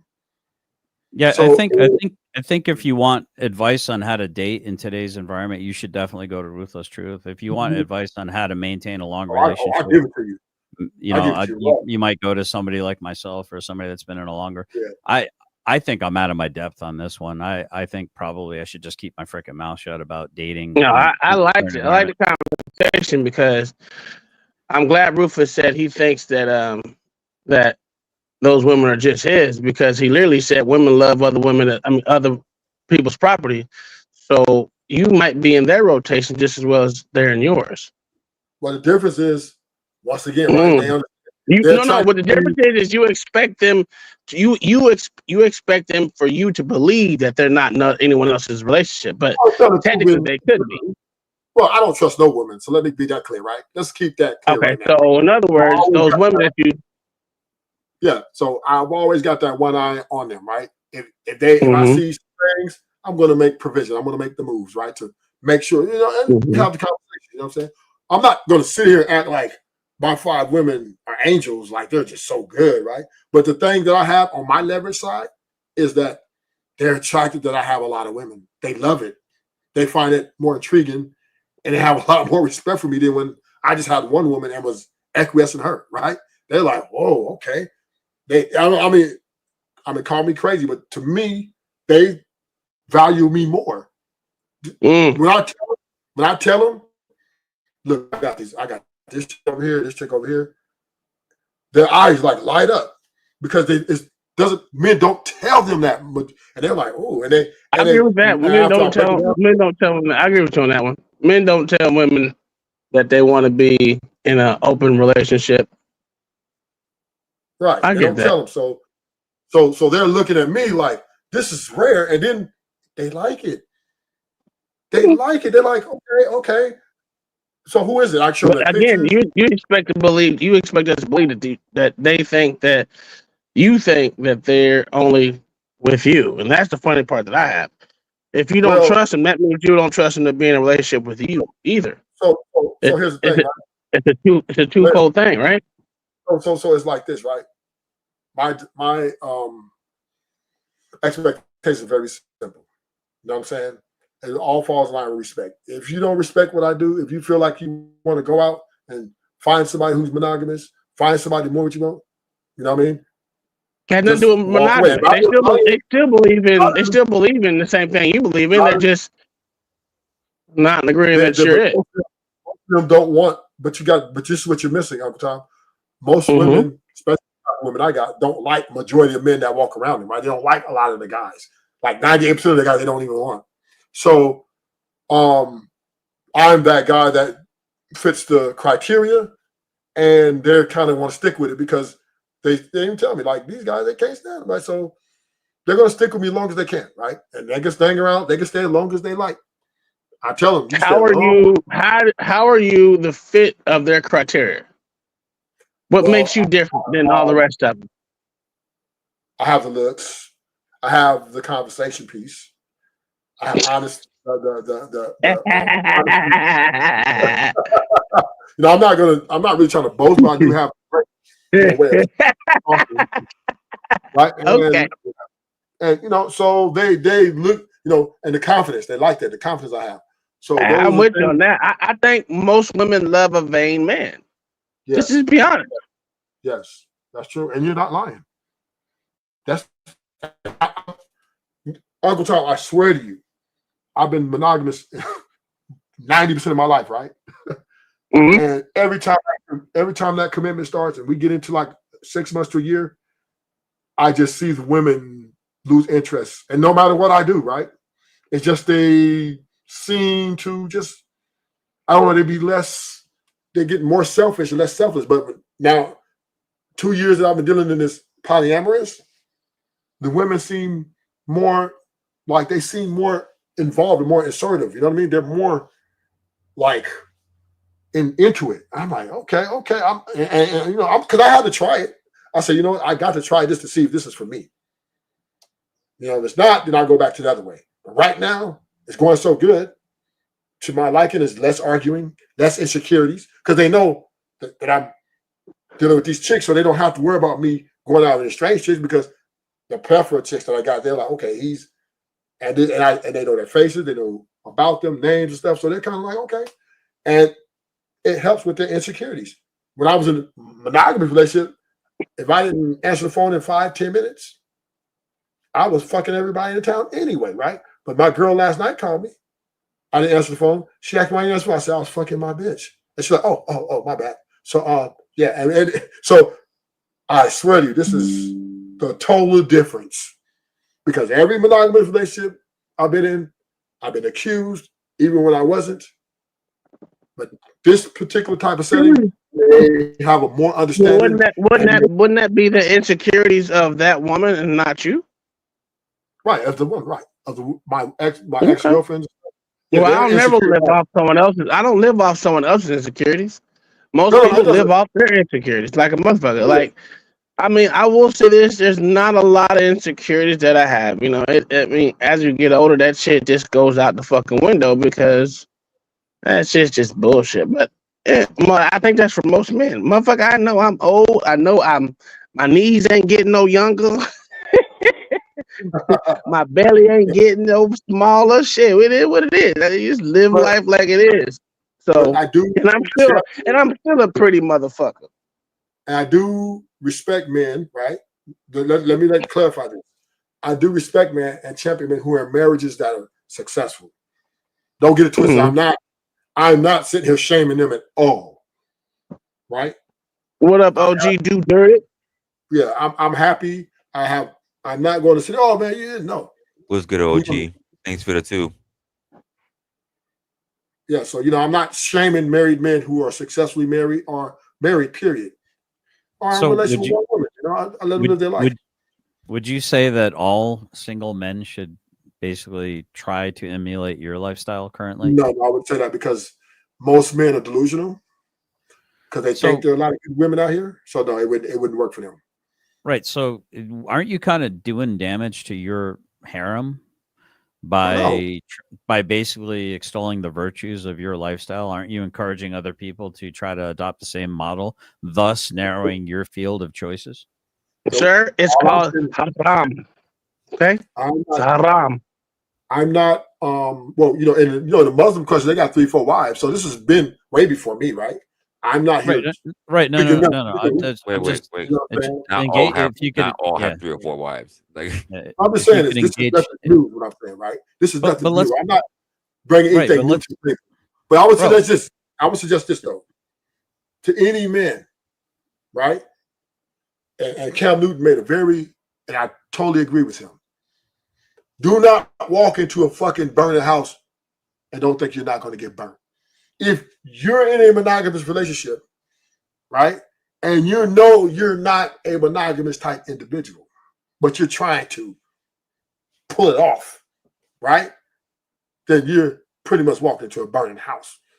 So I do suggest that you be honest. I think men need to start being more honest about their nature, about the things they like. Hey, to the women, because it does not benefit them at all to try to live a lie and push this lie, and then when they get caught cheating or dealing with all these other different women because they made a bad contract that they knew they were signed up for, is asinine, right? That is insanity at its best point, right? So to these type of guys, right, I am talking to. If you cannot withhold yourself, right, you like to go out and get married or get girlfriends and then you're sneaking around telling, oh, I was at my friend's house, but you was with another girl.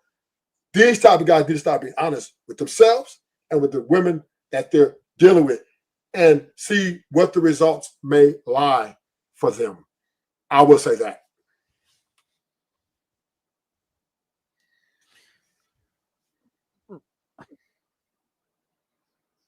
So I guess what I'm saying is if your goal is to try to get the most quality females that you can in your roster, to extol the virtues and the benefits of your system, isn't that a little short-sighted, or you just think there's enough of these hot, great women to go around?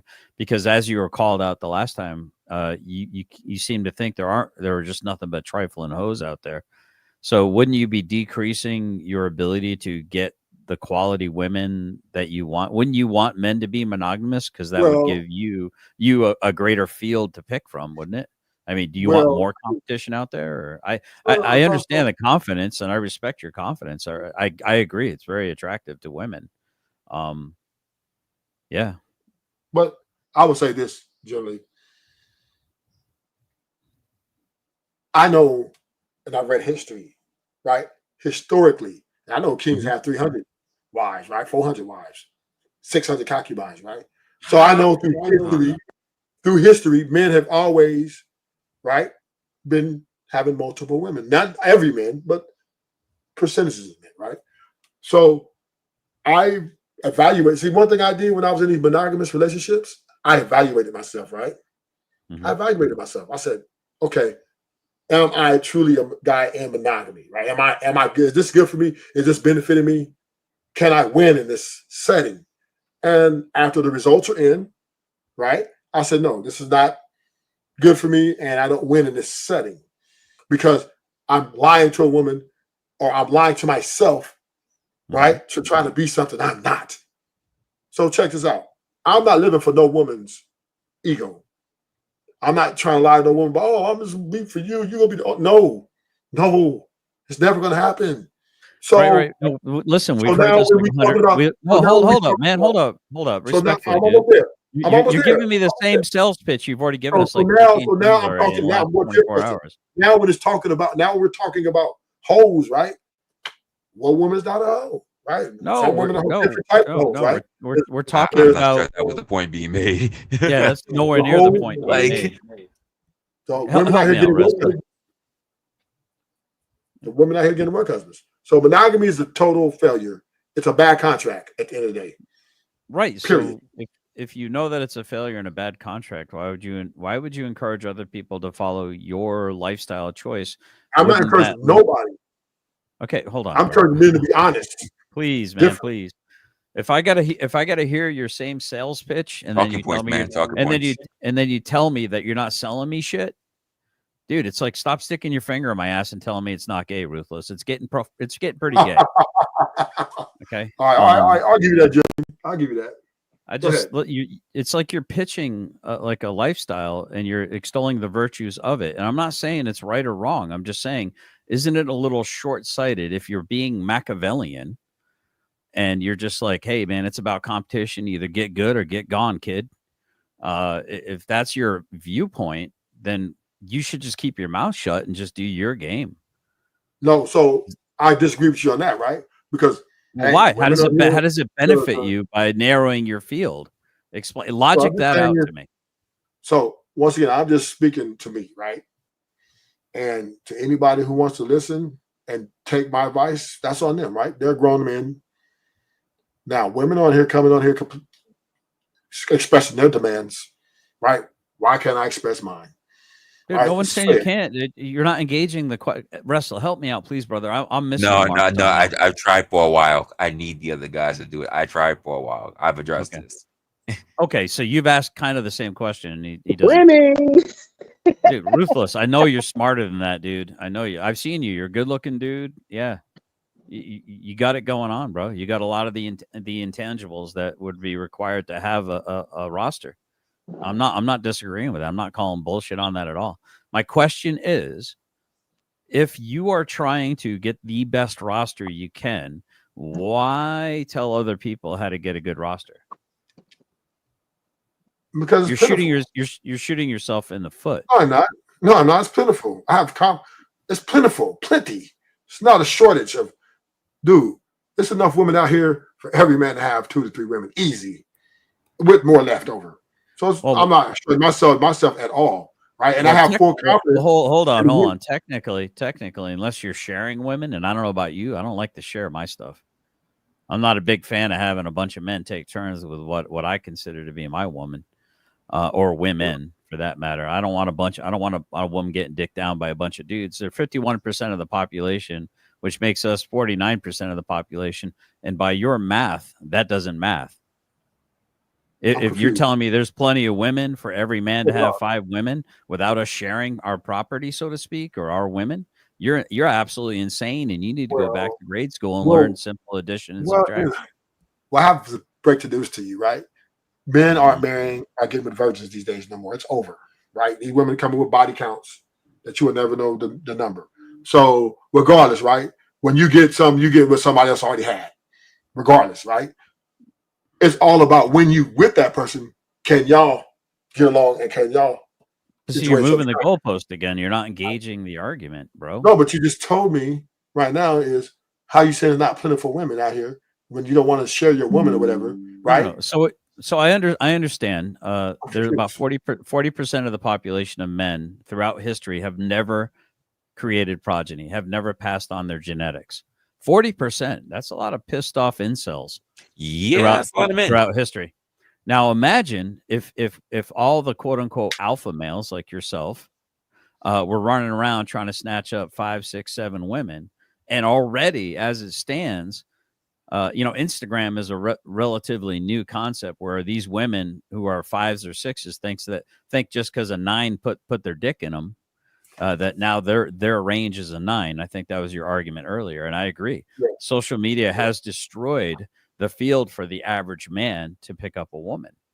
But if your argument is that each man should be trying to get a roster of 5 women, and already we've demonstrated that throughout history, the metrics are that 40% of men never reproduce, which is our biological imperative. Imagine how angsty you would get. Imagine how angry you'd become if the alphas, so to speak, or the boss dudes, the confident dudes, instead of just settling for one woman, decide they want to get 5 or 6. And we know that men don't like to share their women. Yeah. Right. Well, we just got to go to war. So now, yeah, that's what I'm saying, bro. Your methodology. No, hey, your methodology. I'm a soldier out here, so I'm not worried about that, right?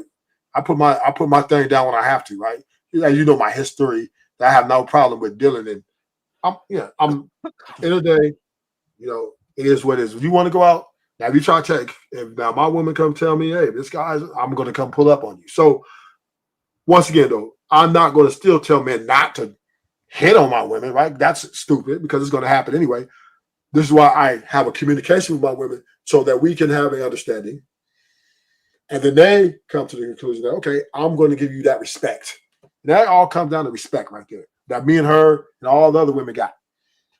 And like I told them, if they're not comfortable with my lifestyle and this is the way I'm doing it, then go find you another monogamous guy that's only going to be for you. And he only want to worship you so you can leave him, right? Go get that. But as far as men out here want to get rosters, I don't think. First of all, I don't encourage a lot of men to get rosters because I believe most men can't handle it. Most men can barely handle one woman because a lot of them are insecure like the bitches, right? A lot of them be, you did not cheat on me. How's your body count? Why are you looking at my friend? Right? Every man is not capable of dealing with multiple women because their insecurities eat them up inside as well. So I would not advise most guys, even my best friends who I grew up with, I used to tell them, no, you're not a multiple woman type guy because you trip on small shit and you're a little too insecure. So you're saying as a man, are you saying a real man can stomach sitting in the corner crying as his wife's getting banged I'm not saying he's out by another dude in a hotel room? I would. He said a real man holds his girl's hand while she's getting tapped.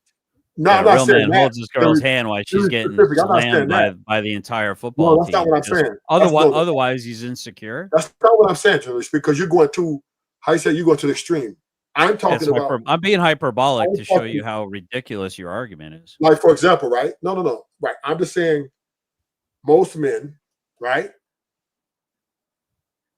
they like to control the women and because of their insecurities. Dude, you just got done spending the last. Hold on. You just got done spending the last hour talking about how women should submit to men and that they don't want to listen. I never said the word submit. And now you're talking about men are insecure because they want to control their women. I never said the word submit. I don't even use that word. Acquiesce. It's synonymous. I said men. A woman should get with a guy who she get along with, and she works out with. Yeah. And do what? And rebel and shit test and talk shit about. If that is what she thinks is her love of her life, and vice versa. Right, I'm talking now. We're talking about two different things. What I'm talking about is in the dating market, right? These type of guys, right? Who I've been around, who had a lot of relationships, and they tell me, right? And a lot of them are insecure. They run a lot of the women off in some cases, dude. You're like a 90-minute love song tape on automatic rewind, dude. I just the Yeah, same. because you keep cutting me off and I have to go back. Recycle, dude. Because you keep interjecting. It's not about cutting you off, dude. I've already heard this 10 times in the last in the last hour and a half that I've been here. You keep asking me, am I sending ideology to men to pick multiple women? And I'm saying no. You're saying because every man, most men are not capable of dealing with multiple women. No, because you said that because they're too insecure when another man's banging out their woman. Not necessarily banging out, but even if the woman's not being banged out. Listen, some men are insecure because they just think their woman's too pretty and that every time she walks out, she's getting fucked. Some men think like that. A lot of men think like that. And that's insecurity that kills relationships. Well, yeah, because we got ruthless truths running around trying to stick their dick in every fucking woman that they can stick their dick in. Well, so that's not true. You're the problem. I turned down a lot of women. No, I turned down a lot of women. That's what I'm saying. I get the women. I get my women. The qualification for my women, they got to be single. One, right? They got to be single. I don't mess with married women. Tell you they are. I don't mess with married women. I don't. Right? I just don't. I do not want that route. I do not indulge in stuff like that. So no, you're wrong. No, what I'm saying though is we got to look out for guys like you trying to turn their heads. Now, women don't lie, right? Ruthless. Women never lie, right? Of course, women lie. Oh, they'll never look. I'm not wearing a ring on my finger. Well, because in the military, that's a good way to lose an entire finger when you jump down off your tracked vehicle. You know, and your finger stays up there with the ring, and your body's down on the ground. So I don't wear rings. I've never really worn my wedding ring, but guess what? This makes it look like I'm available, but I'm not. A woman can't take off her ring. A woman can't have her little hot girl summer. So once again, you said you don't mess with married women. Do you make them show all their social media? How do you prove that? How do you prove that they're not married before you fuck with them? So once again, right, to the premise of this conversation that I'm having with you. All I'm saying is I don't believe men should try to follow my rhetoric on how I live my life. Why are you talking about it so much like you're exploring the virtues of it? Because you asked me. Actually, simple. I don't talk about it that much, actually. I barely talk about once every 3 or 4 months. I don't talk about people just most I've heard him talk about his yes, I don't really talk about it like that generally. I don't talk about it. What do the cool kids say? Stop the cap? Or is that no, I don't talk about it a lot. You don't be on other panels with me. I don't talk about my relationship. Dude, every time I've been on a panel with you, we're talking about the same thing. I've been on a panel twice. 3 times I've been on a panel with you. Twice. All right, I'm more memorable than you are. Okay, I own a mirror and I have ears. I understand why you're infatuated with me. This is my second time on Resla's panel. No, what I'm saying is you remember me more than I remember being on panels with you, which means that I'm unforgettable. Oh, so you said 3 times? No, he's Resla. Ruthless. This is the 3rd time you've been on my panel. Okay, this is the 3rd time. Yeah, my bad, Resla. But what I'm saying, but with him, everybody knows on this panel space, I don't really talk about. People know I said briefly, but I usually don't go into detail. He talks more about prison than he does about his whole fucking dating court status. Thank you, Uncle Tom. So I don't know what he really talking about. He's just trying to start an argument with me. Oh, don't get angry. Don't go aggro on me now. Don't go prison cell on us now. Don't break out Leroy. Keep Leroy in the cage. I don't want Leroy. I'm gonna let it out to you, right? I'm gonna give it to you like this. I'm in this. All I'm saying is the master. Do what makes you happy, bro. If you're happy with one woman, damn, I'm not anti-marriage or anti-one girl, man. That's fine. That's for you.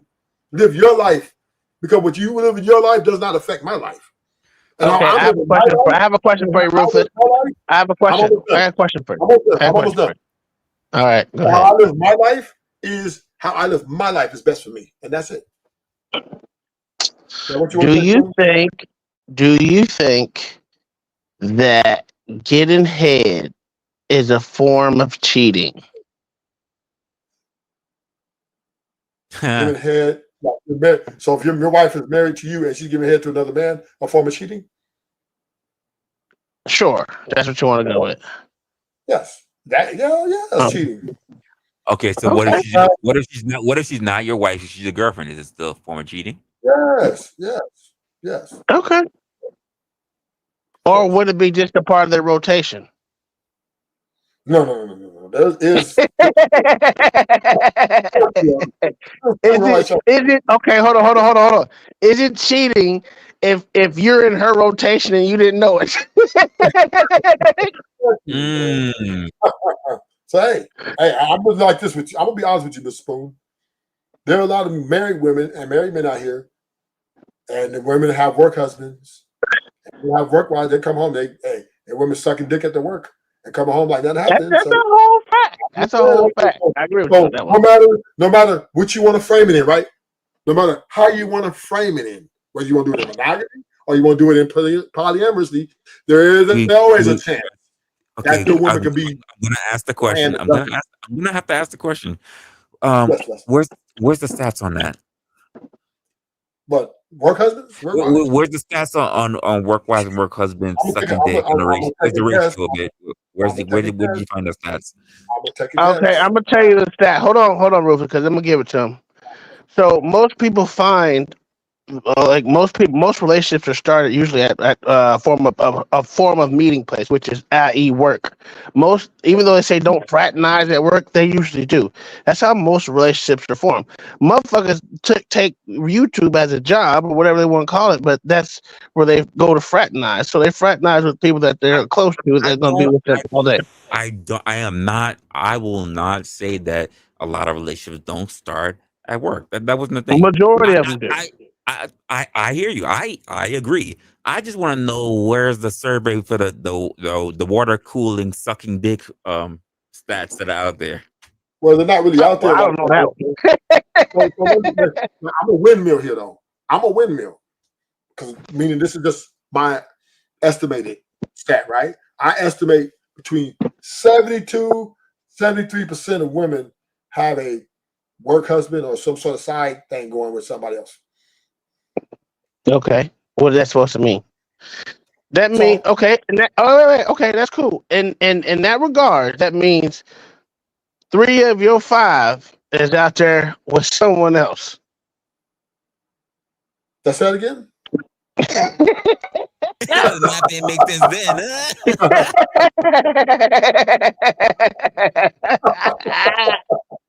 Yeah, 3 of your 5 is out there with someone else. Perhaps. Okay. All right. Cool. I'm a man to say that I can't control women. Yeah, I don't think anyone can control women. So I'm just going to take her word. And just like I don't think women. It's like I don't think women can control men. Right. So I'm gonna take her word at face value until proven otherwise. There you go. That's all we can do in life, right? Yes. So I'm not a delusional. Don't let me forget. During OG's time, I got a story to tell about what happened to me last night, nigga. I was deeply disturbed. Okay. Deeply disturbed. This shit was maddening. I wonder if you have when I get into it. Oh my god, it was crazy. Oh my god. But I will say this for the record: any man's woman can be taken. Sure. And let that be known. So if I know you. Oh, you might know, and it's a possibility. You just cross your fingers and hope that y'all can make it without that. So that's why it works so well. This is why I can deal with these multiple women, because I don't be checking their phones. I don't ask them to turn their phones into me. I don't be calling them what you doing, where you at. I don't even put a GPS location on them. Right? None of that. I'll tell you what at face value until proven otherwise.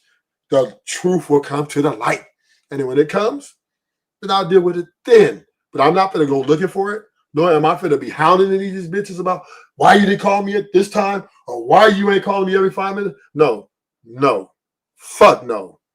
You're going to do what you're going to do regardless of my insecurities. So I just live life and I enjoy it while it lasts. And hopefully, that these things, maybe she sees, you know what, I'm happy with him, and we can roll this thing through for a few years, 6, 7, 8 Well, years. that's cool But because I'm like you, Rufus. I'm like if my wife want to check my phone, all she gotta do is pick that bitch up. Shit, I don't care. I don't give a damn if you look at her. Hey, motherfucker, like, oh, I can't let my phone. Pick the motherfucker up. Make a phone call. I don't care. Look through the whole goddamn thing. I don't give two shits. I'm not gonna let someone else's insecurities dictate how I act. That's crazy to me. That most people do. Exactly, and I'm also under the understanding of the nature of men and women, right? Particularly women, that once again, if they want to seem to be loyal to a cause and they're just going to do it on their own, and that's the fact. Ain't no money, how much money I spend, or how much this, or what? No, they're going to do it because they want to do it. Yeah, that's true. That is true. Yeah. This is my disagreement with Angry Man, right? How you gonna tell me how to make a woman do something? Man, I can't. Man, I'm only. It's crazy, right? And and you're trying to sit here and tell us men as leaders we supposed to dictate to our women. That shit is not happening. Well, again, I say this like I tell everyone, no matter what side you're on that spectrum. I never in my life had to ask a woman for to be a leader, whether my girlfriend or my wife.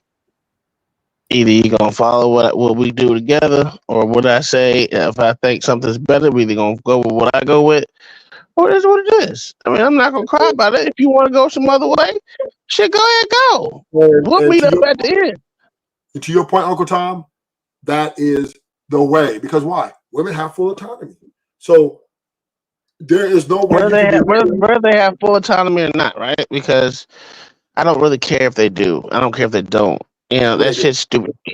Because even when I was on a cruise, right, you would see these Islamic females. I don't know what part of Islam they're part of, but you would see them bitches got that rag on their head. They husbands in colorful clothes and shit.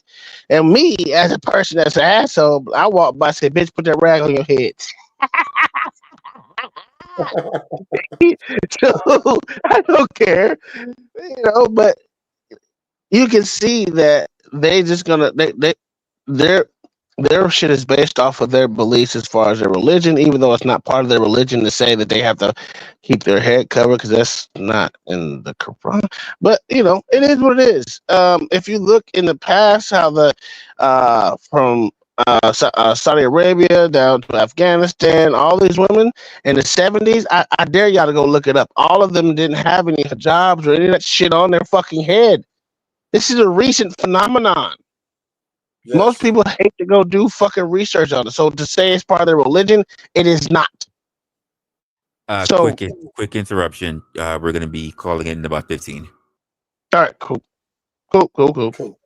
I just think, listen, I'm not gonna be dictating what you want, what you think, what I think you should do.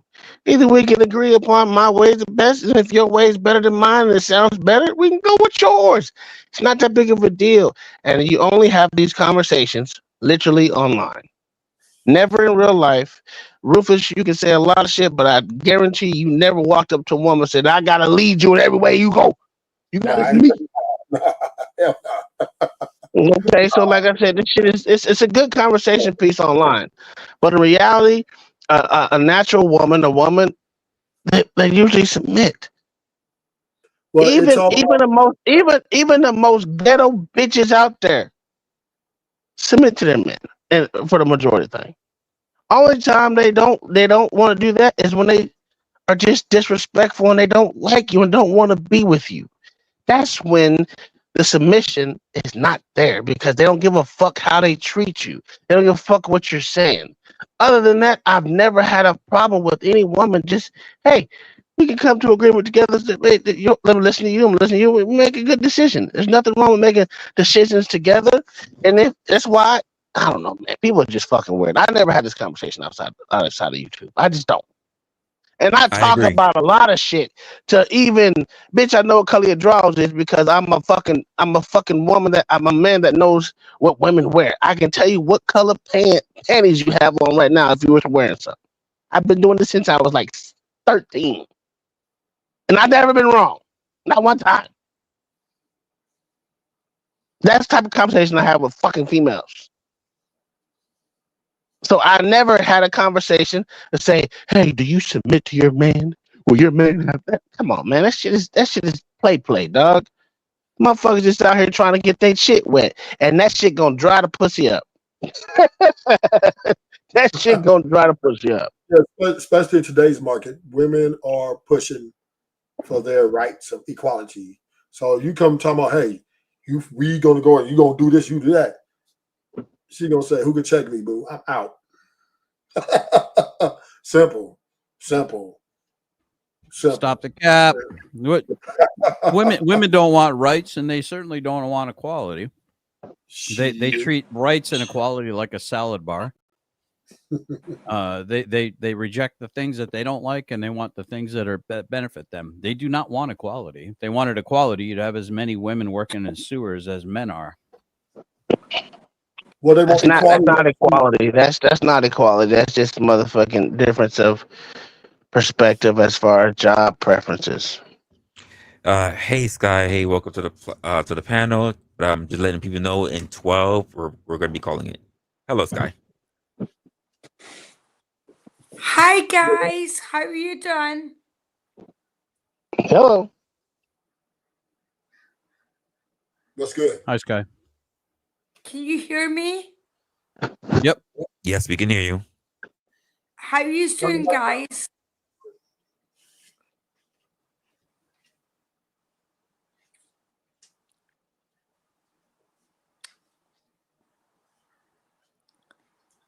Ruthless, you got nothing to say? Well, y'all say what's up? Was she had a question? No, she didn't have a question. She just said what's up. Okay, so yeah, I agree with Uncle Tom, right? It's all about finding your person for you that you can get along with. That's it. You know, because it's a tough road. Relationships and marriage are tough roads, man. And people need to understand is if you're not ready for that shit, if you think, you know, everything's gonna be peaches and fucking creams all the time, stay single and stay mingle. No. Why are you swearing and why are you generalizing? Because love is love, and sometimes shit goes down, but we can still come out the other end. But you said what? You said Resla, oh my god. So if I love a car, should I be allowed to bang its tailpipe in the middle of the public, or because love is love and I just love cars, I can rub my junk all over Oh my it? god, if you want to bang your car, go for it. Yeah, there are people that do that. I'm not judging. You do what you want to do. What if someone has a penchant for? I don't even want to go there.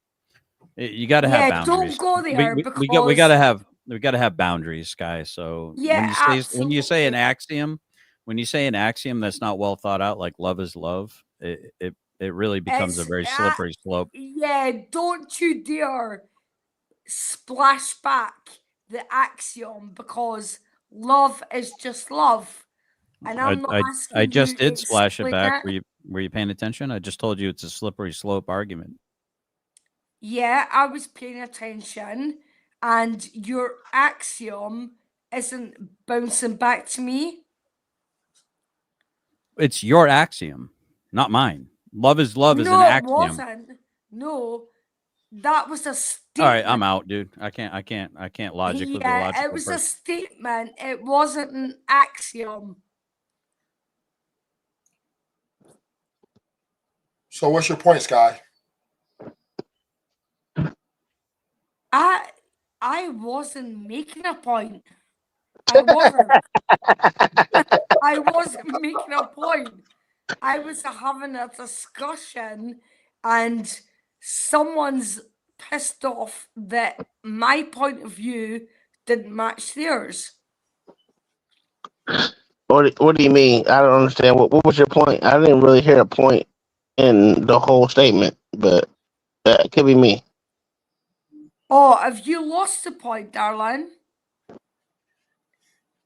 I said I didn't hear a point. If you can give me your synopsis of what you're saying, I will either agree or disagree. Oh, you just have to play it back because Oh, I'm I not don't playing it have back. I to don't really give a fuck explain. that much, to be honest with you. I don't care. See, that's the point.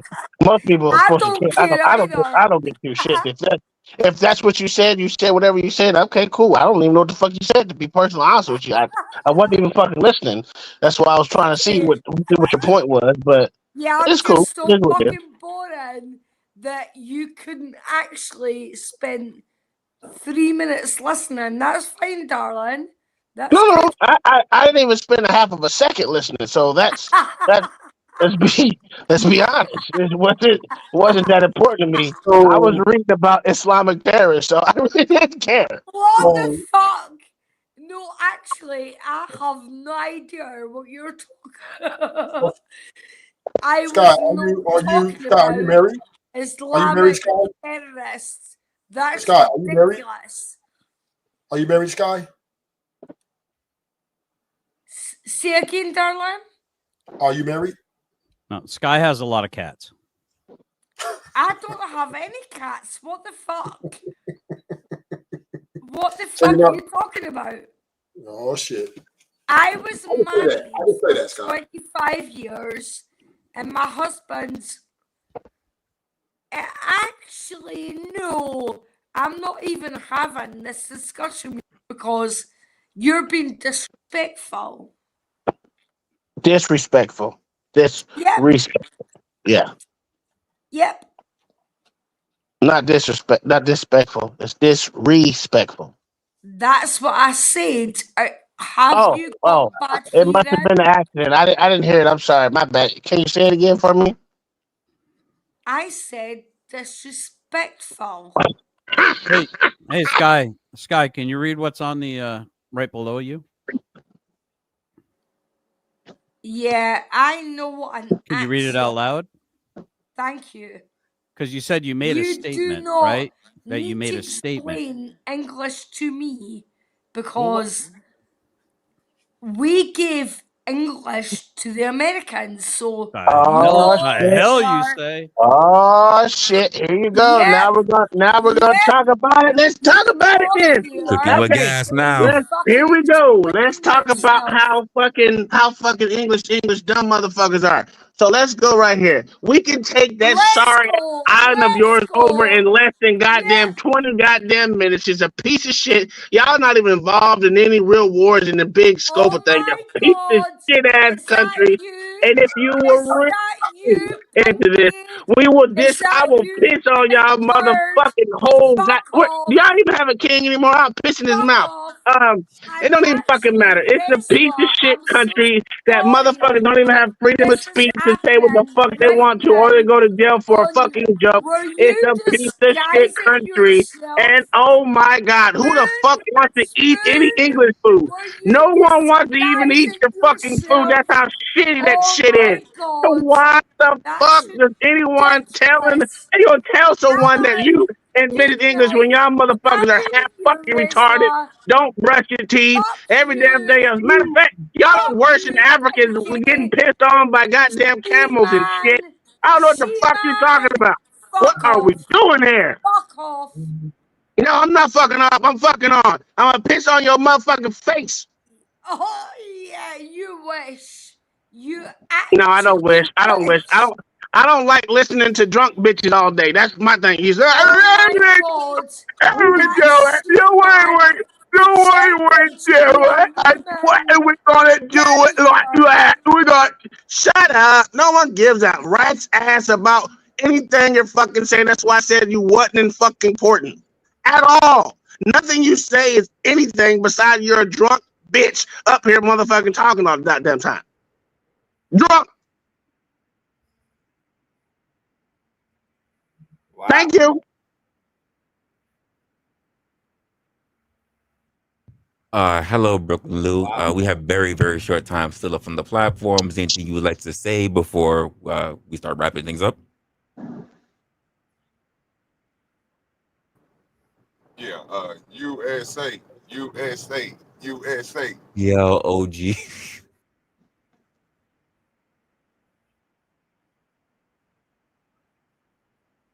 No thoughts or anything, Brooklyn Lou?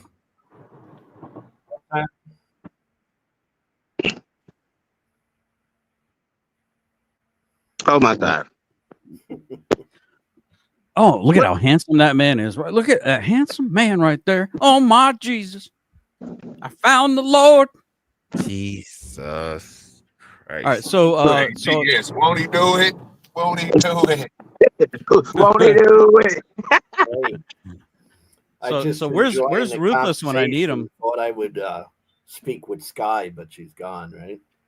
Uh-oh. Yeah, I was gonna say Sky's behavior makes me agree with everything that Ruthless has to say from now on. The guy is a genius. Well, I don't know. It seems like the conversations here were about relationships with women, and I'm a pretty old guy. I've had many relationships with women. I've dated hundreds and hundreds of women, so I thought maybe I can contribute something. But yeah, it's having a good relationship with women or women, multiple women at the same time, is just a matter of being honest, straight, true to yourself, and authentic with the woman. That's pretty much it. It's kind of simple. It's complicated by, pickup techniques, this and that. I mean, it's pretty easy, actually. And it doesn't even matter what age you are. I mean, it's going to affect the women you might attract because, let's say I'm an old guy, not too many girls in their 20s are going to want to go out with a man in their 60s. But, you find women that you connect with and there's chemistry and that's it. It's not complicated. Hey, Resla. Yes, sir. I'm agreeing with you on that. Yeah, I don't disagree with what he's saying. Can I put something up in the back chat, or I'm gonna share a screen here real quick. We got like 6 minutes. You think you could spare? What you got for us? It's pretty hilarious. It's called the Crazy Hot Matrix. It's all PG. Hold up. It's a guy at a whiteboard. It can't get really bad. Oh, is it the crazy Matrix? Oh yeah, okay. You okay? You okay with this? Yeah, I think at the end of this, he does it for the women too. So what women are actually interested in? Okay, so is it okay if I hit it play? Yeah, go ahead. Oh, hold on. Everything a young man. There we go. So this is the universal hot crazy matrix. It's everything a young man needs to know about women. I've developed this on my own over 46 years of living on the earth. So this is how it works.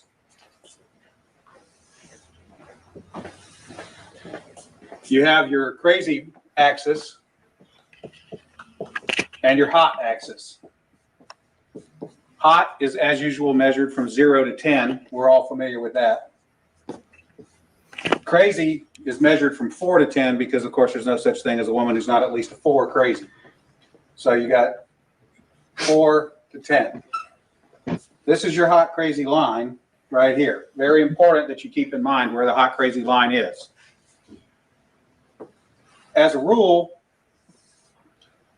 this is your no-go zone. We do not hang around and date and marry women who are not, at least in our mind, a 5. So this is your no-go zone. You don't go here. We just rule this out. Life is better this way. That's the way it is. All right. Above a 5 and to about an 8 and below the crazy line, this is your fun zone. You can hang out here and meet these girls and spend time with them. That's your fun zone. But keep in mind, when you're in the fun zone, you want to move out of the fun zone to a more permanent location. Okay. So that's the fun zone above a 5, hot, below an 8, hot, and below the crazy line. This means these are most of the time not crazy. Okay. Above the danger zone, above the crazy line, we have the danger zone. This is your redheads, your strippers, anyone named Tiffany. This is hairdressers. This is where your car gets keyed. You get a bunny in the pot. Your tires get slashed, and you wind up in jail. Now that we have some. Did you say facts or pause it? No, that was the whole fact. Yeah. Okay. All right. Okay. Just let me know if you want me to stop it. Well, the chart fell down. We got a couple more pieces to put in, but at this point, understand something. This is not a static environment. This is a situation where you have got to use this matrix over time to develop some reliable data. It's like a dope chart, okay? Because at any moment in time, any woman that you have previously located on this chart can vanish from that location and appear anywhere else on the chart. So what you have to do is over time, collect some data. And once you have a cluster of data points, you can begin to consider that reliable. Now, moving on, you have this zone here. This is below the crazy line, above an 8 hot, but still, about a 7 crazy. This is your date zone.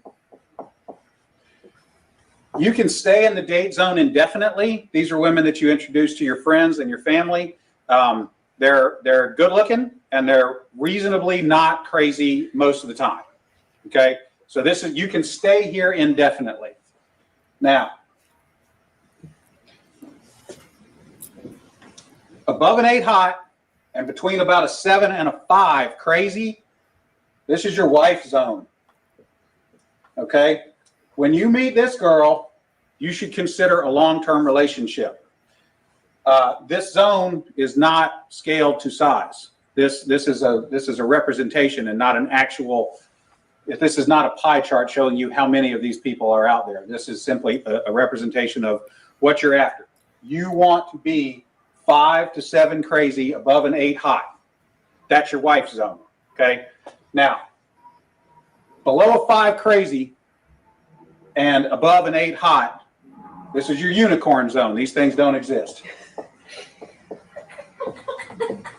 If you find a unicorn, please capture it safely, keep it alive. We'd like to study it and maybe look at how to replicate that. Okay. So I was explaining this to a guy one time and he said, wait a minute. I met this girl and she's like smoking hot. She's like at least a 9 and she's chill. She's totally cool. She's like not even a 3 crazy. I said, you're telling me you've met a girl, she's a 9 hot, and she's like a 2 or a 3 crazy. He said, yeah, man, I like her a lot. I said, you should be careful. That's a dude. You're talking to a tranny. So you got to be careful because down here below a 4 crazy and above an 8 hot, you're probably talking to a dude. That is the universal hot crazy matrix. All right, Dana, that was pretty good. Now, let me ask you, like for the women watching, is there a male version of that? I mean, would it also be? Oh yeah, it's a little simpler. If a dude is super hot, okay. Yeah, it's a little simpler, but we can do it real quick. It doesn't take very long at all. For women, this is your matrix. You got your cute axis and you got your money axis. Okay, and if you have, there's only 3 sections. Women have a very large no-go zone. This is for dudes who are neither hot nor have a lot of money. You'll notice over here, this is the husband section. Once you cross a line and have sufficient amounts of money, it is no longer relevant how hot you are. And then women have a fun zone here where a dude is broke but hot. That is the cute versus rich matrix for women's use. That's a whole fact. Indeed. So there you go. Rubik's Cube solved, boys and girls. Thank you, Resla, for letting me share that. I appreciate you having me on the panel, as always. It was a good time. On the panel before we take off, for those who've been watching. I have nothing. Good show, USA. USA. I left it all in the field, Coach. All right, Yeah, all what's right. the show? Let me have my one-on-one with my peoples, and then we'll close up the show. Thanks, guys. You can just hang in the back. All right, everyone. All right, that we're gonna be pretty much wrapping up our show now. I will pretty much sign off. I guess pretty much in the way that we started it. I'm not touching any of that stuff that we started getting into way later when Rufus started getting it. I'm just not gonna talk about the women shit. So we're gonna get a little bit into what we started this year off, and I think I'll try to end it there. So as we wrap up the stream, I'm hoping that the conversation that we got to in the very beginning, especially when we started talking about our start to 2025, is going to be in a very much a different way for a lot of us. Hold on, change my mic up. Here we go. That is going to be different for us in a lot of ways. Now, I think that's whether you are a person who sets resolutions. I don't, but if you're one of the type of people, not gonna shout out you for it. How we handle our online spaces, how we want to try to adjust to having a better life for this year versus the one that we had last year, or even the future that we're trying to put in our own hands. I think for the most part, we should be trying to make that count. Now, before we close out, before we do all that, I would like very much if you could drop your actual thoughts in the comment section of this video, especially if you are catching this on the replay. And I guess the thing I kind of want to ask is, what is the one major thing that you are leaving behind in 2024 that you are absolutely trying to eradicate to make sure that you have a brand new habit for 2025? Outside of that, I'm gonna just let you go. Guys, like the video if you haven't already, subscribe if you're into that kind of thing, and of course, if you know anyone who might be interested in this kind of content, feel free to actually share it among them as well. I am your guy, Resla. Thank you for being here at Opinionated. Take care of yourself. Take care of your family. Happy New Year, guys. This first quarter living now. Take care of yourselves. And of course, stay opinionated. We will be redirecting over to, I think, Glenn Lawrence later.